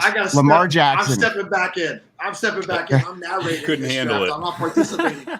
The rest of you guys better step up because that was, prepared, obviously, but I We're can't ready. wait to see what's next. Let's get it. Well, Biggs, you're up next, according to this wheel. All right. Well, I am going to let my number one spotlight sandwich float because I know it's going to be around in round 4. So with the 102, I am taking a hot dog. Oh, we got some challenge flags coming. This is getting spicy. Okay, so Mike a hot dog. Mike laughed. Okay. If you're challenging why a pizza is not a sandwich, a hot dog can't be either because you need 2 slices of bread technically, and a hot dog is a you bun. just need a filling. You need something to be sandwiched. There So if you you want to go. get technical with pizza, yes, the sauce is sandwiched by other things. A hot dog is a sandwich. Period. I have been embarrassed on this show multiple times, but this is where you have now single-handedly. We are 11 minutes in and have already won the crown of worst Podathon segment ever. We chose violence. Let's go. Funny. It's a sandwich draft, and no one has drafted a sandwich yet. Schulte, you're up third. Let's see what we got. Yes. Have you eaten a sandwich? I'm gonna try and... Have you ever eaten a sandwich? Let's just start there. Okay, first of all, yes. And here's the thing: if you draft a steak, I'm leaving. Schultz is I have ice cream Sunday at 103. I know these guys have no rules, so I'm going to bring us back into the rule of sandwich land, and I'm taking the dang Philly cheesesteak. That's my number 101. It is a damn good sandwich. What do you got to say bad about it? You got nice soft bread, you got good steak, melty American cheese. When it mixes with hot beef fat, makes like a sauce. Put whatever, onions, banana peppers, whatever you want on it. And that thing is Derrick Henry. And let me tell you, Derrick Henry is the old faithful. You always can go to a good Philly cheesesteak sandwich, right? Like never goes bad. And you get a bad one, still pretty good. So you got the Philly cheesesteak, Derrick Henry, longtime staple. You get a little bit of it. You're like, oh, but this is a great sandwich. And then like Derrick Henry wearing down a defense, you get to the end and it starts weighing on you, right? And so that's a big one here. And now, like the Philly cheesesteak left Philadelphia, Derrick Henry left the nest in Tennessee and has moved on. You can get the Philly cheesesteak everywhere, right? So Derrick Henry, he's going national. I love a Philly cheesesteak sandwich. That would be my 101. That's a good pick, Schultze. Thank you. We got a sandwich in the house. Thank you. You guys did me a great service. I'm going here 4th, going to be on the turn, and you guys left me all the great sandwiches to choose from. On the turn? No, Mike's. Brian? Oh, Mike, you are coming and jumping in? I yes, thought the hot yes, dog of just course. threw you off. Well, go ahead, Mike, jump in there then. Come on now, buddy. You can't knock me out of my own friggin' show. Yeah. What is this? Yes. Let's go, Mike. This is the too much show now. Too much. So as we were saying, we have a 4-man sandwich draft here. I hope not, Brian. I have that privilege. Mm-hmm. You quickly. I want to shout out Charlene Erickson, fellow West Coastie, fellow SFB 14 live drafter in the chat, in the Podathon. It's 6 a.m. over here. The sun's just barely up. It hasn't even crested the Sierra Nevadas yet.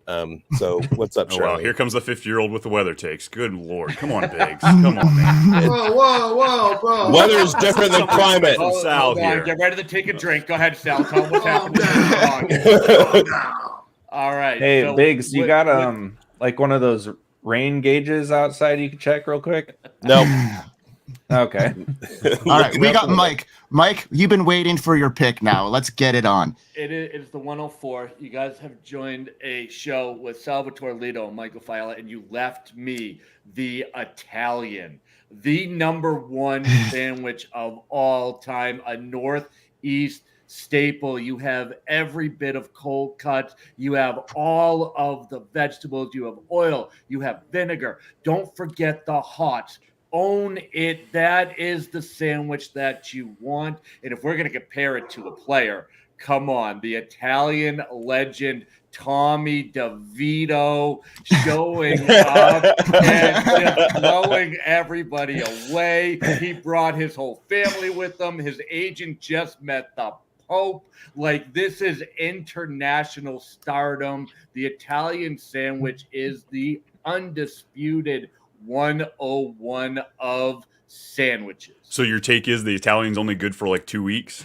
Yeah, well, it'll get old yet. That's how long they have to cook the gravy. Come on, you're just bitter because I saw you angry that you lost your pick. Well, I was on screen. I forgot I was back on screen. All right, I gotta pull it back. All right. Well, now we're gonna get to Mike is in charge. Okay, I see what we're doing here down there with the tagline. Alrighty, let's go back to the turn then. I'm gonna go ahead and make my 2 picks back to back here. And you know what? There's a sandwich. You got bread, you got meat, and you got something else going on there for the most part. But I'm gonna segue away from it a little bit because these are 2 of my favorite sandwiches, and I've eaten more of them in my life than I ever have. So the first one, it only gets better as you get older. You know, you go from American cheese, just that horrible, the government sliced cheese, to good stuff. And I'm going with the grilled cheese. It's cheese, it's bread, and it's grilled, it's toasted. It's like Drake London. It's simple, it's easy, and it's sticky. It catches everything that lands on it. It's freaking amazing. And what's better than a grilled cheese? Let's go back around on the turn, and let's grab a PB and freaking J. Peanut butter and jelly, I don't care who you are, crunchy, creamy, strawberry, grape jelly. It's a damn good sandwich. It's easy to make. You're hungover, you're lazy. Just middle of the day. PB and J is the way I go, and all my other sandwiches are still going to be there because look how y'all are picking. So all right, Mike, let's get an adult back in the room. What's your next pick? These kids sandwiches. What a mistake! I mean, leaving me now my 102. Like, I legit feel like I am starting the fishbowl with Josh Allen and Christian McCaffrey. That's how bad y'all are at this. So here we go. With the whatever the hell pick it is, I've been up for 15 hours straight. 202 sounds right. Here we go. Ready? Go. Wonder Bread, turkey, stuffing, a little bit of mayonnaise, a little bit of cranberry sauce. I give you the Thanksgiving sandwich, the legend. And you know it's a Thanksgiving sandwich only if there is a handprint on top. You don't let that thing sit. You mash that shit down because you overflowed it to a point it's not going to fit in your mouth and you have to condense it. This is the John Madden of sandwiches. Timeless. You mean epic, it's dead? Holiday. Too much. We're not bringing it back. That's it. It's over. Track sandwich takes and John Madden disrespect. But this is a simple sandwich that everybody loves. You don't even like Thanksgiving dinner. You want to pretend you like it, but you're legitimately just biding time for the afternoon sandwich. It's about kickoff of the 8 o'clock game.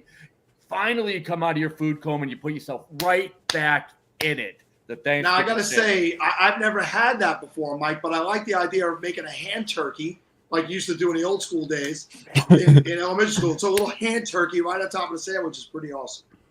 Damn. This has been such a domination. I could fucking let Sal take my next 2 picks and still win. Mike, you're like that guy in all the mocks that's like, I just won this mock draft. Yeah, right, I did. Yeah. Puff your chest out a little bit more, buddy. Every time. Let's see what's next. All right, I'm going pretty simple here again, but I'm taking a club sandwich. It's you got rather than bread, you got toast. Everybody loves toast, right? But it's just classic deli meats. You got bacon, mayonnaise, crunchy lettuce, cheese, with a nice extra piece of toast in the middle. I mean, that's just a good stack, and this is fantasy. Who doesn't love a good stack? There you go. The best ball special. All right, my next pick, I'm going to go with a very specific sandwich. It has to be from Al's next to Wrigley. It's the Italian beef. It is the second best sandwich I've ever had in my life. Fully dipped, wet, drippy. Italian beef is so elite. You got to go to Chicago. I had Portillo's in Phoenix a couple weeks ago, and that was fantastic. But it has to be Al's near Wrigley in Chicago. All right. I almost put a dipped Italian beef on my list. That's a great call. It's fantastic. You and Schultz, you don't agree with Biggs? Come on, man. What'd you say on your list? You got this is how I keep them wrangled, and I give them a little bit of crumbs. Yeah, we got power rankings. We got big boards. We got big boards. I had the scouting department out there, player personnel. I mean, let's go. It was great. Okay, so I got 2 in a row here, and I'm gonna do an homage to our creator, the reason why we're here, and I'm gonna go for it with the Scott Filet-O-Fish from McDonald's, and that's a great sandwich, and it's good because we're representing Scott Fishbowl, and I wanted to make sure we had some sort of fish sandwich involved with that, so it's a layup for me. And my next sandwich is the ice cream sandwich. And, this sandwich, snipe. What a snipe!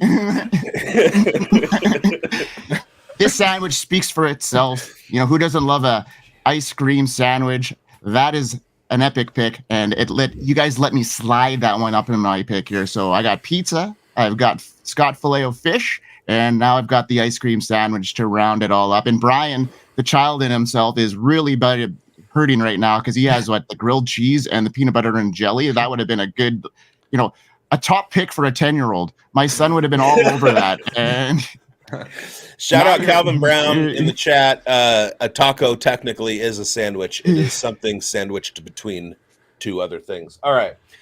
My next pick, I'm going to go with the first one on my big board. I also made this right this morning from scratch. I didn't make the bread. I have homemade bread, Mike, but it's a regular potato bun. This is the chicken fried steak breakfast sandwich. Egg on top, chicken fried steak, white gravy, bun. This is the best sandwich on the planet. That sounds really good. Come on, let me hear that bite. Come on, let me hear it. Come on. Oh yeah, I heard the crunch. I felt the crunch. Oh, that is not safe for work. Put the kids to bed. That is fucking spiders. Spiders? Oh, I forgot the grilled onion on the bottom. Spider crickets? I lost track. That got me all flustered. Oh, that was good. Bothered. I think it brings it back to me. Yeah, Schultz here. Give me that Popeye's chicken sandwich. The hype is here for a reason. It's a perfect sandwich, man. I don't care. It's super crunchy. You got the mayonnaise. They got good pickles. The bun's great. What else is there to say? It's so good. This draft is getting easier by the minute. All right, Mike. What you got? How are we gonna go this far without mentioning the Cuban? No! Oh man, you have pork, you have ham, you have pickles, you have mustard. You toast that shit in a panini press, and damn, that is good. The Cuban just sitting on the board way too long. Just snatch that up and just watch me continue the dominance of this draft. Y'all showed up to a prize fight after learning how to punch like 2 days ago. Sorry for your loss, but thanks for coming on the Podathon. Everyone donate in their honor because this is getting ugly quick. Brian's wondering what happened to the 3rd round reversal. Yeah, I'm trying to figure out how you were going to pick the Cuban after going grilled cheese and PB&J. Look at these dinguses. Do you see what they're picking? They weren't going to pick it. You weren't even supposed to be a part of this, Mike. Come on. I'm supposed to be here today. Oh, God. Okay, well, I'm going to tilt then. Thank God I'm on the turn. My last pick is actually going to be my next pick because my next pick was going to be the freaking Cuban. All right, I'm going to go with the po' boy. I'm out here in Virginia Beach. Seafood doesn't get much, right from the water right to my table. It doesn't get much quicker than that. Where you going? Crab po' boy, lobster po' boy, shrimp po' boy. I'm going to cheat and just say po' boy in general, but damn, I love me a good seafood dropped in a piece of bread. That magic. And now I'm not going to make another pick because if I don't make another pick, this draft just doesn't continue and then nobody wins. So I'm going to be the 10-year-old y'all call me and I'm going to take my ball and go home. No. Yeah. All right. Oh, yeah, your board's clear, isn't it? Let me go with the BLT. I'm just going to go with the BLT. It was my safety pick. Easy peasy. Bacon, little BLT sauce, lettuce, tomato. I go avocado on mine, so it's a BLT, but that's just me. whatever. This is dumb. You can't go wrong with bacon. Bacon anything. That was the most sad pick I've ever heard in my life. Yeah. Shut up, Mike. It's just sad, it's embarrassing. I mean, it happens though. With every winner, there has to be a loser. I'm glad you took that crown quickly. All right, we got 5 minutes left, so let's move through the rest of this draft. All right, this one's easy again. We're just leaving classics on the board. I don't know why, but give me the Reuben. I mean, this is a simple one. We're going to keep going with the paninis. We're going to go classic. We're going to go unbelievable. Get the right bread rolling. Just give me the title. You guys, literally my top 3 picks: the Cuban, the Reuben, and the freaking Italian. Yeah, Reuben was a nice late round steal here, but I'm going to go fried bologna. Classic nostalgia sandwich right there. You are homeless. Yeah, it's fine. I love it. It's so good. Call me the 10-year-old this time. Just throw it on a pan, get it crispy. There you go, man. So I hate table talk, but I could pick the cotto salami and mustard on fake wheat from jail. I could pick there are myriad sandwiches that are out there that are still on the board, but I'm gonna pick with my last pick. I'm gonna take the me sandwich between the 2 Coors Light twins. All right, go Mike. All right, I'm gonna go with the smash burger because y'all left me a hamburger to have on the last pick. So the smash burger is the last pick of our draft as we wrap this up for the Fantasy Football Advice Network. We appreciate you guys inviting us on. This was awesome. We had a great time. We know we were just talking about sandwiches, but we know this is a great cause. And, Scott Fish does some amazing work. Fantasy Cares does amazing work. And we're just really excited to be part of such an awesome thing. So really appreciate you guys having us on.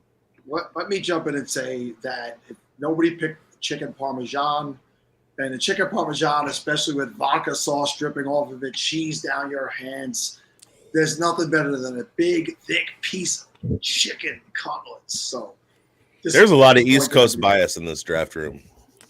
There is. We set the tone. Yeah. So Awesome. Go around the clock, around the room rather. We'll start with Biggs. Tell them where they can find you and what you do, and then we'll move our ways out. At Big Boned FFB on Twitter. I have a Raiders podcast every Tuesday night at 8 p.m. Pacific on the Undroppables Network. Fantasy Forecast on Fantasy Football Advice Network. I do Friday Player Profiler today over at Player Profiler. About to launch with a partner, Emerson Beery, the Dynasty Stock Exchange on Player Profiler. But all that you can find me at Big Boned FFB on Twitter. Does Tommy join you for the Raider podcast? I've invited him. He's a busy man. He tries to act like he's big time, and now I remember when coming up with the undroppables. Now he's missed a big shot. Yeah. All right. Too much Mike in charge. Tell everybody where you're at, Brian. Brian muted himself. SFB's back got fish, trapped in with fish. SFB's back got fish, bowl trapped with fish. You know it could be you swimming in the fishbowl. Could be you in that live draft with charity as a goal. SFB's back got fish, trapped in with fish. SFB's back got fish, bowl trapped with fish.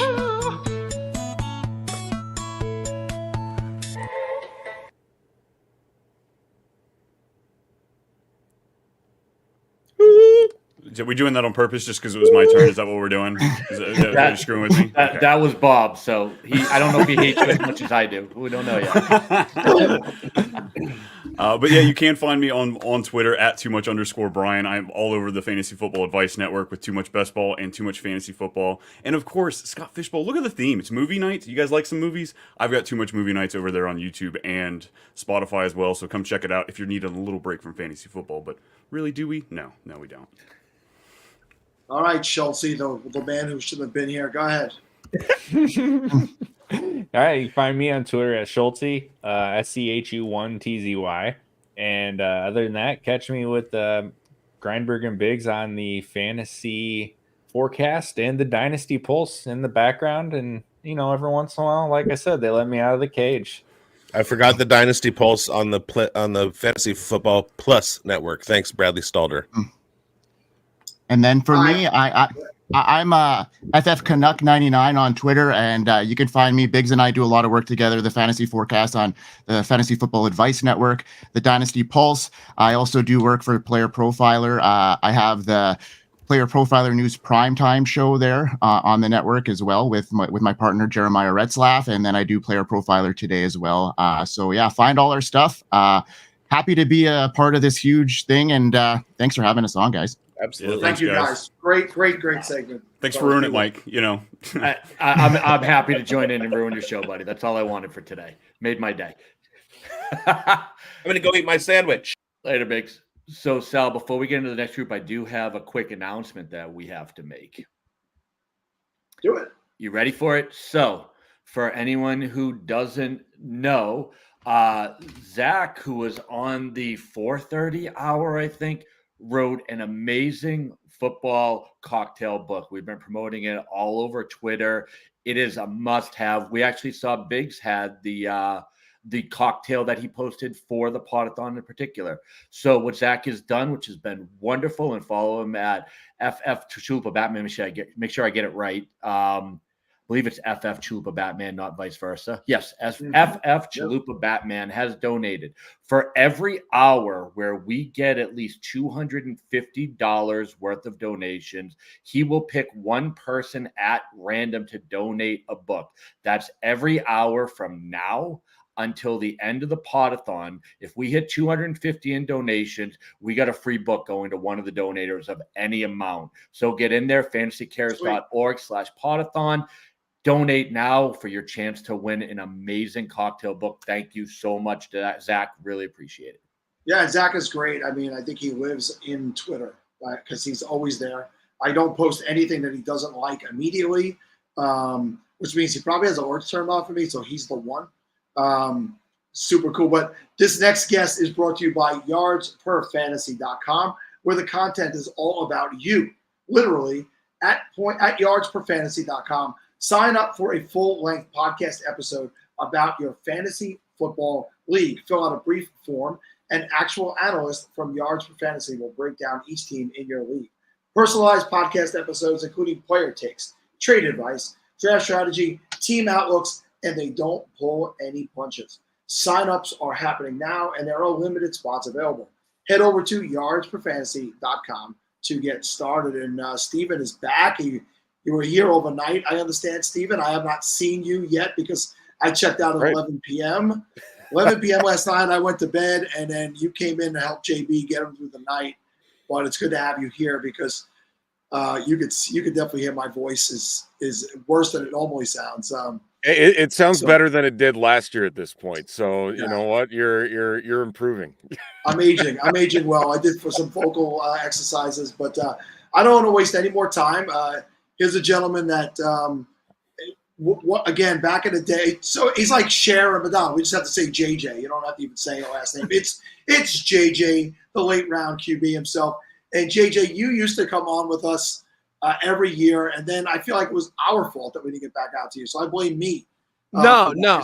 It's not your fault. Last couple of years has been like children's stuff and all that. Yes. I'm glad that this year we can make it work. Able to hop on. Obviously, a great cause. Love you guys. So yeah, I'm pumped to finally be back on here.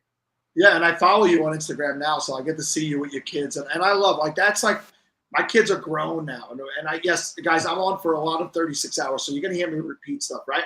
My kids are, and if you follow my stuff, you know they're graduating college, they're in college. One's working out in California for 3 years now, so I like when I get to see you guys posting the younger kids and they're coming up and doing all those things. And I go, oh my God, I'm free. Look at these fools. Exactly. Yeah. So yeah, but great. It is great to have you back. Yeah, man. Yeah. I'm a little under the weather. I was feeling like I started feeling sick on the whole family's got something going on. I was feeling sick on Tuesday, was then feeling a little bit better. And then my wife and I went to a Maroon 5 concert on Thursday, which honestly, I was a little bit iffy about that. It was just banger after banger at that concert. Like it was low key an awesome concert. And then I just, I was like feeling better. And then the last few days just been back down. So if I'm not at the top of my game, we're going to blame Adam Levine and Maroon 5. Yeah, most people You can blame us, everything. honestly, JJ. Yeah. We're a hot mess already, so you can just blame us. I would tweet that out ahead of time. If anyone watched the Podathon and I wasn't at the top of my game, it's because these guys suck. Barry already started that trend, so you can keep it rolling, man. Good. Matthew Berry abuses us every year, and I think that's the only reason he comes back. So he can have a few punching bags. But Maroon 5 will be here on Long Island soon. I think in the next. Oh, I thought you meant on the show. I was getting. I was like, dang, I didn't know you guys were we got the ball. Yes. Yeah. It was like, again, it was more of like a nostalgic kind of concert, you know, because they were big when I was like in high school and stuff. My wife was in high school, and we went. It was our anniversary. We're like, yeah, sure, let's go do this. And it was just you don't realize how many Maroon 5 songs you know until it's literally the whole entire set. Everyone knew every lyric. It was crazy. And the first album was a banger, the whole thing from beginning to end. So I remember just loving that album, and it's become very mainstream, obviously, since. Right. And they still put out good music. But that original album, it had a different sound than what they have now. Less poppy, a little bit more guitar driven and heavier, and not heavy but heavier. And I'm a Maroon 5 fan. I've been out in Vegas twice the last 2 years when I have a residency, and both times I've wanted to go, but it didn't work out. So maybe one of these years. It was a good show, man. It was a good show, and they played a lot of the classics. Do you call them classics if they're 20 years old? But yeah, like that. You know, that's what they were playing a lot of. It doesn't feel like 20 years. Yeah, it does not. That hurt my soul when you said it. I was like, yeah. You mean like 8 years ago, right? Yeah, exactly. When This Love came out. Yeah, that was 8 exactly. to 10 years ago, Max. Yeah. There's Bob. He wants to watch it from the Peloton bike. So him and I are Peloton pals. We're hitting each other up all the time, motivating each other and stuff. I'm very proud of Bob for really taking his Peloton game to the next level over the last year or so. Yeah, if you go back and follow Bob's history, his health and where he's at now, from where he came from, is inspiring. We've had so many people, Matt Harmon, who came across a health and weight journey and stuff like that, and it's if we can inspire to do so. We all talk fantasy football, but it gets the nitty gritty gets down to real life, and that's what I love about this community is it opens you up to people around the country, around the world who living and breathing the same way as you. Even Barry's still very normal, even though we know he makes a lot of money. Yeah, even though he's on national TV all the time. He complained about our production value. I'm like, you're on Football Night in America. What are you expecting from us? We're on YouTube, man. These are how normal people live, Barry. He's like, come on, man. He's like, you just brought me on. I thought somebody would come into my ear. What? What's coming into your ear? What do we have? Mike Dirty Jobs Mike in the back is going to come into his ear? For the record, there is nothing that I hate more, because I did a little bit of like TV for whenever I was at FanDuel and stuff. I despise it. Like, I despise that whole like having someone talking to you while you're trying to talk, and like it is number one, not easy. I give people a lot of credit. Like, I think like Field Yates is one of the most talented people I've ever seen on television. I've said that to him before. Like that, like the amount of ability you have to sort of segue and continue your conversation from one topic to the next and do what they do is incredible. I hate it. That's why I stick to podcasts, and I will always just stick to podcasts. It's way, way better for me. Before we jump into some other questions, Mike, let's answer Gretchen's question, because everybody here has played in a few Scout Fish Bowls at minimum. And Gretchen's going to be in there for the first time this year, and she wants advice. I know what my first answer would be, and that would be have fun with it, Gretchen. This is a 4,000 person pro-am. To win it, it takes luck. It takes a team surviving injury. So I say have fun. Don't take it too seriously. But JJ, what's your advice to someone playing in a tournament this size?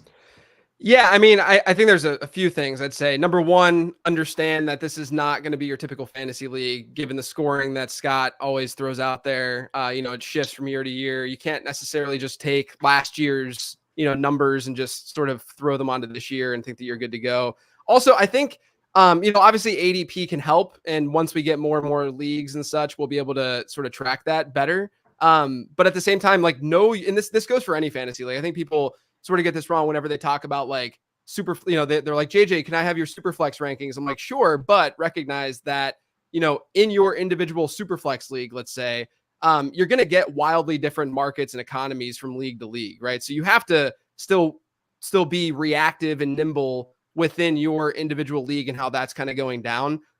So I'd say that. And then again, the third thing, like you said, Sal, this is a large scale tournament. So you do have to be different. You have to think about stacking a little bit more than you might in a 12 team league where, maybe your goal is to just win your individual league and just see what happens in the playoffs. It's fine. But I do think that, as we've seen with best ball and as we've seen with DFS, having that stackability on your team can really take you a long way in terms of having that variance and that upside. So in terms of where you're at, what division, what pick are you? Oh, we don't get to give tips, Steven. You just jump right in. I had it queued up and everything. Damn. I want to hear let's hear Mike's. Let's hear Mike's. That's fine, dude. They get mad because I say when I made the finals 2 years ago, because they all get mad. They don't get to say the same thing. You know what I mean? Yeah. Talk about making it about yourself. Jesus, the only tip I'm going to give everybody is in this league, there's one thing that's extremely different, which is a drop is available the second it happens, and you're probably playing with idiots. So set your timer for 1 p.m. on, Wednesday? I think it runs 1 p.m. on Wednesday. Read the transaction report and grab the panic drop. That is how you stack your team. You're going to have week 2 or 3. Someone's going to give up on a player that is going to break out. Those automatic pickups, everyone thinks there's going to be a run of waivers. There's no waivers in the fishbowl. Don't wait. Add it right to your roster. Profit. Sorry, I thought that was a good one. That's why I interrupted. That was a good one. And I wanted to say I made panic drops before the season starts. Oh, those are the best. Yeah. Yeah, Bosch was at so this towel behind me. I need to do some work back here, and I had another shelf back there, and I just ended up hanging the towel just to cover some stuff up. But a couple years ago, I was at the NCAA tournament in Greensboro because Pitt was playing. It's my alma mater, and Bosch was there because UC was there also. You know how they play random settings and stuff in the NCAA tournament. They handed out towels, and I believe John probably has this towel as well. But yeah, that's the Pitt. Pitt basketball isn't as good as it used to be, so I gotta take it anytime I can get it. I gotta go see them, and I got to see them win, which was pretty sweet. You live in the area still, JJ, or no? No, I'm down in Charlotte, North Carolina now. So I've been in Charlotte for about 10 years. Lived in Pittsburgh through Pitt, so I was I graduated when I was 22 or whatever, and then I moved to Cincinnati for 4 years, and I've been in Charlotte ever since. So yeah, I want to throw people off from thinking I'm stalking JJ. I know where you live, pal. No, I'm just kidding. I'm just kidding. You know exactly where I live. You know my address. Ding dong! Right, imagine the bell rung. I wish there was somebody there just to press it. Yeah, you're just at the front door.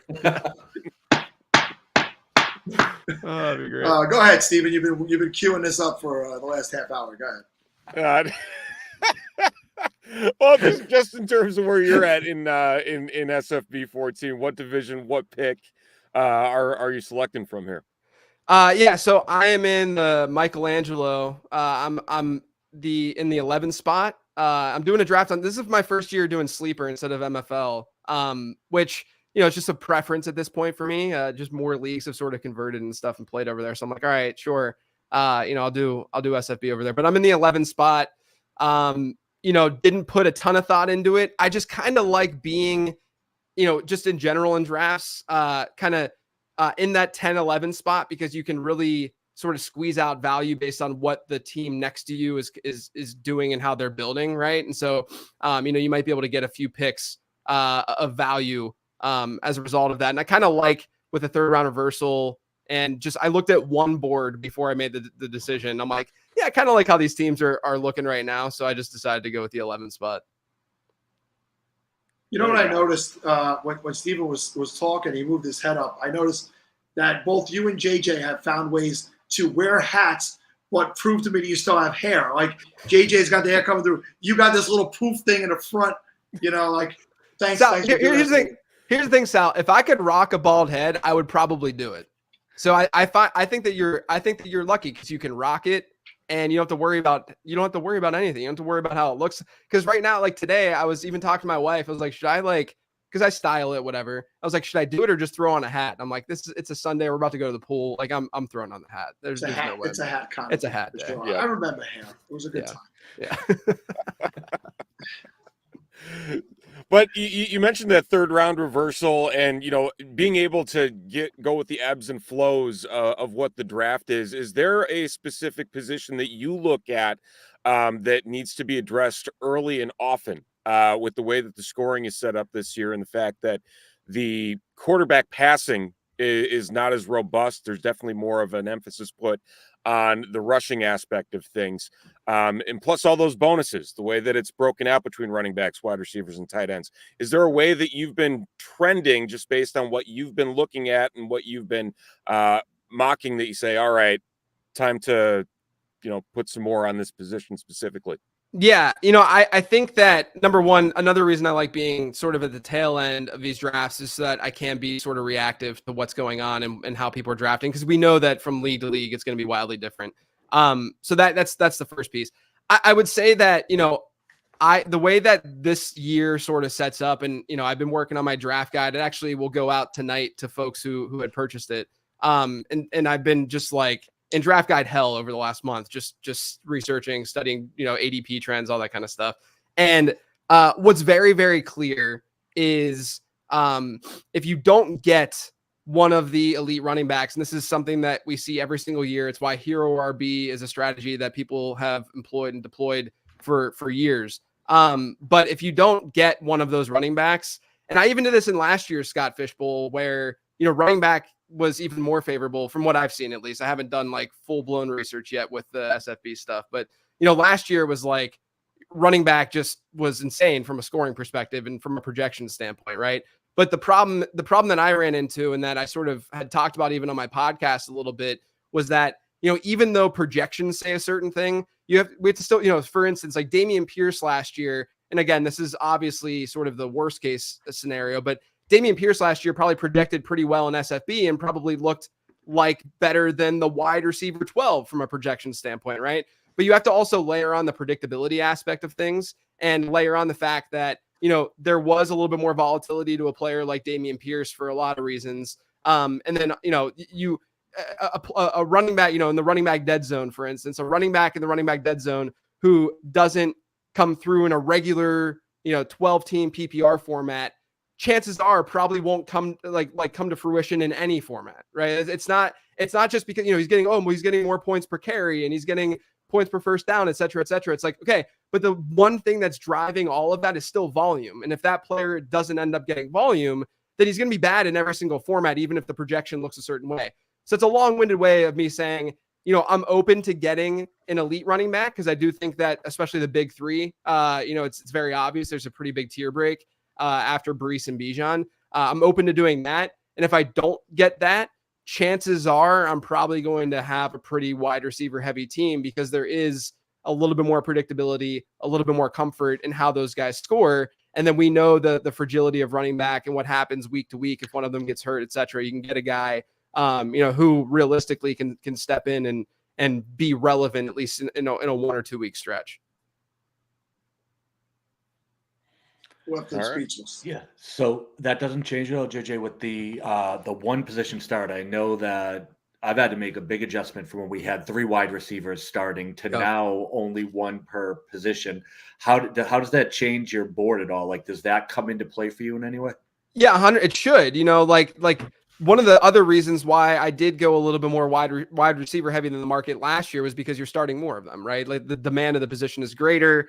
People need them more. Therefore, you should draft them at least a little bit higher than where you typically would. I do think though that, again, it kind of goes back to the projection for running backs might look a little bit better, regardless of how many you're starting in your starting lineup. But I do feel more comfortable about the predictability side of wide receiver. What we're getting by predictability, I'm saying what we're getting when we're drafting these players versus how they actually produce, right? So when we look at top, 24, top 36, top 48 wide receivers, they're generally a little bit more predictable from preseason to postseason result than running backs are. And so I'm still okay with going with a little bit more of a wide receiver heavy approach, especially because I'm this is also under the assumption that my room is probably going to lean a little bit more running back heavy because of how scoring looks and how people generally, draft in this kind of environment. So, yeah, I mean, like the demand side definitely matters. Like if I had to start 5 running backs, then I would not be going with an approach like this. I wouldn't be thinking this way, but I do think that it's very viable to go with more of a hero or zero RB approach, despite what the scoring says. Because as a nerd for this stuff, I'm looking at projections, I'm building projections, all of that. I don't think that drafting off of projections is really the way that people should draft in fantasy football. There's a lot more nuance to it. There's a lot of stuff that happens throughout the season where those projections are going to be flat out wrong. And I do think it gives you a good idea of like high level, how the league looks and kind of which position you might want to lean towards. But when you really dig in, I try not to be sort of a slave to my projections. So when it comes to those projections specifically and, going more wide receiver heavy with all the flexes, how are you evaluating the return yardage with the way that everything's kind of changing this year for the kickoff returns and the fact that for all we know, all of the depth charts right now are wrong for right. with the way that things are being built out with the XFL adoption. Yeah, look, I don't want to go in with arrogance about how with this like confidence of knowing who's going to be used in what capacity in the return game. I'm more than likely going to play it from the perspective of, we know some guys, like everyone's throwing out Rashid Shaheed. I like Rashid Shaheed regardless of the return stuff, like just this year as like a good value pick. But, it's very difficult to weigh that heavily when I have a feeling we're going to see a lot of strategy from NFL teams just change week to week and month to month, right? Like we could see a guy be in that position, be in the return game, and then they realize, oh, we could do X, Y, Z because this is so new to them too. So I don't really want to weigh it too heavily unless I know locked in this guy is going to be that player.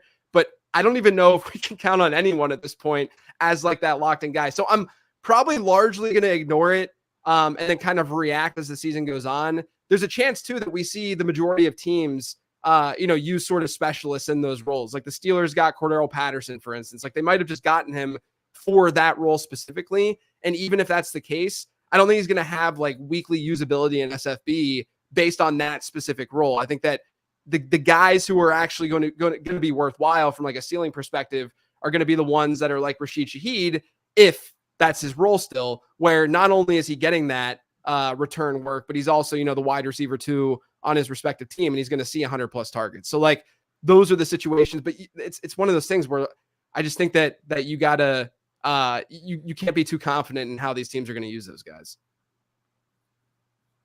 We got a question here in the chat. JJ mentioned Bijan as a part of the big three. What's your take on the Zach Robinson impact on that Atlanta offense?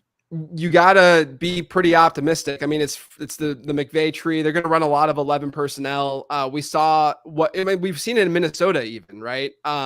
Where they've had these backup quarterbacks come in and still be kind of relevant. Like Nick Mullins was still slinging the ball around the field, because the system is just really, really favorable. And we've obviously seen the system in place, in a place like in San Francisco. They have a similar system, or even like a sort of in Miami, like from a run game standpoint. You have to feel pretty confident that this is going to be a fantasy friendly offense. And then literally everything that Raheem Morris has said over the last 2 months has been, we're going to feed Bijan Robinson. Like literally I don't think he's even talked to Tyler Algier based on, what he's saying to the media and stuff. So I think Bijan's the RB2 this year.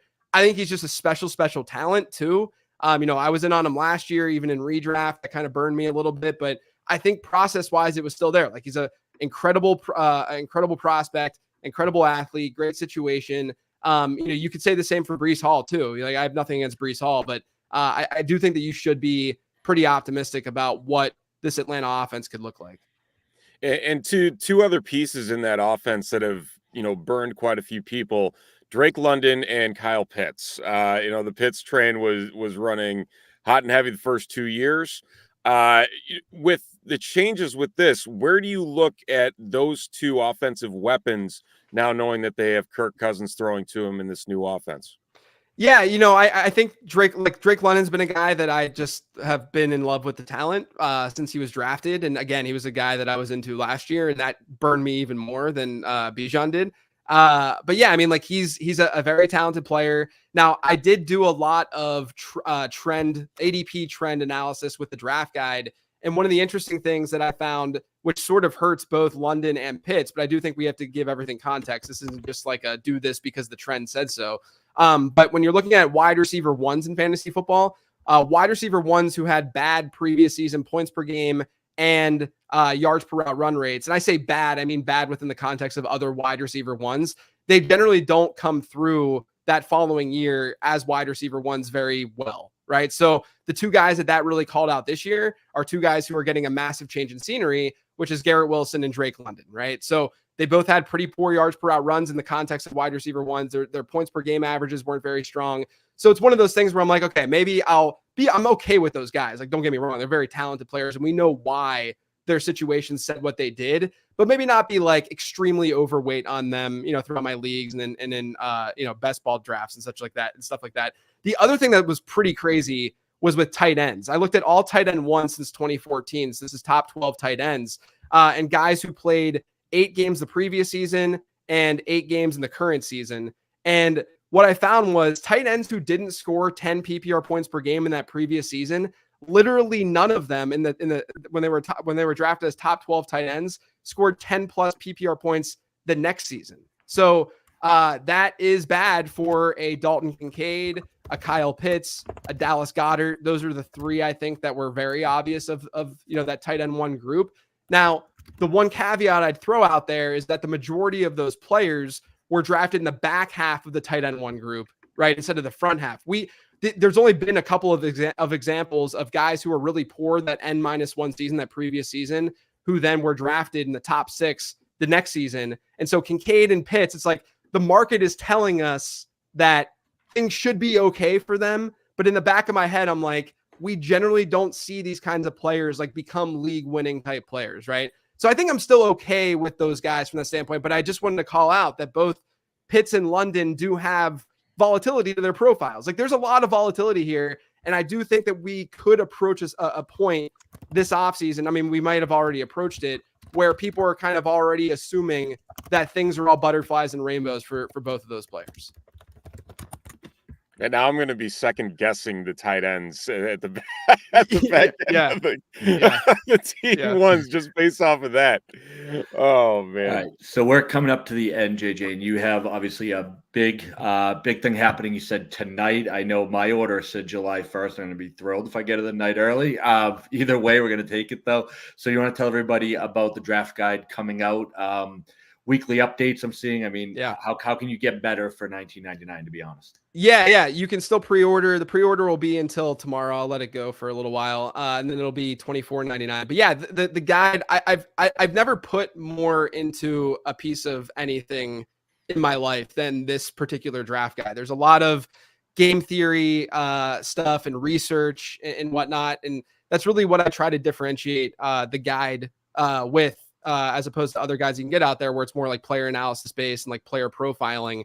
It's more so looking at how you can have these tools to help you be a little bit more reactive and flexible during your draft so that you're not, tied to a ranking sheet. You're not tied to what, a random pundit is telling you to do in terms of like player analysis and stuff. So like a good 80% of it is game theory. It's a 200+ page document. So there's a lot of information in there, but 80% of it is probably game theory driven, where I talk about, how to spot late round quarterbacks or what you need to look for in the early rounds at quarterback, tight end, wide receiver, and running back, and why middle round running backs are better out of ambiguous backfields as opposed to, guys who sort of have the RB1 role locked up. So I'm looking at all that kind of stuff. You can get it on lateround.com. Like I said, anyone who pre-ordered, it will be out tonight. I cannot wait for that to just be out there and I can be done and not have to stare at it anymore. And then it updates weekly every Friday. I'll update the players to target, avoid, and late round dart throws, as well as the rankings. So every Friday, you'll get an update in your email inbox. You'll get the PDF. You'll be able to download it. So that'll be out tonight. And like I said, I will. I'm going on vacation next week. That's for sure. I'm very excited to just kind of sit back and not have to worry about that stuff. Perfect, man. Well deserved. Yeah, this is that little bit of time you have between putting out your content and then the actual league starting. Yeah. Training camps will be open soon enough, and it's Yeah. right back to work. So, JJ, thank you again for returning with us. My tongue doesn't work anymore. Returning with us this year. Hope to have you back for many more years. Yeah, We'll man. definitely be in touch throughout the season. For sure. Thanks, guys. Appreciate it. Thanks, JJ. Take care. You, JJ. All right, you all have an amazing guest coming up. I have to get back to dadding a little bit. So once I get my kids situated, I'll be done. But you guys have a great guest coming up. I can't wait to listen to the car. All right, Mike, thank you for everything. I'm happy to have Steven with me going forward here because you sound and look well rested, and you sound good. So I don't know about well rested, but yeah, we'll try our best. We do have a great guest, and this guest is brought to you by CampusToCanton.com, a website focused on all things college fantasy, including Dynasty Debbie, college fantasy, and Campus to Canton leagues. Campus to Canton is the fastest growing format in fantasy, where your teams have college and NFL lineups, and as college players enter the NFL, they join your NFL roster. Visit CampusToCanton.com as their team of experts bring you articles, podcasts, exclusive ADP, industry-leading draft guides for Debbie college fantasy, freshman supplemental drafts, cutting-edge tools, including the revolutionary new draft assistant tool and the deepest set of college rankings anywhere. Check out CampusToCanton.com today. And, I'm excited. Mike left. I wanted to run and get something before we bring Mike Clay in, but I don't have the time to do it, so I'm just going to bring Mike in. And what I want to get, Mike, is I own that shirt. I have that shirt. It's yeah, let's go. Yes, and we all know we miss and love that man greatly, and you knew him personally. So tell us what he meant to you and all that. Yeah, John was great. I didn't know him as well as I would have liked to. I actually learned a lot about him. After he passed, and like the similarities between he and I. And we had done some shows together. I think I met him in person maybe once or twice. But very much like me, he tracked like every transaction. He was doing it back when it was harder to do. I'm sure it was the NFL wasn't being as transparent about transactions back then, and you really had to dig things up. But he was keeping track of all the roster moves. All that kind of stuff, and people would reach out to him to get information about who was on the roster and that kind of thing. So I'm still, we were football nerds in that way, with tracking all that kind of stuff. I like to joke that I track basically 89 out of the 90 players on every roster because I just don't bother with long snappers. There's just that doesn't affect me at all, and I just don't care. All due respect to them, but I have every other position, tracked every day, and I'm watching the wire. So I respect that about him. I know that grind. It's a lot. It's stressful, but we just like to see the whole picture. It's pretty cool. Yeah, and I love when we bring up the older guys that were around in the fantasy streets before they were so crowded. I'm a little bit older, and I started playing in the mid '90s, and I followed Matthew back in the day when he had his own the TMR site back then, and the Guru and all those guys. I used to search around TV for just any little nuggets. You'd get these 30-minute shows that were coming in from like Baltimore, and there's so many great people that work at ESPN. We had Moody on this morning. He helped kick us off early this morning, but ESPN has been at the forefront for a while now with fantasy. Tell me what's different now. Like how much has it expanded and for you guys, and why it's so great to work at a place that's so vast. But they focus on this hobby of ours. Yeah, it's been incredible to watch the growth. I mean, to think about when Matthew was my age. I don't know if he's watching, but I'm sorry for doing this to you, Matthew. I'm not trying to age you, but when he was my age, he was just getting the ESPN, just getting things started here, which is incredible. It kind of shows, he's not that old, so it shows you how young this industry is, how quickly it has grown, and obviously he has been the person driving that train. So. It's been great. It was great to work with him for years. I was friends with him before I got to ESPN, and he helped, and I was on his shows, and we did a lot together. And it was great. It was a great learning experience over the years. And of course, he's a friend too. So, it was unfortunate when he left, but he's doing great things. Happy for him. And, it's been certainly different since he's gone. It's been just a different way we've kind of approached certain things. It was more of a committee effort, if you will, because Matthew kind of definitely led the ship and was such a big presence and did such a great job. So, but it's been great. We have a great team here, it's just been a lot of fun to continue to grow and add new things to what we're doing here and have a lot of fun with it along the way.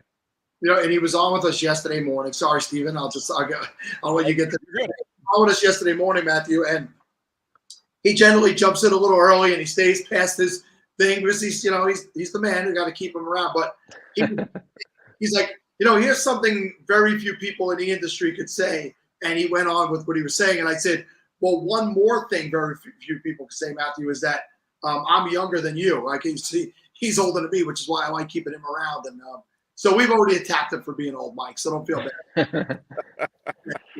Yeah, I remember one time I went out to lunch with he and Stefania Bell, and we were just having this talk, and that conversation came up about getting a little older, and I just was like, yeah, I mean, you guys are about the age of my parents, and they're not that old, and that did not go well. Neither of them cared much for me after that conversation. I didn't say much the rest of that lunch. That was no, it was I was trying to be complimentary. You guys aren't old, my parents are young, and they're your age. So yeah, that didn't go well. We keep this guy around for this exact reason. Bob Harris has been in the chat for the last 2 days. You kids crack me up. Love Bob. Love Bob. One of my favorite people in this industry. So haven't seen him in a while, but we love you, Bob. Well, you talk about being kind of a team effort now with ESPN. Your projection ranking or your projections coming out a couple weeks ago here. Putting that together and having something all set for to get the off season started. What's been the biggest thing for you that you've noticed? Putting together these projections that you're really kind of seeing as I guess the biggest shift for one major fantasy performer in particular. Heading into 2024, is there one that really stuck out to you when you were putting this first run of the guide together?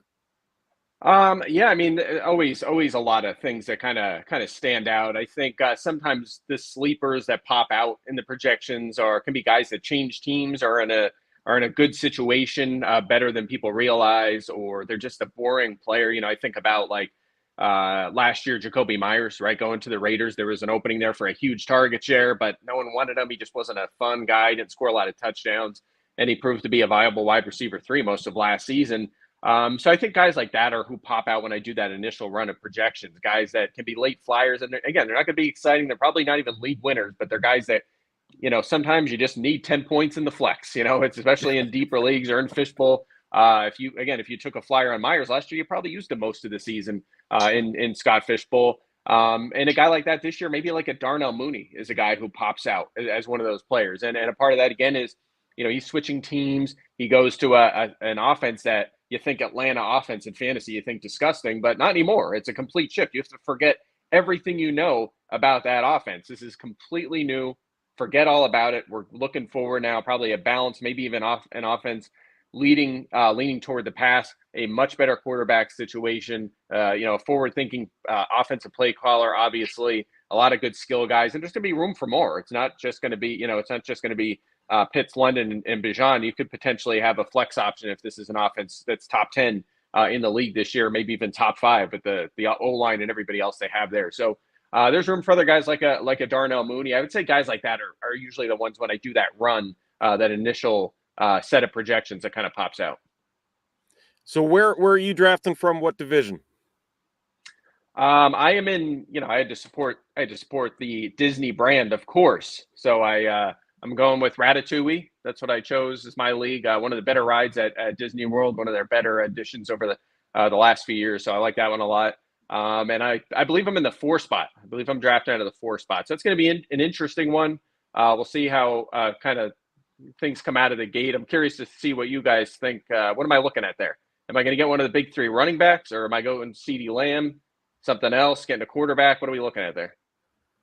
Well, I mean, the big thing for us is, you know, you look at the quarterbacks. I'm sure the conversations have really kind of surrounded, you know, the quarterbacks with the running upside, but then you have guys like CMC. I honestly, that's the one slot I think is going to vary significantly from draft to draft. Probably is that 4 spot, depending on how the top 3 go. I feel like more people are going to take quarterback in the 101, 102. I just feel people see the super flex. People feel like there's going to be a dearth right away. You only have to start one running back this year. So I feel like you're going to have your one of the 3 running backs available to you there. Our co-host Steve that was on all day yesterday, he has the 101 and he's flat out said he's going Bijan. And in a tournament of this size, you want to do something different, right? So he's passing on CMHC at the top. He's not going with Josh Allen or Lamar Jackson. Or we had somebody say they would go Jalen Hurts at the top. So I feel like you're going to be looking more at a running back at the 104. But also, I don't know who's in your division. If you have a lot of, when I say novice, people who haven't done Scott Fishbowl before, or maybe not in the industry, they're going to tend to go super flex, I believe.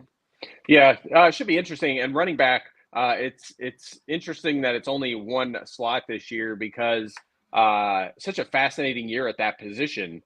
You mentioned McCaffrey. He's 28 now, and that's a red flag year in this game. And there's a lot of these top running backs that are or have hit that age, including Derrick Henry, Joe Mixon, Aaron Jones, James Conner, all those kind of guys. So it's going to be fascinating to see if there's a little bit of a turnover. And I think we're all kind of battling the same thing in drafts, which is, Joe Mixon at this age, Derrick Henry at this age, like Alvin Kamara as well. Do you just pull that trigger in the 4th round? Do you do it? Do you take those guys at that age and just hope they hold up for 1 more year, or do you just fade the veteran, the older back? So I think it is a really interesting year at running back, but for purposes of fishbowl, you don't even really have to take that chance. Those guys are going to plummet if we're only starting one of them. Yeah, and go ahead, Stevie. No, I was just going to say that the wide receivers in the past have always hurt me in the fishbowl because it's always been start 3. And I can remember back to last year, I had a pretty good team, but I had to figure out a way to get 3 wide receivers into my line, and I had better running backs, and I was like, man, I have legitimate point scoring running backs on my bench, and I got to figure out a way to get the 3rd guy in from, Tennessee somehow. And the first guy in Tennessee wasn't even that good last year. So I love that we've switched to this. Most of my dynasty leagues play in this format where you just have to start 1 from each position, and then it's flexes out the wazoo. So I'm very happy with this. I feel like I will be more successful than I've been in the past, but I feel that way every year, and I'm not. So who can tell? Well, you talked about the wide receivers changing teams and them popping up on your projections to start the year. And you mentioned a couple names there in regards to those running backs, specifically Derrick Henry going to Baltimore and then Joe Mixon going to Houston. And usually the way that it works is when the running backs change teams, it's not as it doesn't come to fruition as much. Are you in that boat, especially with these 2 going to offenses that should be a pretty darn good in 2024? Is Derrick Henry being a bell cow with the Ravens going to be better than, say, with the Titans that he was in 2023? Or are you looking for more regression again, just based on that age and that cliff that you talked about at age 28? Yeah, I think there's a decent chance that at his age he has another year in the tank. Obviously, he's a very unique player, first of all, but also Baltimore brought him in for a reason. It's not like they brought in a bunch of running backs. It should be the Derrick Henry show. And also keep this in mind. Last year, he was in a committee. He was outsnapped by Tajay Spears, and I believe it was 9 games last year, 8 or 9 games. So they fully just put him in a committee. Spears focused mostly on passing down work. Henry still led the NFL in carries, which is incredible.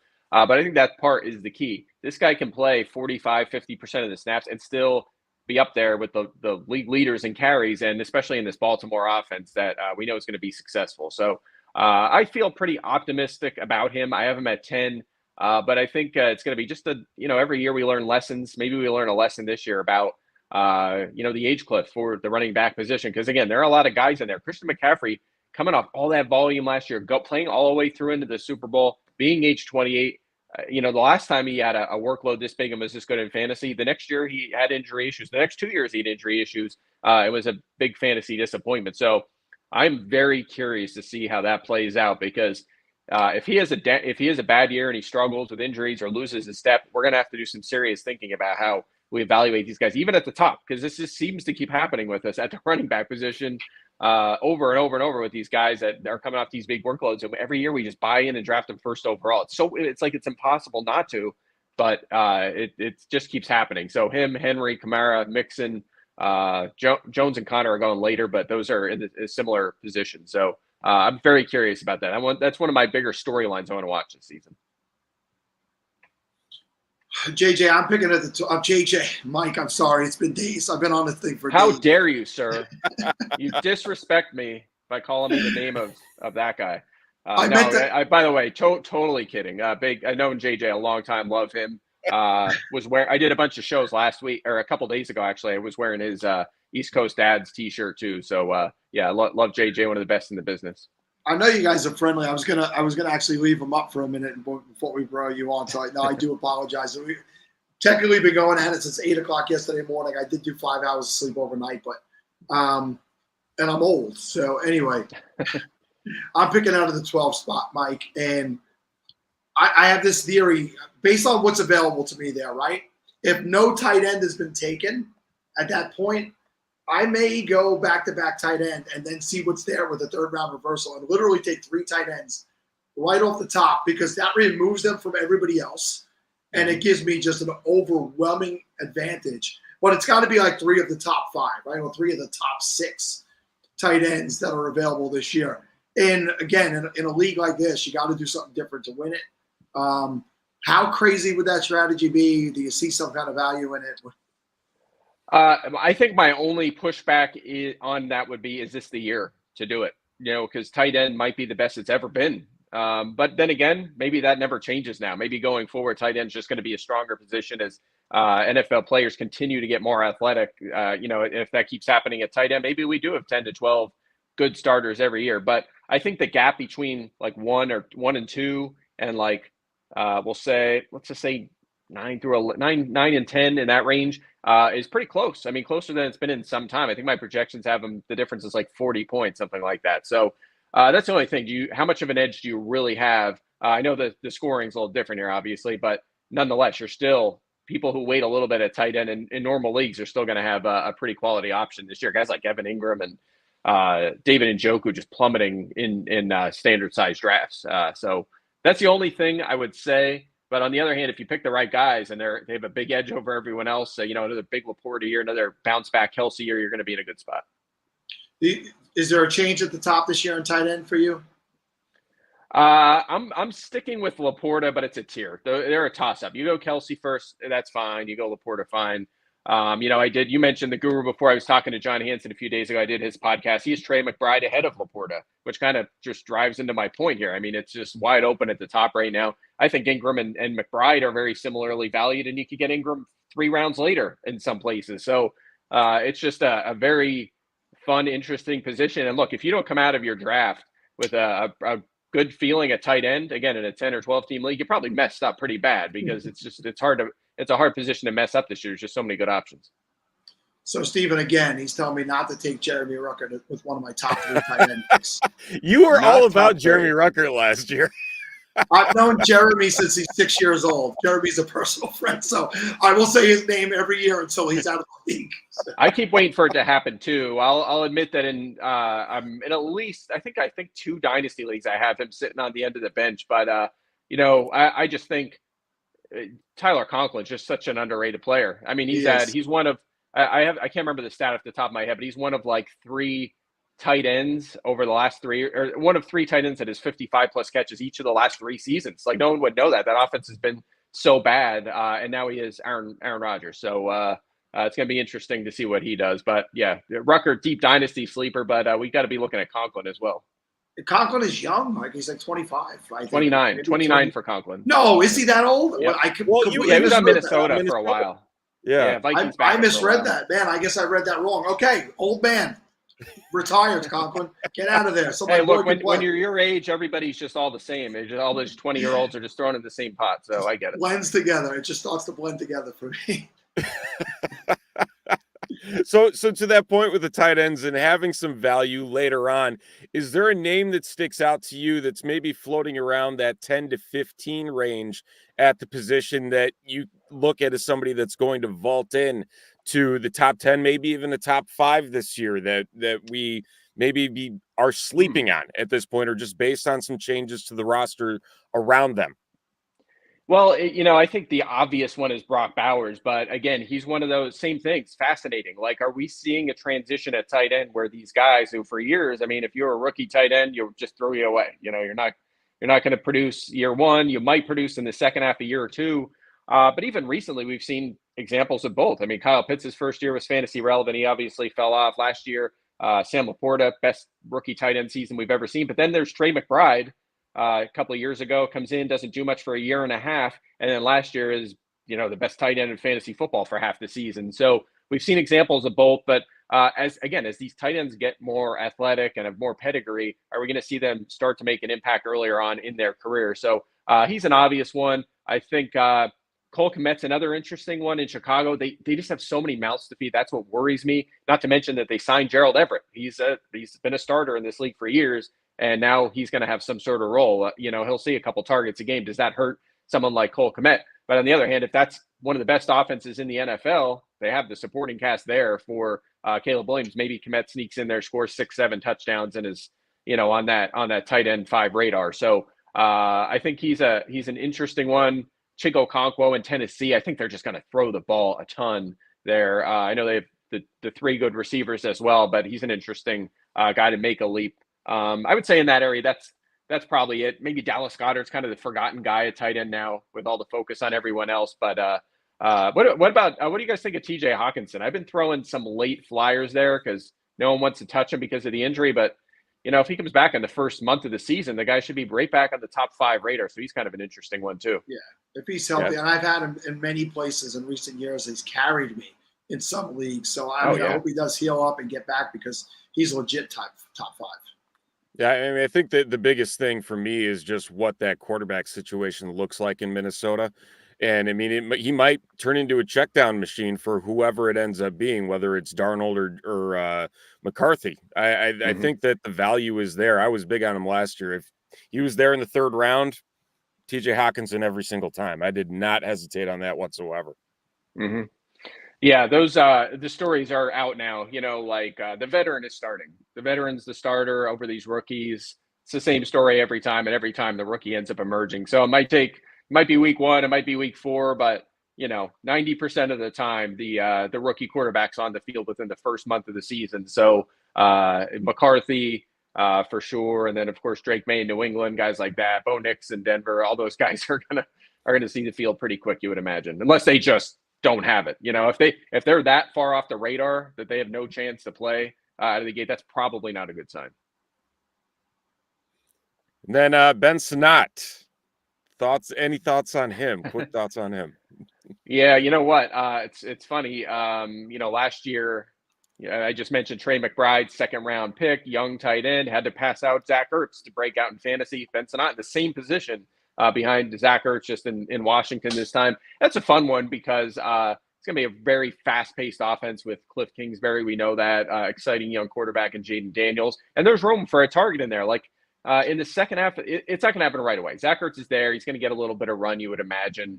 But Sinnott at some point should take control. So maybe a second half of the season sort of guy. I'm kind of hoping people maybe draft him and then are like, he's not playing much, and cut him, and then you can kind of scoop him up, later into in the year.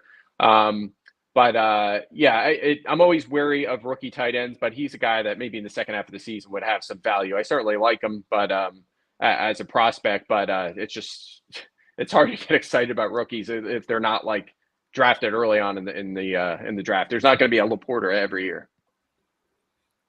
And to that point with the rookie tight ends, you said the easy answer was Brock Bowers. With the way that quarterback situation there has unfolded, and you have Gardner Minshew versus Aiden O'Connell. not necessarily the world beaters when it comes to putting together a dominant passing offense, but then you also have, major pieces in place like Devontae Adams. Looking at that passing offense, is there concern or any drop for you in what you're looking at for guys like Brock Bowers and for Devontae Adams to, maybe not put up what everyone's expecting them to? Yeah, I think if you were to rank the quarterback situations across the NFL and like who's is least interesting or has the least amount of upside, the Raiders are probably, last. They're just it's the most uninspiring quarterback room in the NFL. And that might sound silly because maybe Aiden O'Connell, I mean, by all accounts, for a rookie quarterback was good for as far as rookies go. So maybe he makes a big leap and he's this breakout player that we didn't see coming, and it all goes well. That's happened before, and it could happen again. And Gardner Minshew can do some things. He's probably better in QBR than people realized last year. His efficiency was decent. But you just don't see it really moving the needle for that offense and for the skill guys. But at the same time, I mean, as far as it goes, like for someone like Adams or Jacoby Myers, like they were good last year. They were serviceable fantasy options. I know Adams was a little boom bust, but he had a huge target share, and that's something we always want to chase in fantasy. He's 31. There's no reason to expect that to drop off much, if at all. And then I think there's probably enough room for Bowers there a little bit. Again, if you draft him in the middle of the first round, it's to feature him. So I have him 13th on my board. I'm not going out of my way to draft Brock Bowers, but I'd be glad to throw a dart at him late in my draft. I'm a Raiders fan, Mike. I think Steven brought that up just to hurt me. I've never been so sad because we have a stable of good, good not wide receivers only, but just pass catchers in general, right? You have Michael Mayer's there in his second year and Bowers, so you got a double-headed tight end. Jacoby Myers, you spoke about him earlier, how he stepped up. I mean, yeah, running back is going to be a little here or there, but we have one of the better pass-catching rookie running backs coming out in this draft, actually, that people are not speaking about altogether too much. That's I think what made us turn to the Raiders in this conversation. And we have a pretty good defense, right? I mean, Max Crosby being there makes the defense solid. So somehow we've managed to do all this and not have a quarterback. I don't understand it. I thought Penix was going to fall to us. First, I wanted Kirk Cousins, and he gets signed by the Falcons. Then I said, all right, we'll get Penix. And they also draft him. So I don't know what was going on there. And my heart is broken. And you being as smart as you are made it worse today. Thank you. Well, first of all, you're welcome. And second of all, you are definitely a Raiders fan. You have the goggles on for sure, because I don't think they're as close as you think they are. They have some work to do. So some good moves. I mean, I love Christian Wilkins. Obviously, adding him up front with Crosby is huge, but they still have quite a bit of work to do. Someday. We're the division with the 8-time Super Bowl champions, the Kansas City Chiefs. So there was a half a Scott appearance there for a minute. I don't know if anybody saw that. He almost came in. I think he's at the airport, but then he checked out. I thought he was coming to say hi to you, Mike. Who's that? Scott Fish? Yeah. Okay. Well, why he would pop in, right? He's coming to do his annual feel sorry for me, cry for me, because Mike beat me in the first ever Scott Fish Bowl, and I have to hear about it every time I see him. He's never gonna let me live it down. He will forever despise me in the back of his heart. I see him face to face. He's nice to me. It's all pretend. It's all a facade. I know it is, because he still hates me for winning that first ever Scott Fish Bowl. So he'll never forgive me. He took my job last year as the head of the FSWA Hall of Fame committee, and he's done a way better job of that than I've ever done it. So I mean, he's just whatever he can do to. There he is. Here he comes. He's trying. He's trying. He's trying. It's probably good for me.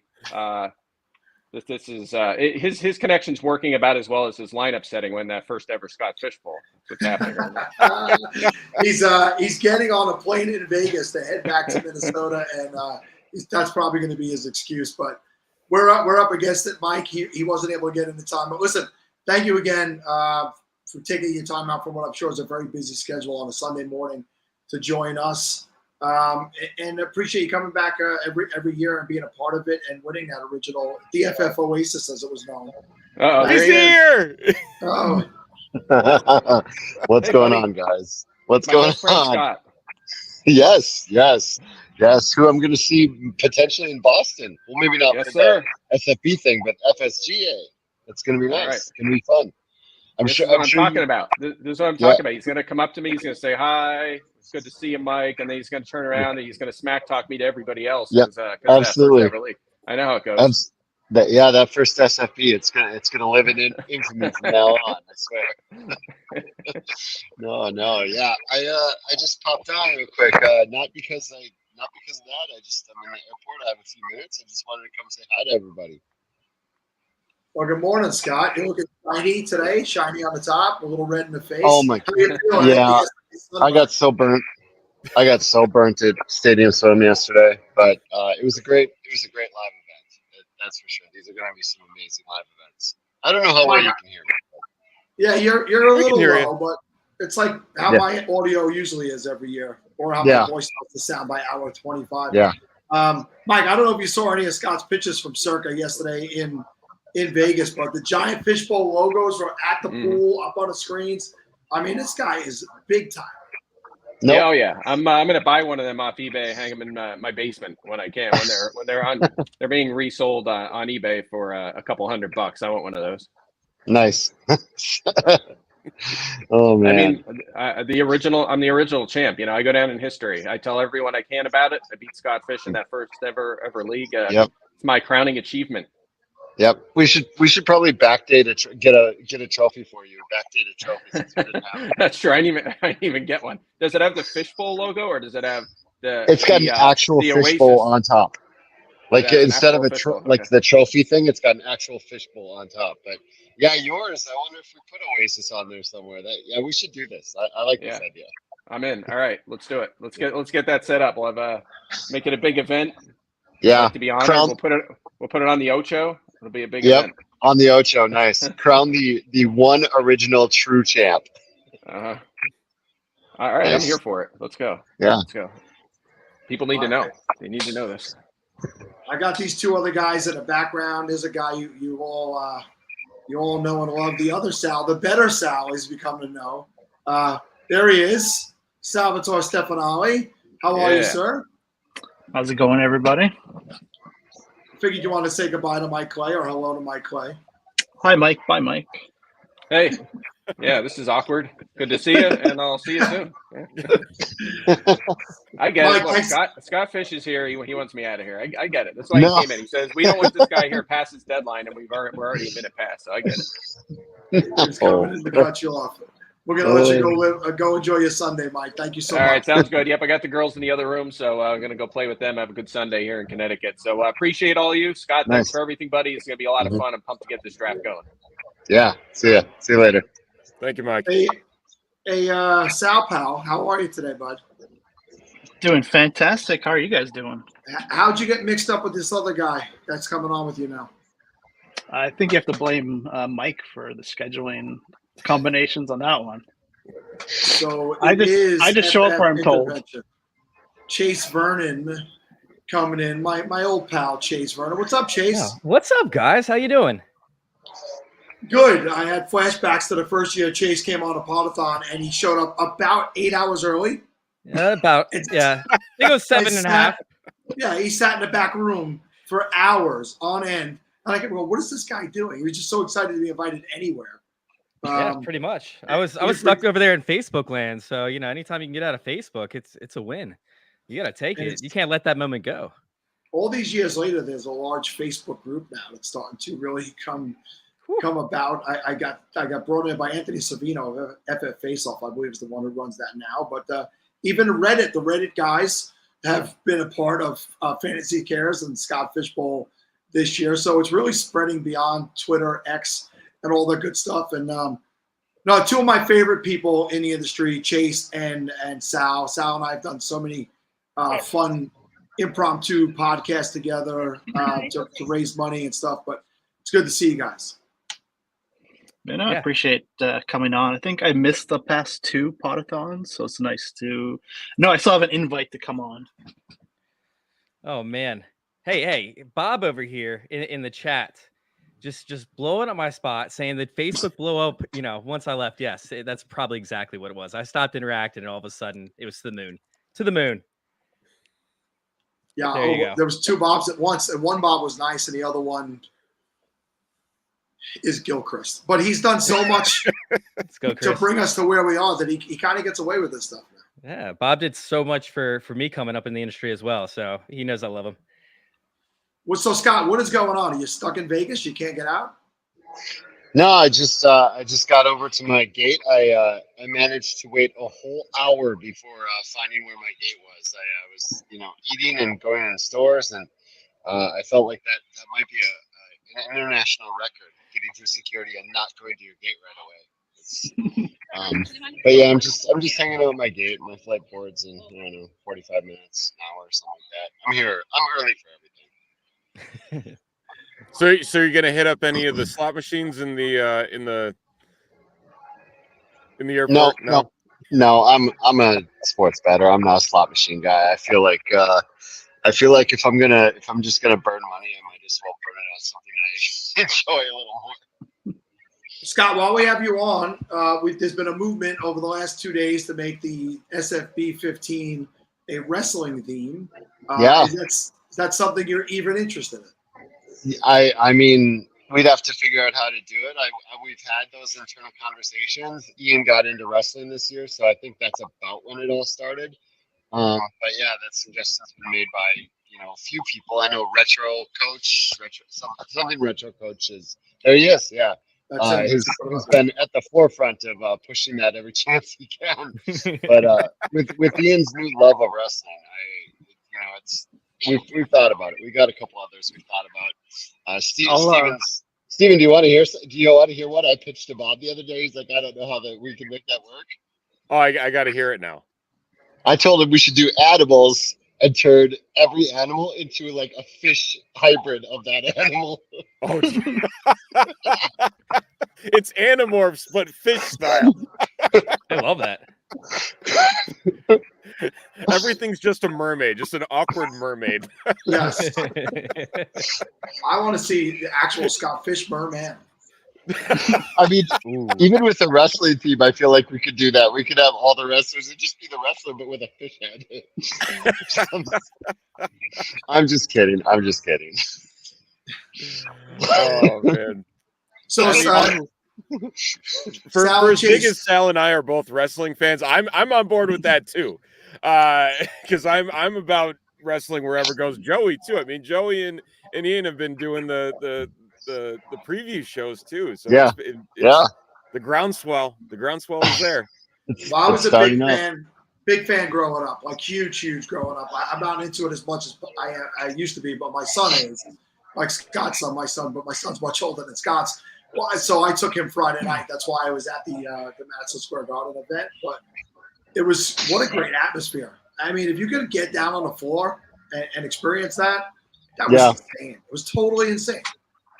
Yeah, I've looked into it for when Raw's coming to Minneapolis, but there's some 6th row floor seats, and I'm like, Ian, even though he's like 11, he's 5'1", 5'2", but still a little short for four seats if you're not front row.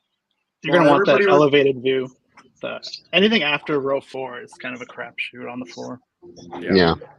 Everybody was on their chair. It was complete mayhem. It's not like anybody was in their seat. That was a good show on Friday, but all right. Let's talk a little Scott Fishbowl with these guys. Let's do Can it. we do more wrestling? We did a real when Anthony and Mike were on last night at the face-off, we talked wrestling probably almost 20 minutes of that segment. So go for 22 today at least. Well, you know what, Sally, go ahead, bud. You lead the show. What do you want to talk about? Oh, we were talking about the fish-themed animals. Do you guys remember Aldo Montoya, the Portuguese man of war? That could be like the trophy if we do a wrestling-themed SFB. Ooh, all right. I'm sure we can make that happen. Who's the yes, I heard the name. I don't remember what he looks like, but who's the 101? So who would be if we were having a wrestling draft? What division are you going to be in? Sao Paulo. Go ahead. Who's the 101? It'd be Kenny Omega. Kenny Omega. All right, so Chase. Man, I gotta go with like the guy I grew up on, Sting. Like I can't go with any other one. That was the first wrestler I ever knew about. That was the first one that I latched onto. Sting, man, all the way. Baseball bat, long hair, coming down from the rafters. Let's go. Steven. Stone Cold, all the way. I mean, SCSA. That's the go-to for me. Did you see my Brooklyn 316 shirt that I had on the other night? I didn't. What? Yeah, I'll have to I show gotta you go a back picture and of that. see it. So, Scott, who would be your 101 wrestling pick? Scott is definitely frozen. The airport Wi-Fi has failed him. No. So it's there he is. Oh, there he is. No, All right. yeah, maybe the Wi-Fi failed me. I was texting with Michael Fabiano and Lindsay Rhodes, who were like, "Oh, we didn't know about getting on the Podathon," and so if you got a no-show later, or if you have time to go late. We reached out. We definitely contacted Lindsay. Okay. I'm sure she was busy, but Wait, did you contact her? Because that might explain it. But Mike, we need Mike to contact for a good success right here. Sorry, and if I kidding. offended her, I'm sorry. I honestly, as far as wrestling people, I honestly don't know who my number one would be. I don't even know. Like, yeah, I've had so many favorites over the years. Yeah, in the old days it was like Bret Michaels and Bret Hart and Shawn Michaels. I always loved those matches. I liked Razor Ramon for a long time. Yeah, there's a lot of them. It's probably a '90s era one though. Is Sheamus the Scottish? No, Sheamus? Drew McIntyre. Drew McIntyre's more Drew Scottish McIntyre. Scottish. Okay. Yeah, Sheamus is the Irish one. Sheamus is Irish. Okay. So I grew up in the Hulk Hogan era. That was huge. Mhm. But for me, if we're gonna go straight up 101, it's gonna be the Ultimate Warrior. Somebody put that in the chat, but I mean, he was a burst on the scene, and as quickly as he came in, I felt like he was gone. And then, in true dramatic fashion, the guy got put into the Hall of Fame, gave his thank you speech, and literally died the next day. So talk about just going out on it. But I was such a big Ultimate Warrior fan when he came out because Hogan had done it for so long. He was the face of it for so long, and they were like, "Oh, we're gonna bring this maniac in and take over." And so I played lacrosse in high school, and my brother was an artist, and he drew the Ultimate Warrior masks on my gloves. So I used to play with those masks on my gloves, and I was the only one who had those. So for me in my childhood, that was my guy. Really, really cool. And we have the same hairstyle, him and me. So, Steven, get me some fishbowl conversation. All right, I'll give you fishbowl conversation. All right, Jason Sal, divisions, picks, slots. Where are we at, Chase? We'll start with you. Oh man, SFBLA, the live draft, of course. What is it? Division 5. We had to open up a whole nother division, didn't we, Scott? Like we been on 4. I didn't even get in, and it's like my HQ. It's my headquarters, and yet they ended up having to create a 5th division just so they could fit everybody in there. So I'm excited. And I'm drafting at slot number 7, by the way. I'm in one of the Vancouver Live drafts. It's the James Dalton division, and I am picking 11th. And everyone in my group chat hates me because they named one of the divisions after James Dalton and not another Vancouver movie themed.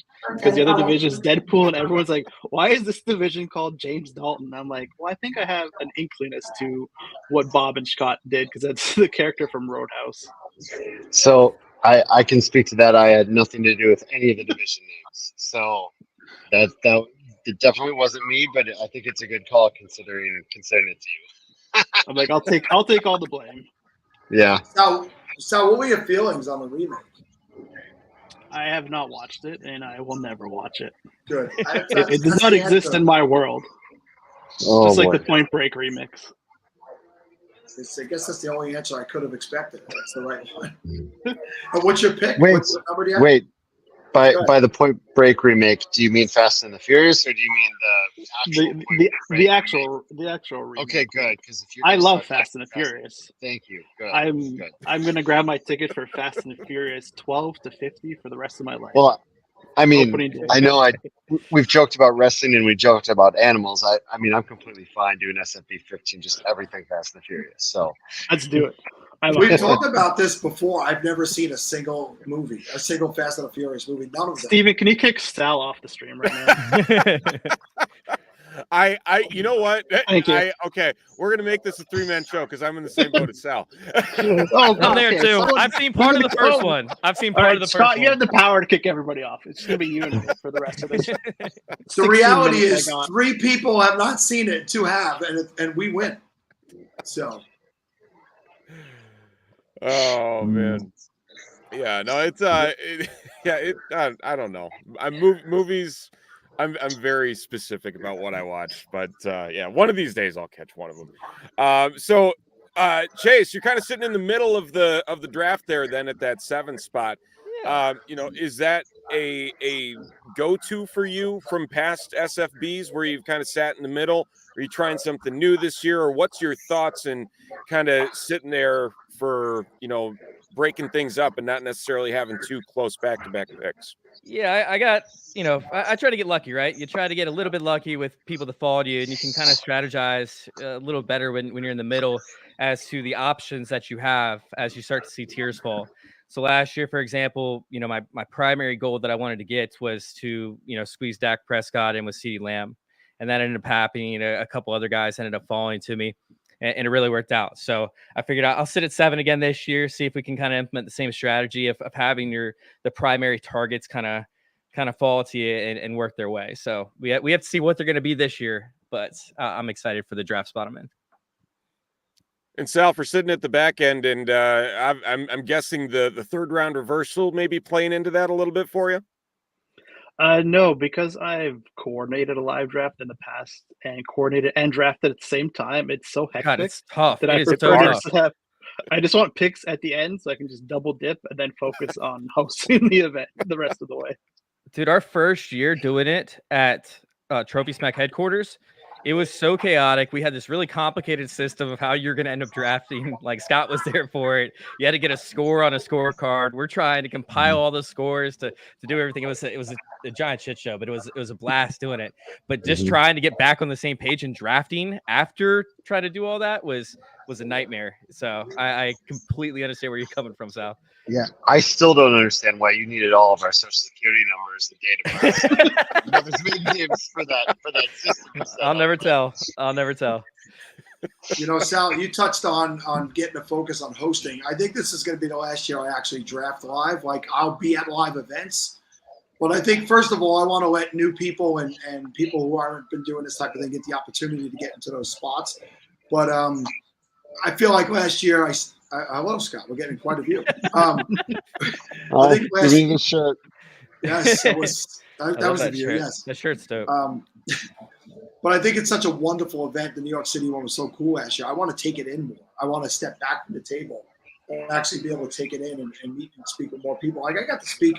Ellie and Chris pulled me aside last year, and we just in this room full of people having our own separate little 1-hour conversation, and so many cool things go on at these live drafts, and they're only getting bigger. And I want to travel to more of them. So come to the Vancouver one 2 weeks from today. You know, if I would have known sooner, maybe next year. I mean, it only takes 6 hours to fly from New York. I was going to say, how much more notice do you need? Well, it's not as bad as, I mean, going out to LA, that's almost as long as a flight, I think. So, Chase, do you live out there now? No, not yet. Still out here in Virginia Beach, working from home. It's a blast, let me tell you. Laquan wants me to put the Rocky shorts back on from last night, but I almost got banned from the show for almost getting dressed live on the show. So maybe later. It kind of sucks because, like, working from home is great and all, but then when you realize, like, where you could be working at Trophy Smack, where they have a bowling alley, they've got arcade games, they've got all sorts of other stuff like on site. It's like, damn, I don't like working from home. This is lame. I got none of that stuff. I might not leave when I get out there. Yeah. Are you coming out to the LA one? That is my goal. I haven't booked my ticket, but my goal is to head there from Pittsburgh. I'm going to be in Pittsburgh and then shoot out there and then come back to the Boston on Sunday rather. So Scott's got to tell me what flight they're all taking out of LA. Yeah, Yeah, there's at least 3 of us taking red eyes to Boston the next morning, overnight. So, yeah, I'll get you that info. I would be basically in 1 week. I'd be leaving New York, going to Pittsburgh, going to LA, going to Boston, and taking a train back to New York in less than a week. So we need to. I'll get you access to the Fantasy Cares jet. Beautiful. Is that what we're doing with the funds this year? Okay. I think so. Cat's out of the bag. So with the LA, is everybody in specific spots then, or are there any that are going to be part of like picking the moment type things? No, we tried that the first year, and it was it was crazy. So everybody has their spots now, so we don't have to deal with all that right before the draft kicks off. Yeah, it was a cool concept, but it was a lot of work. Yeah, so, and it's a who's who out there. I mean, you guys have celebrities, you've got tons of people from the industry. Just talk about the opportunity to have the event there, but to really just have it be such a, I mean, honestly, a spectacle for what it is, and bringing all of these different people from different walks of life together to just hang out for a few hours and support Scott Fishbowl and Fantasy Cares. It was actually really funny how it kind of came up, right? Because Scott's, on Twitter, he's mentioning these live drafts. I don't think that he put it in stone yet that we were going to be doing live drafts, but it was definitely like in the works. And we didn't have our office yet. We were still in Brea at the time. So I knew that we were going to get our office, but we were still like 3 or 4 months out. And I was like, Matt, like, I know that we have the office getting ready, but is it going to be ready by July? And he's like, why? I was like, dude, the Scott Fishbowl is looking for places to host these live drafts. Matt's like, I don't know, man. Like, we're probably going to be moving in there like late June, early July.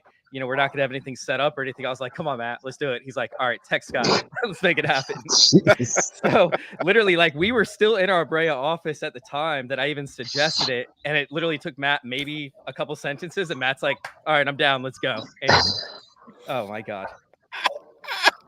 At least you did it off screen.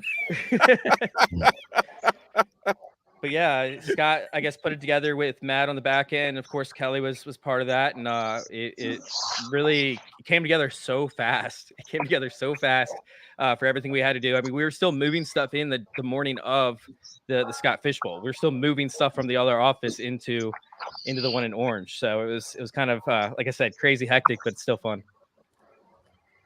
Awesome. And then Sal, with Vancouver and everything happening up there.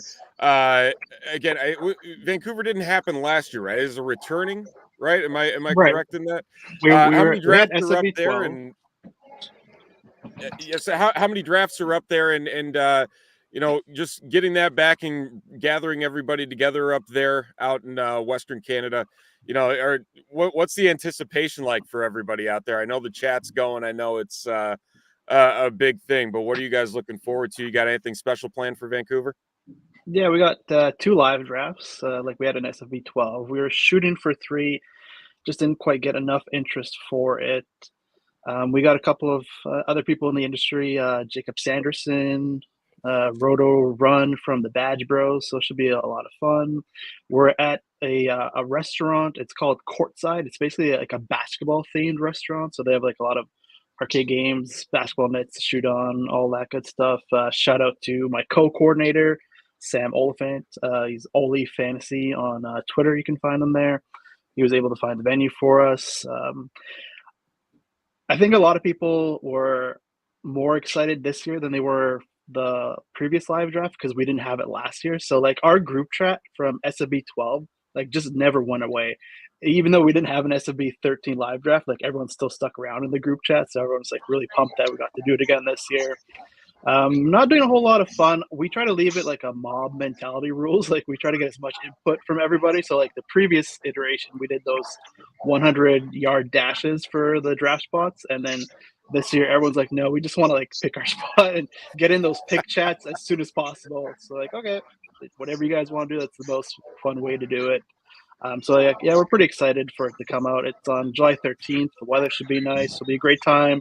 We're trying to do some festivities the night before or after the draft. Now we have the BC Lions. They have a game. There's a pro wrestling show the night before. I'm trying to like guilt trip everybody into going to with me. So that'll be kind of fun. I'm actually in Ontario right now, so I get back on July 11th, and then I have the 12th to relax, and the 13th is the draft, and then the 14th I'm heading to Vegas. So I got a lot going on those few days. Man, all you guys are just bouncing around from city to city here over the next couple of weeks. It's the Scott Fish Tour 2024. I mean, how could you not be excited for this? We're gonna have to do tour shirts next year, Scott, and just print them up afterwards with every site you went to. Oh, custom made. I love it. That's next year. Custom made. Where did you go? Nice. I see that message. I see that message on screen about the 4 Canadians at the Vegas draft, and yeah, at least 2 of those people were in SFB 12, and they're like, "Nah, this year we're going to Vegas. We saw where it's at. We saw how much fun it's going to be. It's like, see you guys later." Yep, I talked to them about that. Yeah, that was funny. Scott, did you hear the idea that next year Yvette and I will do live from the red carpet at the Vegas draft? They would enjoy that. They would enjoy that. That'd be anything to make that more entertaining and more respectable. It was already that way, but like every add-on is awesome. Yeah, I think that's going to definitely happen. Like so, Sal, I can't come. Sounds like I would never be able to come to the Vancouver because it is the same day as the New York City live draft. So they're both on July 13th. So that's the reason. That's my excuse. We got a 3-hour time difference. We can make it work. In order to make it, I would have to go back to the future. So I was going to say, let's get you after you use the jet. We'll get you to the Fantasy Cares time machine that we also bought. I mean, the perks of being involved with Fantasy Cares are endless. All right, guys, we're coming up against it towards the end, so I want to make sure if there's any specific messages, Sal and Chase, you guys want to get out. Now's the opportunity. Chase, we'll go with you. No, nothing's really too crazy. Nothing, up front. If you guys need trophies, you guys know where to go. Trophy Smack, of course.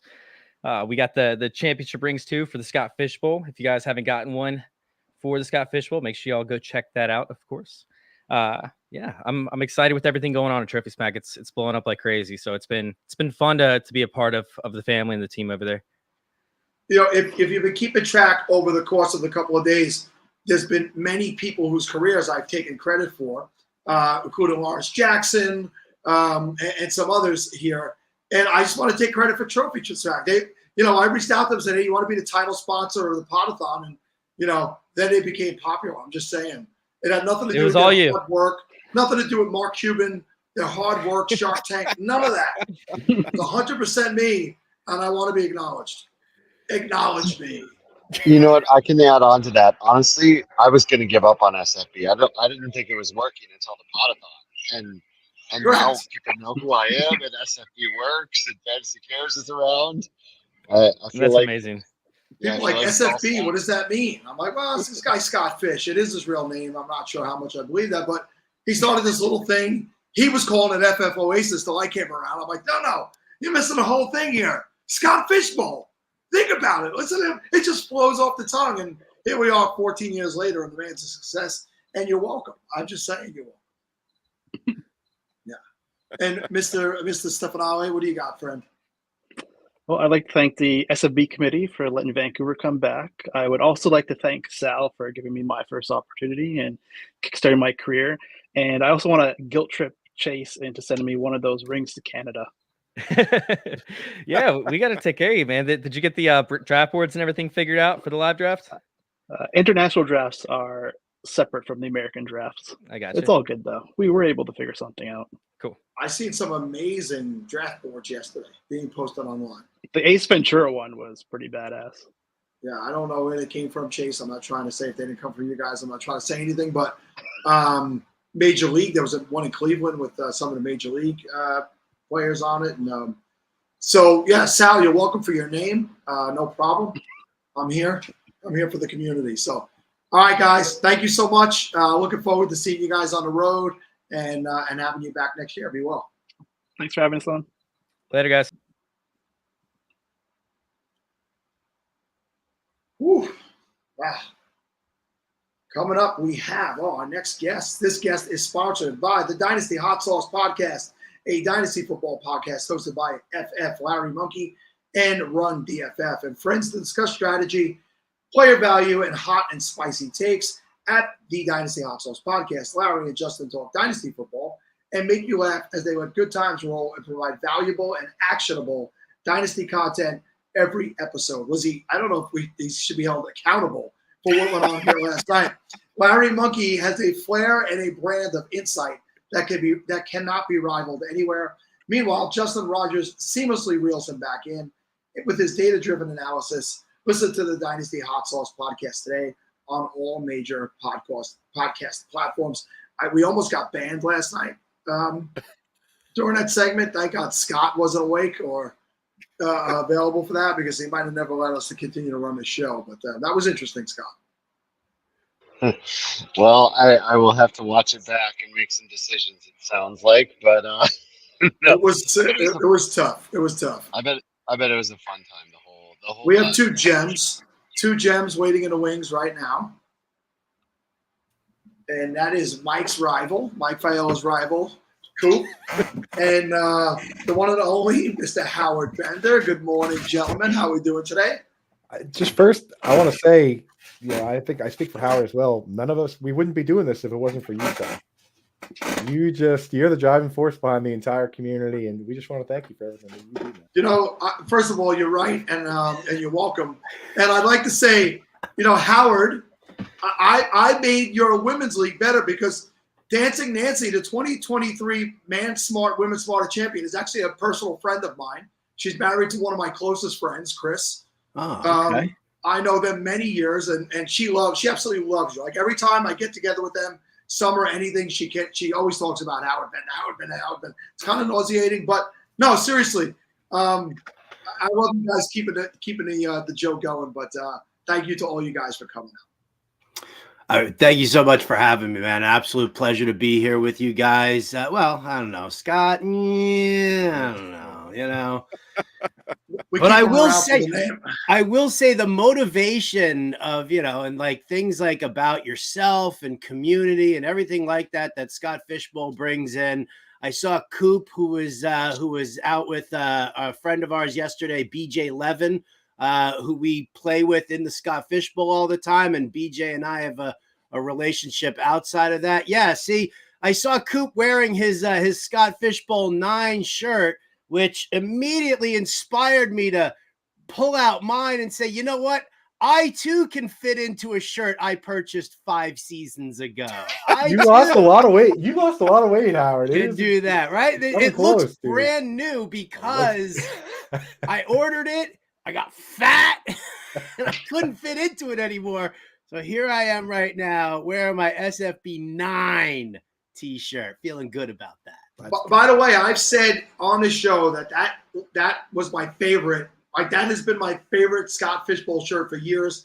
I have 2 of my own that I wear. They're my gym shirts. I love them. We have amazing stuff now. Like, what we're printing out now, it rivals that and sometimes tops it. So I'm very excited at what we're producing with the Fantasy Cares brand now. But I have these 2 shirts. These are brand new, never been worn. And I'm going to bring them to the auction, the silent auction in New York City, for anybody who wants to get an opportunity to get some retro Scott Fish gear. RotoWare sent these to me after that year, and I had them in a bag in a closet, and I found them recently. So they are going. Is that light blue one a large? It is a bigger. It's a 3X. It's a big boy. Okay. It's a big boy. About to make the drive from Boston for that thing, dude. Yeah, both 3X. Both of those are 3X. Well, I tell you what, I accidentally got a 3X. It was in the draft shirt last year in New York City, and that thing fits decently. And I'm 205 pounds. Howard, I've recently lost a lot of weight too, so I'm standing up to show everybody, getting fit. And it's I don't care, wear it like a blanket. I don't give a shit. You always got to find your inspiration. When a triple XL starts fitting you like a schmedium, you got to lose the weight. You know what? That gives me permission. If I buy that shirt, it gives me permission to get fat. I'll just tell my wife. I'll be like, I think that's how that works. I got to fit into this shirt so I can have this extra piece of cake. The giant shirts, the blanket comments, the old retro shirts, the auctioning them off. gives me the idea we should make a quilt of old SFB shirts, like a blanket of old SFB shirts, like square quilt, and auction that thing off. Yeah, I've seen that recently where they do that. That's impressive. You said your old T-shirts, they cut them to size, they quilt them together. They sew them together for a quilt. I like that. We have a question. Will there ever be a retro store one day? Will you just go back and make some of the retro classics from the past? I don't know. That's a question for someone else. I honestly don't know the answer to that. You know, I've been getting lost in these like rabbit hole videos on TikTok from this dude Heat Archive. It's like the sneaker game just completely eludes me as an adult who's got the same pair of New Balance sneakers for the last 12 years. But like I see them and they're like selling like old vintage sneakers. And they're like, yeah, it's only been worn twice and they're paying for it. So I've got some SFB vintage gear. If y'all want to, jump into that, I can help donate some of that. I always buy the fall line every single season. Yeah. So all my shirts are either fish shirts or fish bowl shirts. It might be more valuable if it's Howard Bender game worn, dude. With like game worn jockey shorts. Fan gets it and they're like, yeah, it's we're coming out with the SFB trading cards with the memorabilia patches. Ooh, look at that, dude. You see the nice hats this year, Howard? Look. Oh, I like that. It's nice. Stitched and embroidered. I have an old Podathon shirt. I don't know when it's from, but it was like white and it's got like a blood stain. I cut myself shaving. It's got like a blood stain drip right here. So that actually might go for more because you could probably get my DNA from there. Legit DNA. Clone your own Howard Bender. We had two white shirts. One was the Black Flag during the music year when it looked like the cover of the Black Flag album.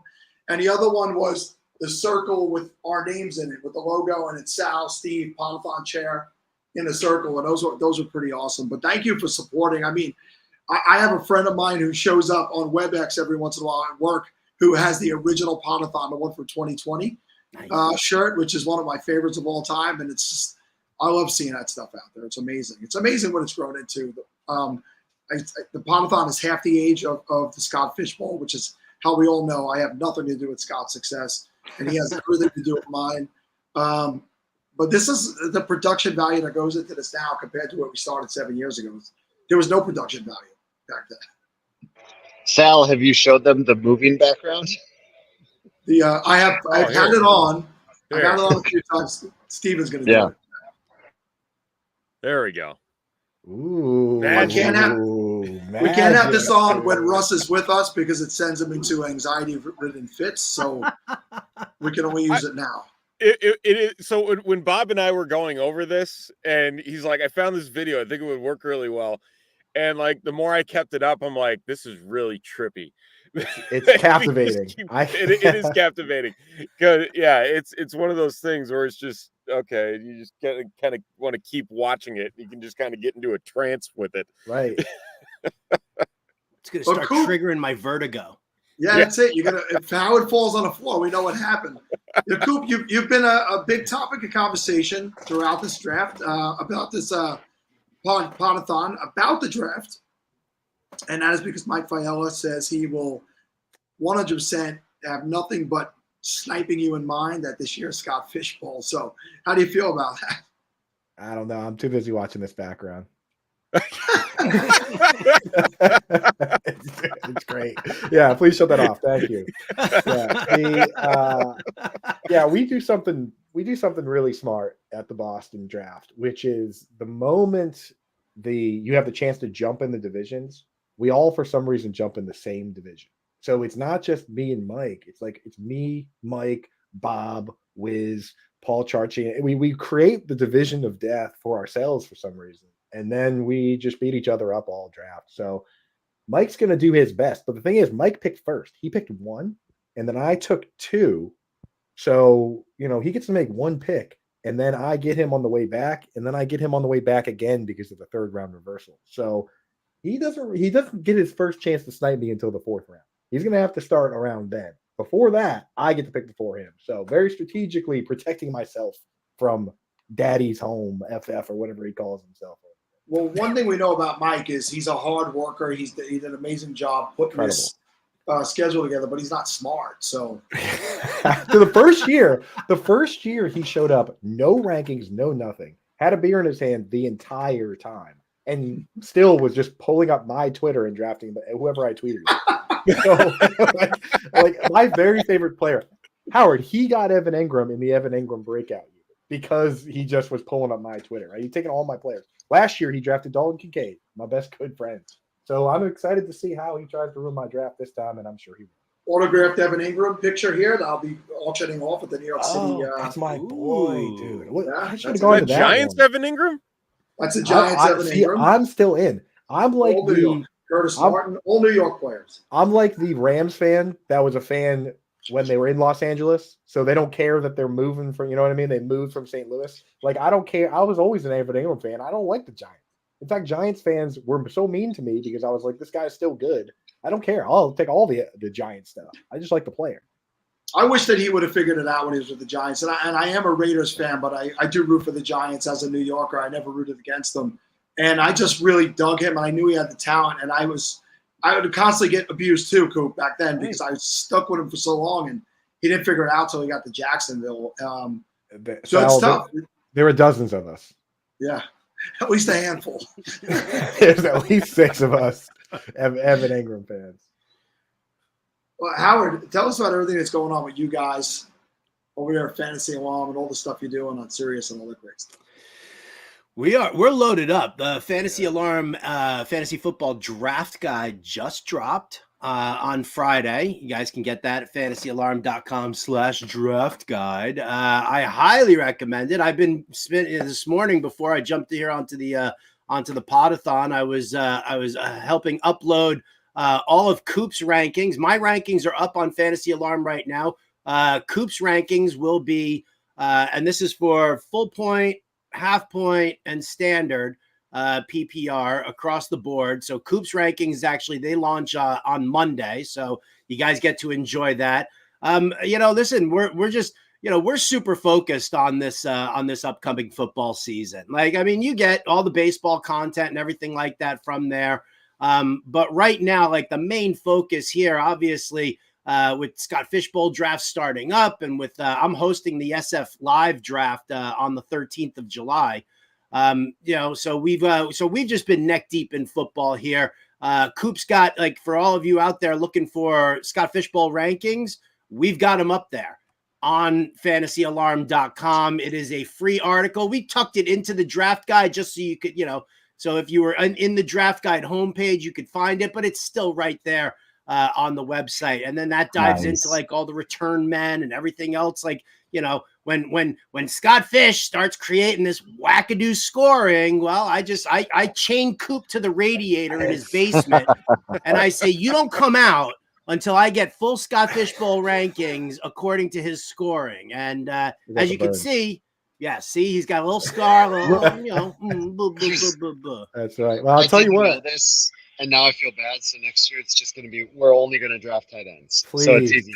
Something I've already done. Well, the interesting thing, Scott, is that I've been doing a league called Draft with Giants that Andy would do. Yeah. So I see Stephen nodding. So every year I've been doing this, and I just kind of share it with the Fantasy Alarm members. I'm like, anybody that plays in a kick and punt return league, I have this whole spreadsheet. Who's the guy who for kicks, punts, who's in the mix, and then who the actual fantasy targets are. So this is something I was doing anyway. So once you threw that in there, I was like, man, I am uniquely qualified for this one. So and I just put that in there. So even if you don't want to go off the rankings, go check out the article, because in there it has who and I'm just like digging through the rumors, going through last year's info, everything I could find to figure out who could be the guys. But I mean, what a time to do it, Scott, to add it the year that they changed the rules, right? It's like curveballs. It's almost like those two things were planned together. It's I actually the NFL check with you, Scott. No, yeah, that's what happened. I thought of it, Roger and I had a conversation, so that's how it broke down. He was going to change it last year, and you were like, "Well, I already came out with the rules, so can we push it to 14?" Yep. So I used to play in a draft with Giants, and one year I did really, really well, and I still don't know how the scoring works. I have no idea what I was doing that year in that league, and I'm like, oh, I won the division, and now I'm in the semi. I don't know what happened, but Andy's Andy's a good friend, so I try to do whatever he's a part of. One of my best friends almost won last year. These were his wide receivers, all of them. Braxton Berrios, Jalen Darden, Devin Duvernay, Alex Erickson, Ray McLeod, Isaiah McKenzie, Brandon Powell, and Andre Roberts. And he almost won the league. That's how heavy the returns. He did not have one real wide receiver. He leaned into it pretty hard. But in that format, I mean, Ray McLeod was scoring like 18 points a game. Ray McLeod outscored Travis Etienne in that format. So we're ready. So Scott Fishbowl will be the only league that Romo Dunze will have value at his ADP then this year. The kiss of death for any rookie wide receiver. Oh, we're going to see what he looks like returning punts now. Sometimes, yeah. Tyreek Hill. I don't know. It's not good. Not good at all. But we'll see how it shakes out. I don't think talking about drafting with Giants, I don't think you're gonna have to worry about people not noticing the scoring with that, because that definitely happened. I remember picking up Mecole Hardman in the second round of one of those, and people are like, "You don't know what you're doing," and I'm like, "Yeah, I do." Yeah. People don't know. Yeah, people don't know. DeAndre Carter's been a megastar in my mind for like 4 years now. That's why I sit there. It's so funny too, because it's like we deal with fantasy football Twitter all the time and the nightmare that it can be. I run a league for SiriusXM that you start 2 tight ends, and so the ADP for the tight ends is like way jacked up like crazy. And every time we post that draft board, hey JB, JB, dude, what's up, brother? I'm just popping in and popping out because my favorite people in the world are on, and Jordan had to come say hi to Uncle Coop. That's and Uncle me. Howard. That's me, right? Do you need me to go, JB? Well, it's always you first and foremost, but then the rest of us. JB and I met. JB and I also met. SFB9. We met then, and we've been buddies ever since. Even came to my wedding, JB.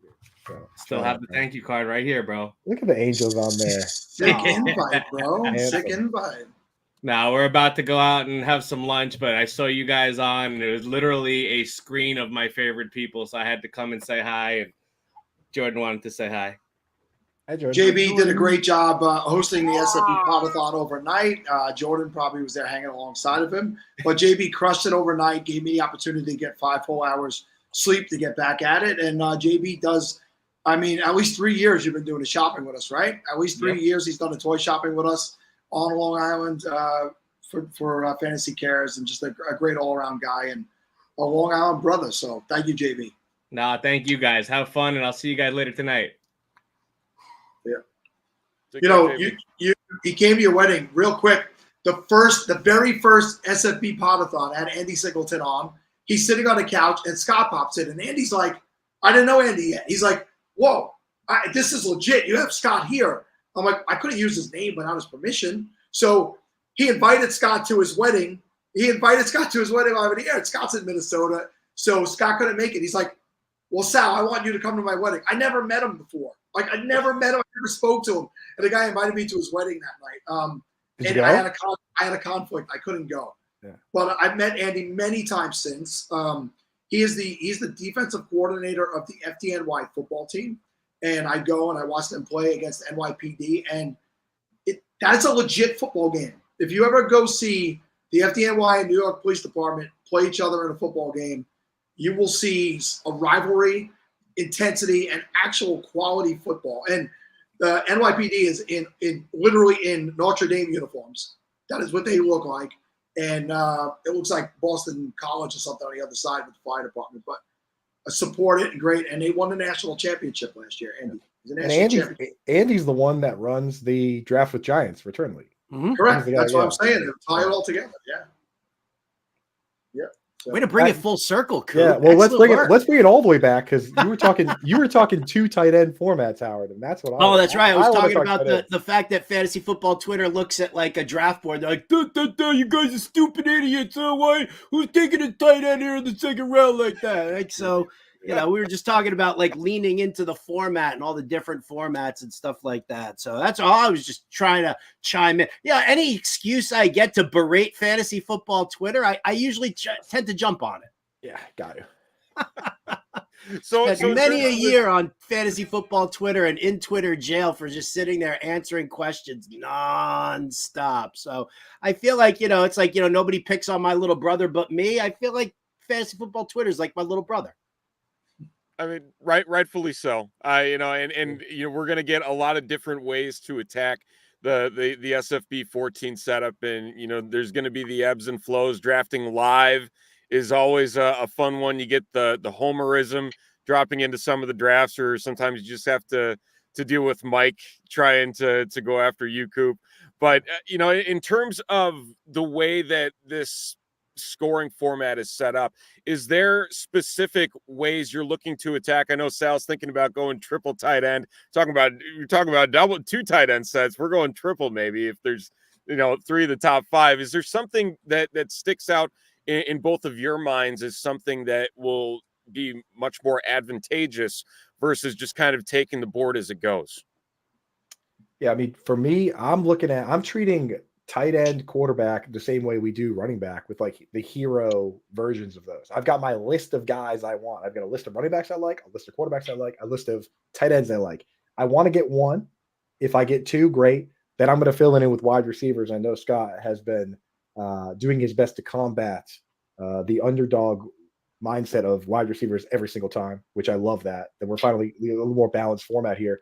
And then later, I am going to lean into the return men mentality, because the way I look at it with some of these guys, they're either going to be on, as Howard talks about, they're either going to be on kicks and punts, and you get those points plus whatever else they give you, like a Khalil Shakir is going to be on kicks and punts and playing some slot, or he's going to be deemed too good to play on special teams, in which case that's even better, right? So it creates a floor for those players, because if they're going to get a mix of work, or if they're so good, like now Tyreek Hill doesn't really return punts anymore because he's too good, that's even better. So it kind of creates this new class of specialists that you can kind of jump in on and either get a decent floor out of or upside. So it's kind of cool, man. I really do like it. I've been having fun with it. Yeah, I'm definitely planning on leaning into this scoring a lot more. It's kind of funny because I've hosted the live draft in San Francisco for the last 2 Scott Fish Bowls, and when you're sitting there and you're hosting and you're interviewing people and you want to make sure everybody's happy and everybody's having a good time,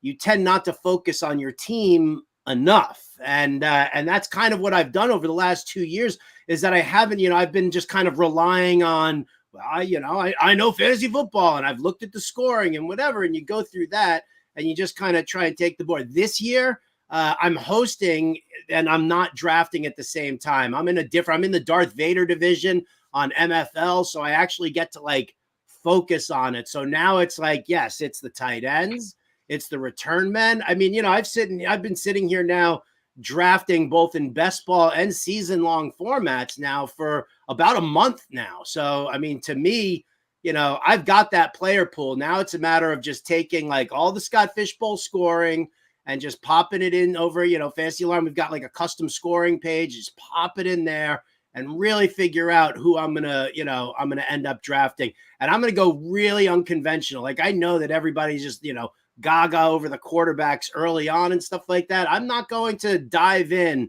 I'm definitely planning on drafting in a much more unconventional way. And I think it's going to win. The confidence. Does anybody think they're going to lose? Last 2 years, I was like, yeah, I'm totally going to lose this. I've got friends of mine who have been in the Scott Fish Bowl that have just been yeah, they hit me up. They're like, oh, I made the playoffs. I made the next round of the playoffs. I made the next round of the playoffs. I haven't sniffed the playoffs. It's Scott Fish Bowl in 2 years. So I'm like, taking it seriously. You're diving in. I need to. So this is probably the only year that I'm like, yeah, I'm totally going to win this thing. I'm that guy on a Tuesday morning is scrolling up from 3,000 or something just to see if I'm in the top 1,000. So did I crack quadruple numbers? No, it's terrible. I'm just like you, Howard. And Howard, what spot are you at? I think I'm in the 8th or 9th spot. I actually, I don't remember, because I was originally, when I was going to do the live one, I took 10 in the Dirty Harry division, but then I popped out of that one, and I don't think 10 was available to me in Darth Vader. So I'm either 8th or 9th, which I actually kind of like, because you're not really slapped in the face by that third round reversal as much when you're like picking from the middle. So I feel really good about that. You know, you take one of the end spots there and you're really like you're committing to a strategy early on and you're letting a lot of the other people pick your team for you. I feel like in the middle, I'm going to be able to like really make some fine decisions and not worry about, oh, am I going to lose out on a run that's going to start in like a round and a half? Howard, yesterday someone at the 9 spot started Laporta, McBride, Kincaid. Is that going to happen for you? Do you think that's happening? Dude, I just got goosebumps when you said that. Those are like a dream. Those are all my babies. Wow. God, I got tingles now. That is, listen. Listen, I've talked about. I'm at the 12. I have those I've 3 talked cards about on my going, desk. Tight end, all three at the beginning. I was just going back and forth with Kelly Singh the other night from Trophy Spec. She had done her draft and she got the Kyler Murray, Trey McBride tandem. And immediately I was like, oh, I just did that in FSGA. And then she shows me, she's like, I did it in FSGA. So. And she followed up with Marvin Harrison the next round on that, by the way. So she went full Cardinals. The Boston guys are too mean to let me do something like that. Zach Reed in the chat. He's like, our division is you would laugh if you saw it. It's like it's just no, we talked about it last night with Mike. It's the division of death for sure. It really is. Hey, dude. I'm honestly shocked he hasn't jumped in here yet. I would have 100% done that. What's that? I would have drafted online too. That's a genius move. Just to get away from these guys. Well, I mean, get away from them all. But you know what though? Like it's so funny. So at the SF Live draft, we're gonna have we're auctioning off a bunch of stuff. We got some autographed jerseys. We got some local restaurant gift cards, everything like that. That we're just gonna be doing, locking it up. And if you guys are in the Bay Area on July 13th, Tempest. Over on Natoma Street in downtown San Francisco. It's wide open to everybody, right? Open bar. We've got, I mean, it's not an open bar. The bar is open to the public, but we've got like one draft is taking place like on the stage. The other draft is taking place just onto the side of it. So those drafts are going to be going on, but the whole rest of the place is wide open. We're going to be doing, all these auctions. And so if I was sitting there, like in the draft itself, I would have like lost my mind trying to like auction and talk to people and this and that. So, it took me 2 years to get my head out of my butt on that aspect of it. But now it's going to be great. Raise a little money for Fantasy Cares, have a little fun, and win the Scott Fish Bowl. Bring your wallet. Chad is saying we all heard. Case there. Hey, Howard, chat's saying they heard you say open bar. You can't take it back now. Yeah, I can take it back immediately. I just did.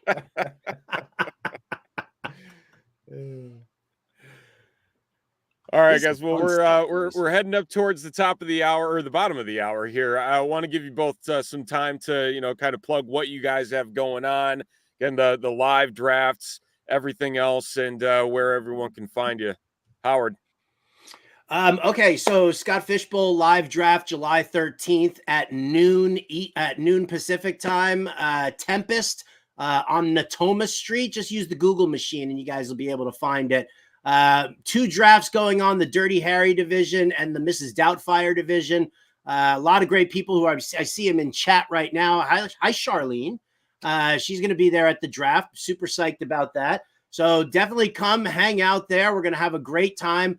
Autographed jerseys, like I said, a bunch of prizes that we're going to be auctioning off. All the money's going to go towards Fantasy Cares. You can just donate too if you want. You don't even have to get that prize, although I know you really want one.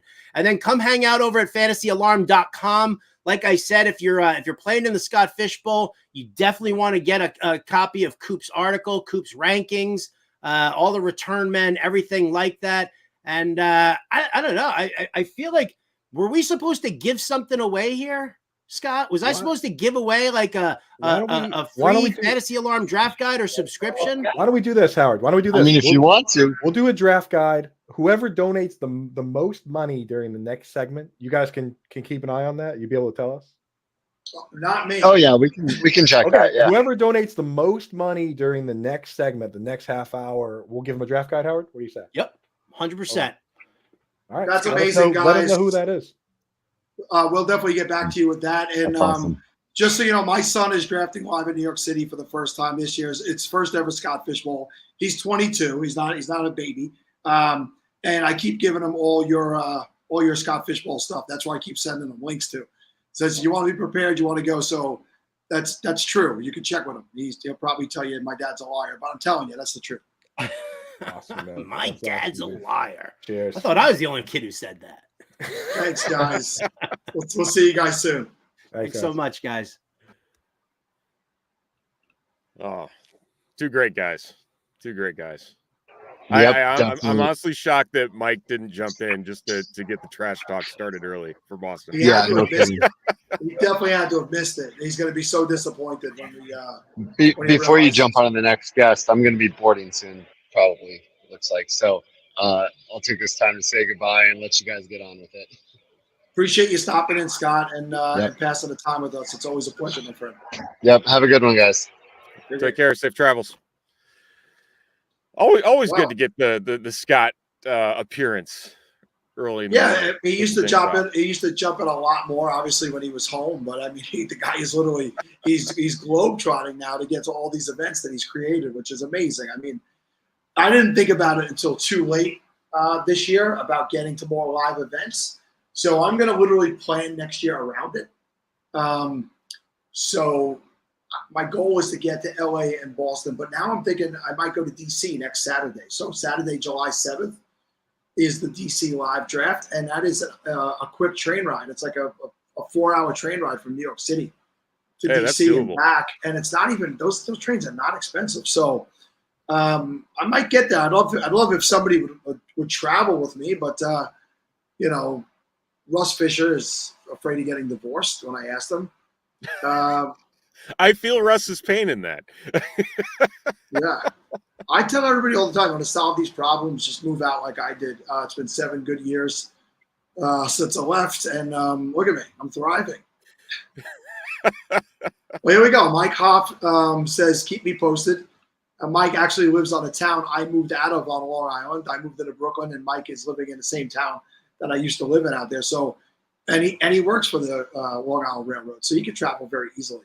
Mike, I'll let you know. Draft got some of those cool draft boards that you were talking about as well. I believe it's a Falco and Coach McGinty. So doing the replacements themed draft boards. So those will be up there too.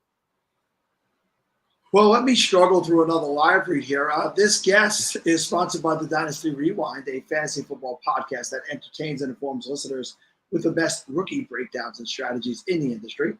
The Dynasty Rewind team consists of host and founder Michael Bauer. You can find him on Twitter at RewindCEO, and Nate Christian at NateNFL. And we strive to provide you with actionable advice and have fun doing it. For all things rookie-related, strategy, team building, and so much more, the Dynasty Rewind has you covered. For even more access to our crew, head on over to our Patreon at patreon.com/Dynasty Rewind, now offering a 10% discount for yearly signups. And as always, be kind, please rewind. And that was perfect if I had my Blockbuster shirt still on. But I do have a Netflix, right? So Netflix, once they used to ship, remember Netflix used to ship DVDs to your house, so that was a thing back at the beginning. Blockbuster had the chance to buy Netflix. Didn't happen. Look where we're at. That was a colossal mistake. But let's get these guys in here. Alfredo. What's going on? And Kluge joins us. What is up, gentlemen? I mean, not too much. If this isn't the "we got hair and you don't" portion of the thanks for showing up, guys. One of these things is not like the other. Yeah, you guys got me recording with Dave on our day off. Like, I have no reason to see this guy more than the normal work week. Alfredo and I have a very strict no Sunday policy. Like I block or his Saturday phone number every Sunday morning. Yeah, we see each other enough during the week. Well, I mean, this is what the Podathon does. It brings people together on Sunday. Yeah, so Scott saw that we were next on the schedule and came up with the classic, I got to go before I miss my flight excuse, just so he didn't have to spend any extra time with us. This may be offensive to some, 3 hours early. Gotta go. This may be offensive to some, but welcome to church. This is your Sunday service. Yeah, fantasy football is my religion, as Ruxin would say in the league, right? Yes. Yep. Absolutely. By the way, a completely underrated show. Still till today, not enough people have watched it. Guys, thanks for hopping on. We'll dive right into it. There's a lot happening in football, guys, right now. You guys have been growing. You've been pushing out content after content after content piece. Really, just off the top, just talk about what the last year has been. I feel like every day I'm seeing something new about what's happening with football, guys, and what you guys have brewing. I think that's all a credit to Joe Bryant. The company has been around for a long time. It's actually crazy to think they're going into year 25. This is the 25th anniversary of football, guys. And I think a lot of companies that have seen that type of success over that amount of time would just kind of get a little bit complacent, but not Joe. Like, he is constantly just looking to push the envelope, see where we can improve, new things that we can do.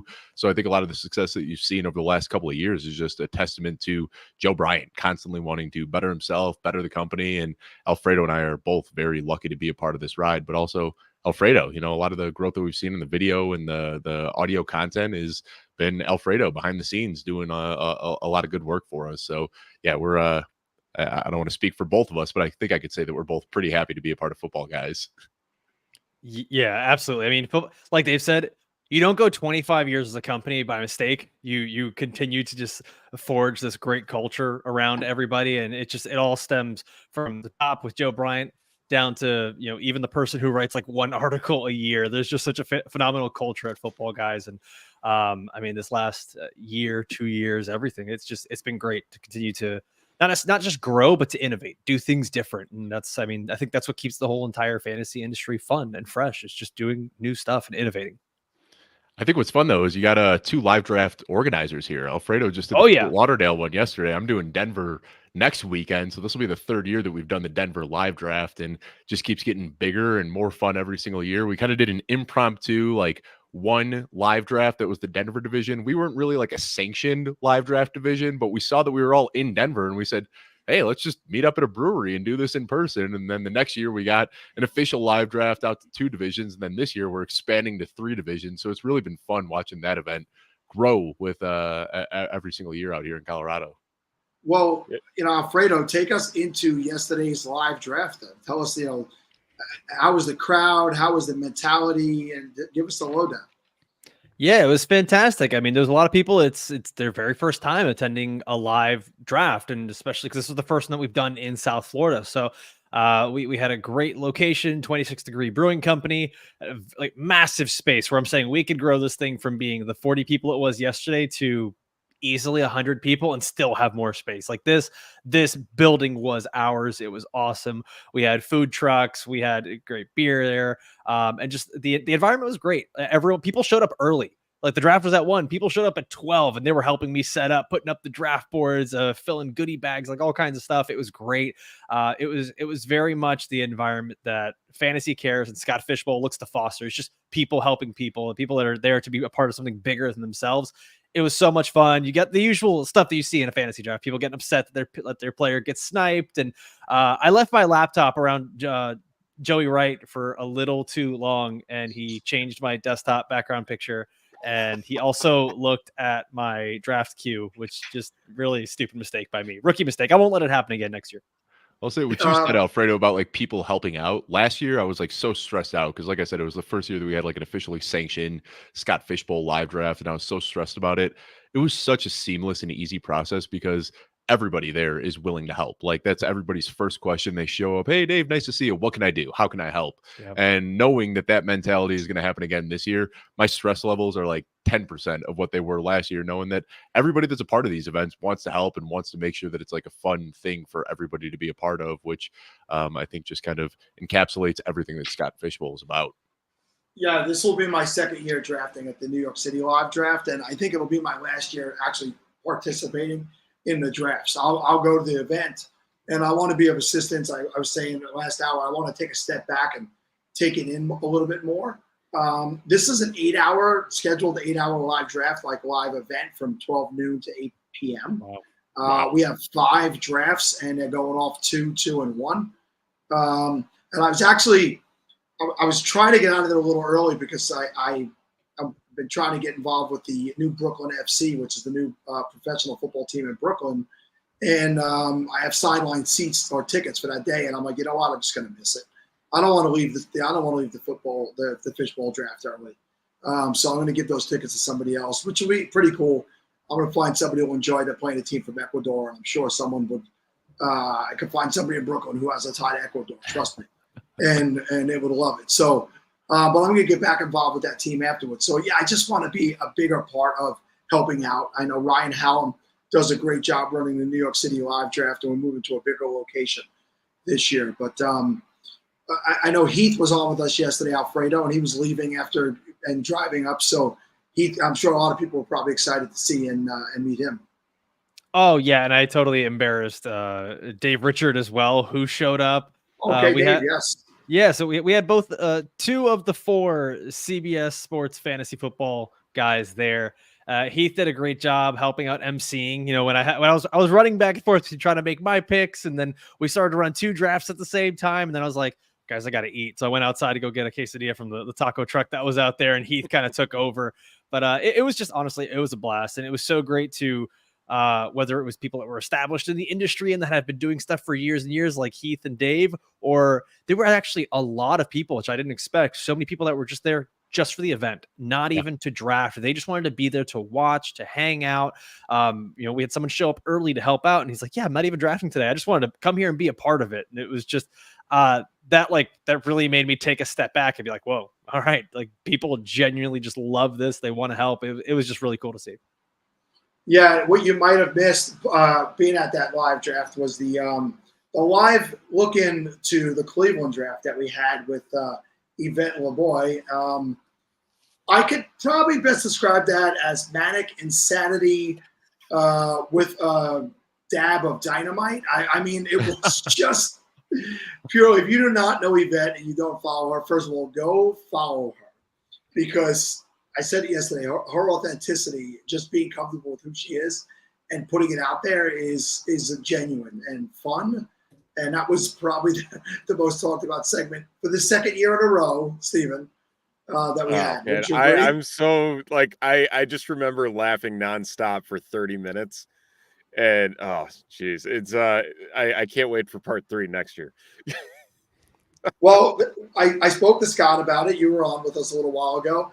And I asked Yvette if she wants to fly out to Vegas next year for the Vegas live draft, and her and I will do live red carpet interview of the Vegas draft. So I really hope that works out, because it'll be dynamite. The Vegas draft looked awesome, by the way. I saw the pictures that were up there yesterday at Circa with the Welcome Scott Fishbowl up on the big screen. That's pretty awesome to see. What we really need is the draft board up on there next year, like middle screen as big as possible. We need that sleeper draft board up there in Circa. Here he's back. He's probably up. He was in, then he's out. Somebody was like, "Sir, please put that on airplane mode." He stepped in. He stepped in to see who was on. He saw it was being David. Never mind. I'm actually, Scott's going to be out here next week, which is great. He's coming out for the event, and then Joe Bryant, he'll be out here as well. Not drafting as a part of SFB, just a nice little weekend in Denver. So it'll be fun next weekend, getting to hang out with Scott, getting to see Joe. We've got Josh Larkey, Jagger May. There's going to be a lot of fun people at this Denver one. Joe strikes me as the type of guy who likes the mellowness of Denver for sure. Like, I just like. He's coming out here for a concert. Coming out for a concert at Red Rocks, and he's like, "Yeah, I'll swing by SFB while I'm out there." Joe's a dude. He's just like, how's everybody doing? He's so mellow. Yep. Yeah, I don't know what the hell I was saying, but maybe Steven could save me, because I think I lost my train of thought there for a second. Fair enough. So I guess, you know, Alfredo, you've already drafted or started drafting. I'm assuming you're about 10, 11 rounds in. Dave, drafting live at Denver, I guess. Dave, where are you drafting from? Alfredo, where were you drafting from? You know, what was I guess, Alfredo, we're going future and past here, I guess, in terms of the strategy. And like, one of us has seen something and one of us has not yet, but you know, where are you guys drafting from, divisions and the like? Alfredo, go ahead. Yeah. All right. I'll go first. I'm drafting in the Ray Finkel division of Fort Lauderdale. We've got Ray Finkel and Ace Ventura. And some of the people included in this division are Joey Wright, Dr. Jesse Morse, and then the Ace Ventura division has some other great people, Jordan Vanek as well. So there's a lot of fun locals down here. I drafted from the 101 spot, and it was mostly because I said, okay, there's a lot more rules than ever, and I don't know if I'm going to have the time to really dive into all these. So let me kind of give myself the 101. I know who I want, and then it'll give me the longest amount of time to figure out what I'm doing when we get back. So yeah, I went with Josh Allen at the 101, and then on the way back, all my targets, all of my like quarterbacks and running backs I might have wanted were taken. So I just stacked them with Dalton Kincaid, got myself a nice high upside tight end to go my quarterback there. And then I just went on a streak of wide receivers, Marvin Harrison, Drake London, Brandon Ayuk, Nico Collins, Christian Kirk, to the point where someone's like, hey, it's not best ball, right? Like you can draft running backs. And I got myself some nice values. Zamir White in the 8th and Tony Pollard in the 9th. I got Geno Smith as my quarterback 2, Jerome Ford running back 3. So we're still moving along here. We are finishing up round 12 right now as the slow draft continues. Well, all those guys that you listed are guys that I've talked about a lot on the Football Guys Fantasy Football Show. Alfredo, you should check it out. We've talked about a lot of these guys throughout the offseason. I legitimately tune out when you speak. I just wait for my turn to talk. Like, that's it. Dave, how about you? Where are you at? I am drafting from 109. I wish I said there was like some thought process behind there. I just have drafted 109 every single year, and there's a lot of returning people at this 109 spot. And every year in our group chat, we see the same people year and year after, and it's just a fun spot to draft from. I like it because I noticed with that third round reversal, every single year I've just had great value fall to me at the in the third round, and it's always a running back. I got Saquon Barkley there a couple of years ago, Austin Eckler, which felt like a great deal last year until it wasn't, but hoping we can get another steal there in the third round. But drafting from the Overlook Hotel division, this is all themed around The Shining, and we are drafting an Improper City, which is a beer garden / tea house, kind of a weird place in Denver, but they do great with accommodating for large groups. But what we really wanted to do was try to draft from the Stanley Motel. Unfortunately, it's just a bit too far of a drive. Most of the people here are located in Denver. Driving from Denver to Estes Park is a little bit over an hour. So didn't want to put that on everybody, especially, throwing back a few sodas at the draft. Didn't want to have to worry about people driving home, but man, that would have been fun getting the draft from there. But Improper City, same place we did it last year. So really excited to do it. It is tough coordinating the event, kind of emceeing it, talking through all the things that are going on, watching over the raffle while still drafting. So hopefully we don't time out at all this year and I can make all of my picks. And it's been interesting to see what the shift has been, because we've talked to quite a few of the live event organizers, and Howard saying where he's drafting in San Francisco, and Sal with Vancouver, and saying, oh, I'm going to grab the 12 so I can just make 2 picks and I can focus right back on hosting the live. Smart. That was kind of my thought process too, as well. Yeah. Which that's always my thought process when I'm doing live stream mock drafts. I always want to be at the end so I don't have to do quite as much talking in between.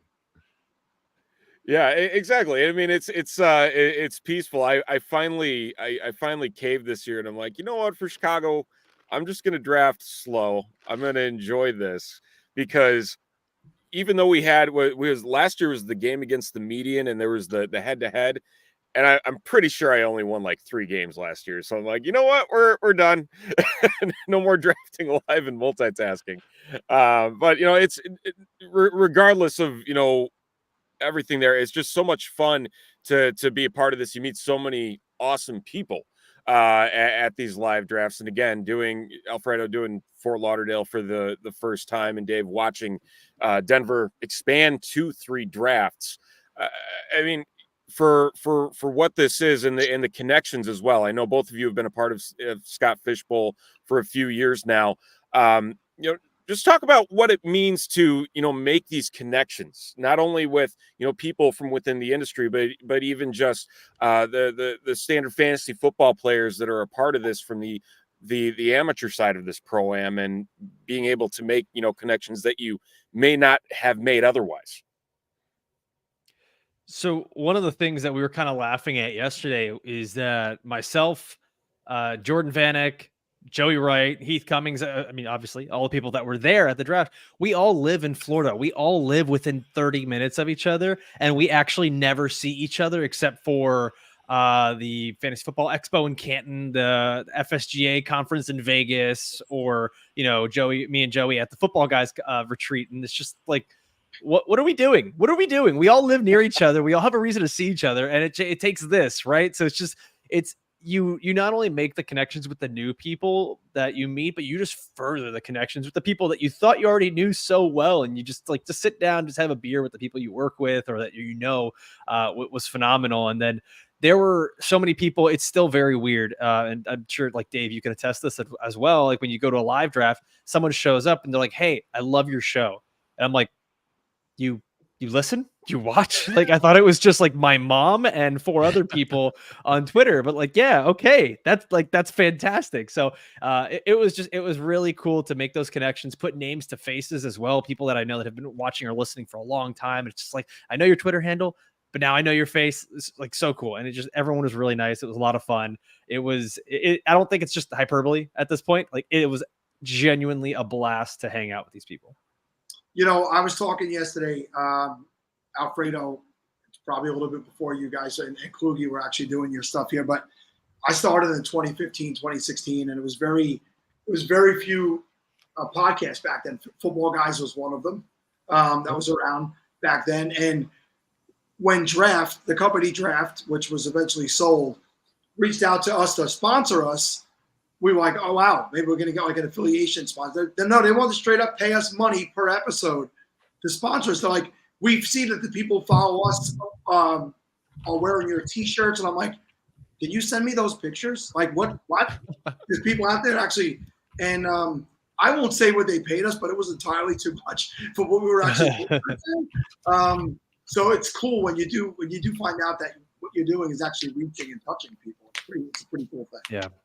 Yeah, it's fun. You talk about the community building and how that's like grown a little bit over the years. Like I said, this is year 3 going into Denver, and we've got a lot of the same people that have come back every single year now. Like Nate and Jen Polvote, they've been a part of this since year 1. Roxanne, she's been a part of this since year 1.